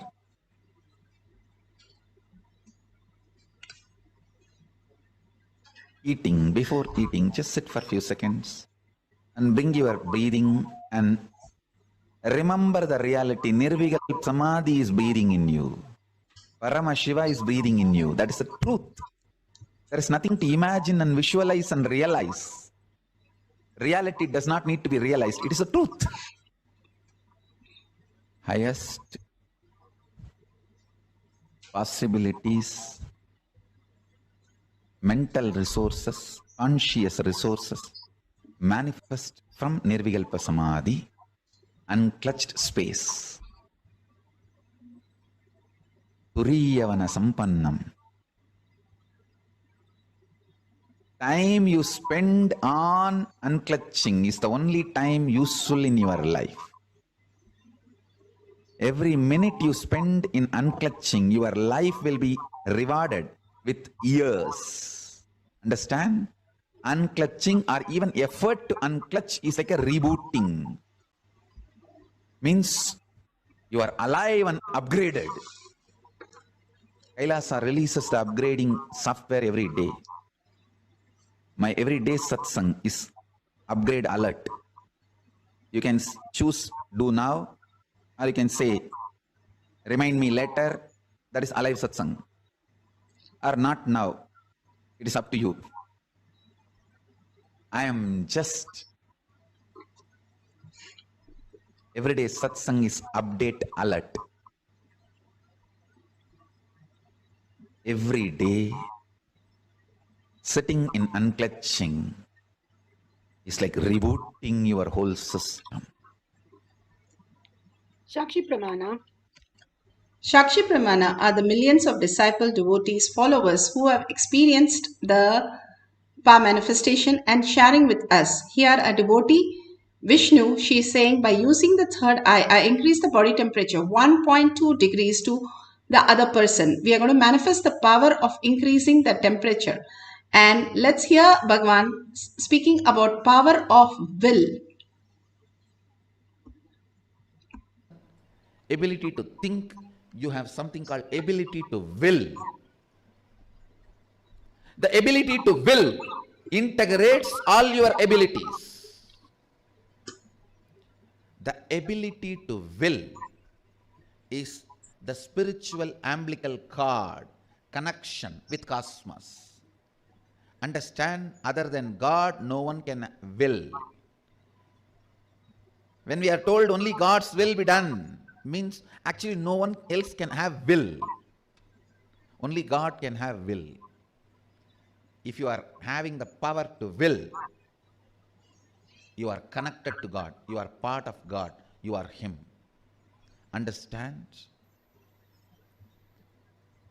Power to will is umbilical cord connection with God. Our umbilical cord connection with God is our power to will. If you will,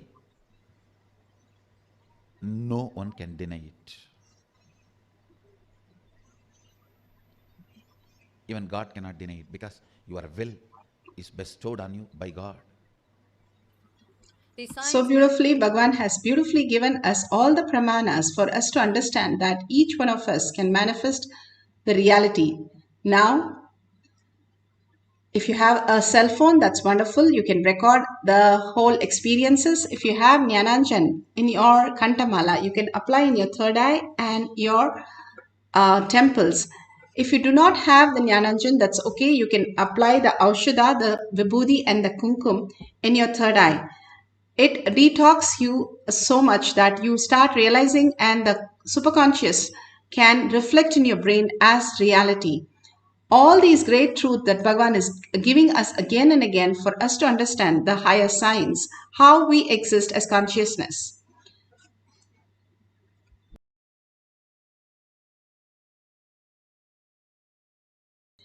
The guidelines.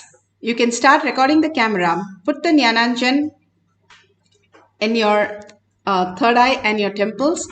And if you have a partner, wonderful. If you do not have a partner, that's also fine. You can increase your own temperature. If you say you don't have a thermometer, how do I increase and how do I know?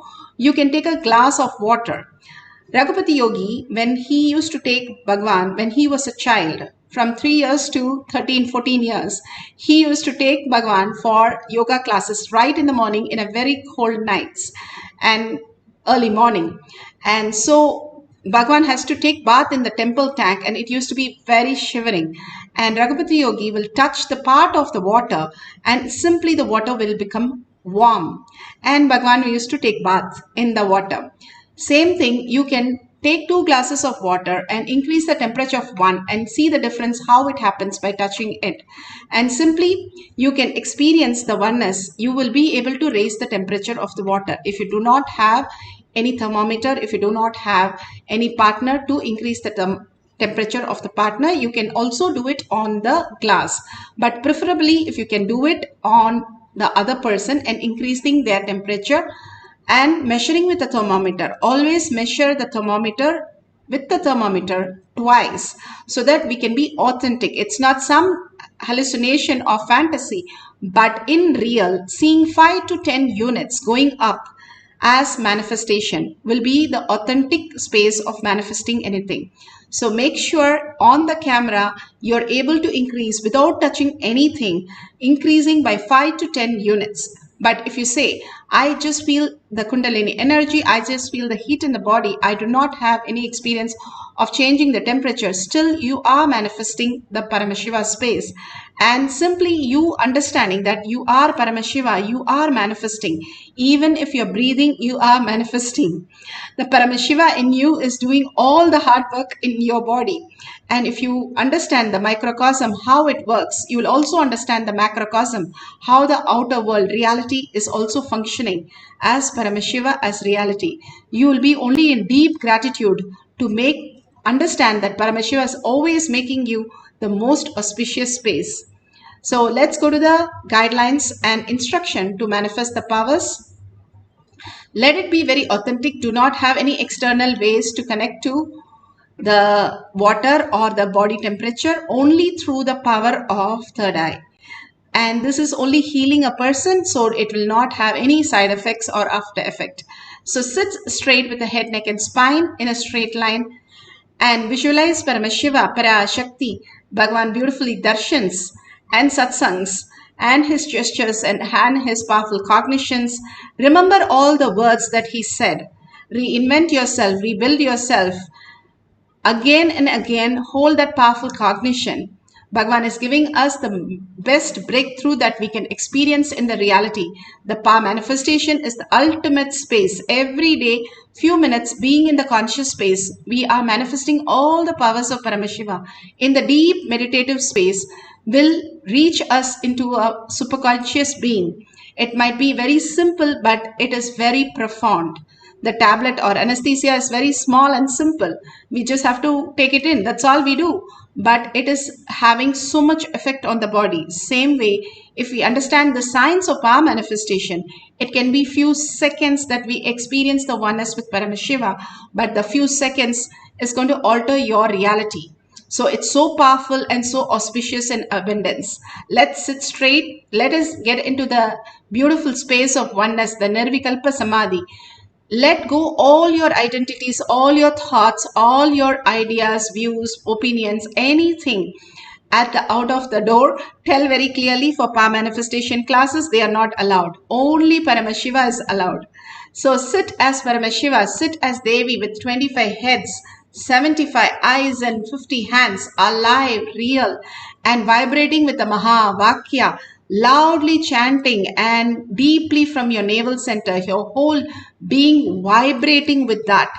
And if you see yourself as Devi and deep engross in that, forgetting yourself, and simply you'll see the manifestation happen as reality. And that has how all of us have experienced entangling with Bhagavan.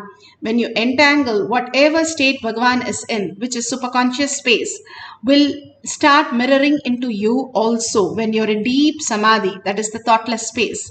When you chant the Mahavakya, you raise your frequency, you get into the thoughtless space. And holding the oneness, the Bhava, with Paramashiva entangles the same thing. How the tuning fork, if you have two tuning fork, one, if you hit on one, the other will be starting to manifest. Same way, all of us sitting with this oneness capsule, chanting the Mahavakya, raising the frequency, it same thing happens. You entangle with the higher intelligence, higher consciousness, and that auspiciousness and abundance just flows through you as reality. So let's start chanting the Mahavakya intensely and experience the power of will of changing the temperature of the body or the water. Om Nityananda Paramashivam. Om Nityananda Paramashivam. Om Nityananda Paramashivam. Om Nityananda Paramashivam. Om Nityananda Paramashivam. Om Nityananda Paramashivam.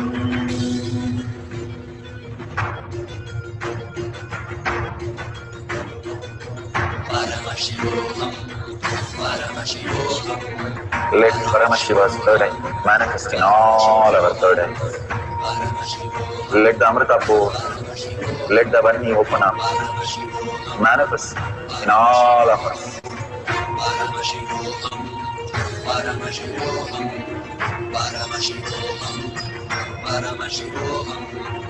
Let Paramashiva overflow, manifest the powers in all our third activities. Om Nityananda Paramashivam. Om Nityananda Paramashivam. Om Nityananda Paramashivam. Om Nityananda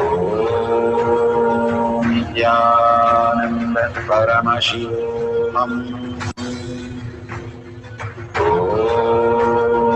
Nityananda Paramashivoham. Nityananda Paramashivoham.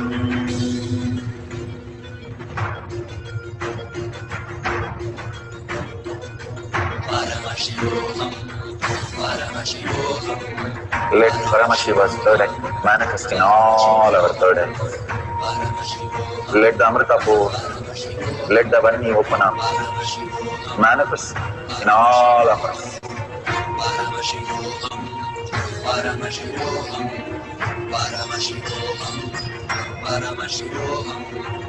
Let Paramashiva overflow, manifest the powers in all our third eyes. Om Nityananda Paramashivoham. Om Nityananda Paramashivoham. Om Nityananda Paramashivoham. Om Nityananda Paramashivoham. Om Nityananda Paramashivoham. Om Nityananda Paramashivoham. Om Nityananda Paramashivoham. Om Nityananda. So beautiful. Whatever we have experienced is the prasada from Bhagwan. Again and again, if we understand how the higher science works, we'll be in such a gratitude. Gratitude is the shortest distance for us to understand the higher reality. Because the more and more we understand how it has been done, it is simply the compassion, uncompromisable compassion of the higher self, the Paramashiva, to manifest in us as reality. Again and again, when we understand the higher science, we will manifest more abundance and more powers. We will start understanding everything that exists is a manifestation just for us. And each one of us experience that Brahman, that ultimate source, the ultimate reality, consciousness, Paramashiva, Bhagavan himself, manifesting through us and so beautifully bringing all the auspiciousness and abundance. It is not just increasing the temperature, it is increasing your auspiciousness and abundance. Whenever you sit, even for a second of unclutching, it's worth than anything you did on the day, Bhagavan says. It's so powerful. Even if you touch the electricity 1 second, it's enough to kill you. So it's so powerful. That is the exact space. And this is more powerful than a strong nuclear force. So what could happen if you are in consciousness continuously for a few seconds? You will be enlightened. Bhagavan says 21 seconds, if you're able to stretch yourself into the oneness space, simply you become Paramashiva and simply manifest as reality. As ultimate reality, you start living as an enlightened being, superconscious being. It is quite possible for each one of us. That is why we have so many millions of them, enlightened souls who have manifested all these powers. Again and again, we listen to all these great stories where we understand the higher science. D.K. Patamal was initiated by Ramana Maharshi into the greatest singing possibility. And she was not even speaking, and she was a special child when she went to Ramana Maharshi as a little girl. And he touched her throat and blessed her, saying that she will be the greatest singer. And today we have the reality happening. All these great avatars have manifested in all of us in different possibility that we can have so many references. If we understand how these sciences work by these power manifestation classes where Bhagavan himself says, I myself is present to manifest your reality. If you're sitting with Bhagavan right now in front of you, what would you be thinking? What you would be wanting to say? and you will be in such a oneness, you'll forget everything that exists because of his presence, not because you are next to him, but because of his presence. Bhagavan beautifully says, the Ganga gets cleaned near the ocean not because Ganga goes and meets ocean, but the ocean comes and cleans the Ganga and removes all her dirt out and sends her back. Simply like that, all of us, when we are in the space of oneness, few minutes during power manifestation, we start experiencing the higher reality, which changes our perception of this world and perception of everything. The powerful cognition that Bhagavan is giving continuously for us to shift into the next possibility. The world is going to be conscious driven. Like how we had the technology driven age, we are going to have a conscious driven age. And getting ready for that is what Bhagavan is preparing our mind, body, detoxing us and making us pure space of oneness to experience the higher reality. So we'll have one more cycle of power manifestation of the power of will of increasing the temperature of other person or the glass of water. How you would prefer, you can do that.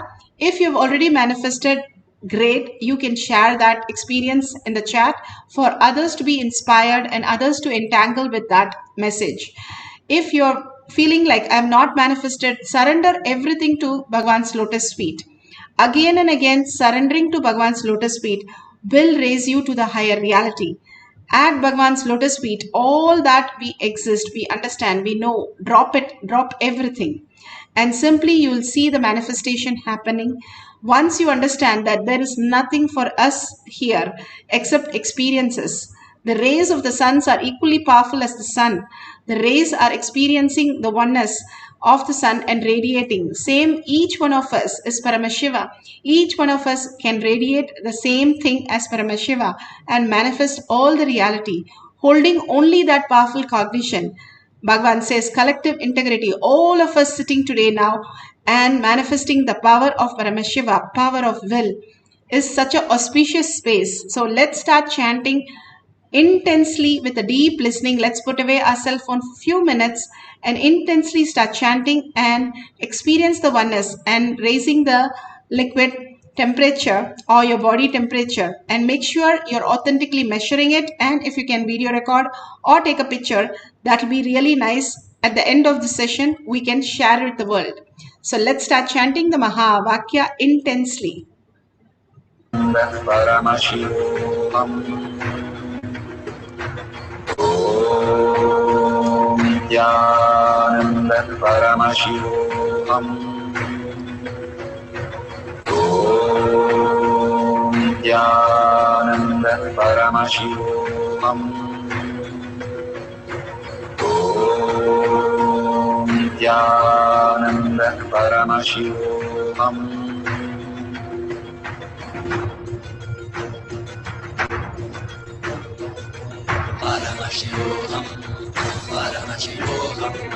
Let Paramashiva's third eye manifest in all our third eyes.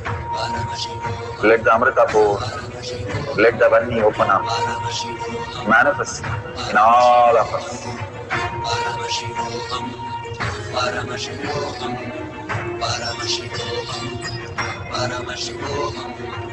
Let Paramashiva overflow, manifest the powers in all our third eyes. Om Nityananda Paramashivoham. Om Nityananda Paramashivoham. Om Nityananda Paramashivoham. Om Nityananda Paramashivoham. Om Nityananda Paramashivoham. Om Nityananda Paramashivoham. Om Nityananda Paramashivoham. Om Nityananda Paramashivoham. ॐ नित्यानन्द परमशिवोऽहम् ॐ नित्यानन्द परमशिवोऽहम् ॐ नित्यानन्द परमशिवोऽहम् ॐ नित्यानन्द परमशिवोऽहम् ॐ नित्यानन्द परमशिवोऽहम् ॐ नित्यानन्द परमशिवोऽहम् ॐ नित्यानन्द परमशिवोऽहम् ॐ नित्यानन्द परमशिवोऽहम् ॐ नित्यानन्द परमशिवोऽहम् ॐ नित्यानन्द परमशिवोऽहम् ॐ नित्यानन्द परमशिवोऽहम् ॐ नित्यानन्द परमशिवोऽहम्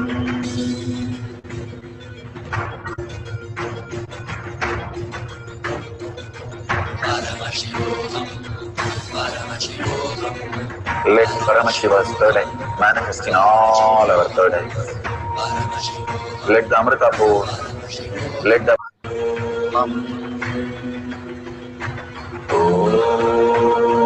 Nityananda Paramashivam Om Nityananda Paramashivam Om Nityananda Paramashivam Om Nityananda Paramashivam Om Nityananda Paramashivam Om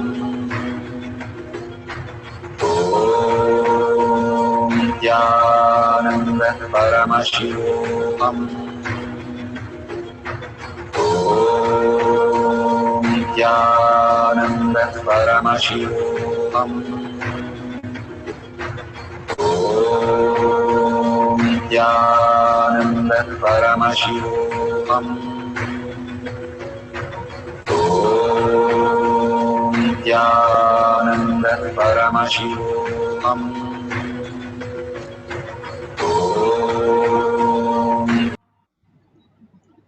Such a beautiful experience.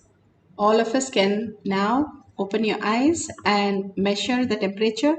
Make sure the temperature is raised authentically, and you are checking a couple of times to make sure the temperature has really got the same number both the times. And take a picture, or if you're doing a video recording, that's excellent. Share it in the tinyurl.com/manifestation. Billions of people are there not knowing all these consciousness or anything. They are suffering so much and struggling so much, and with so much of healing is required. And each one of us taking a moment, it just takes 5 minutes to share all these powerful cognition from pre-satsang, satsang, and power manifestation. Your opinion, your suggestions, your comments are really valued. And take 5 minutes in your social media or in tinyurl.com/power manifestation.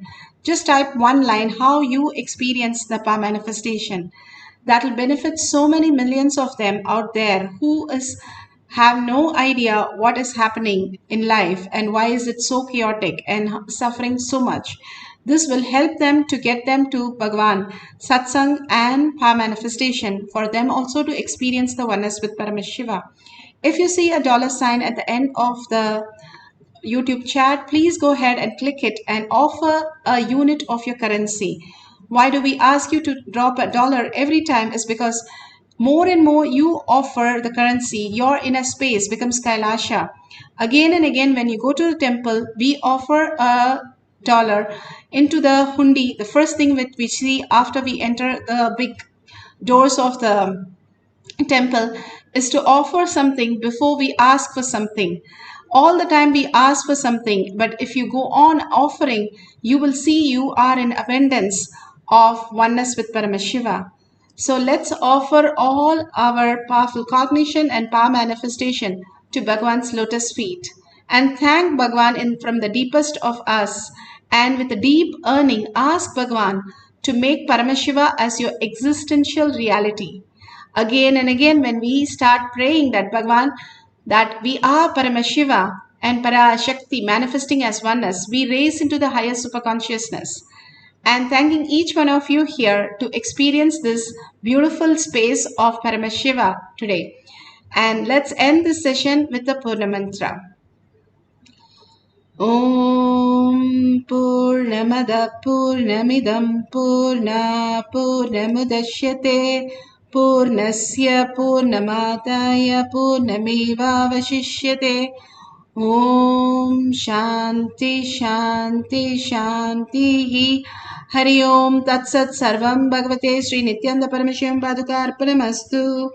Om Nityanandam.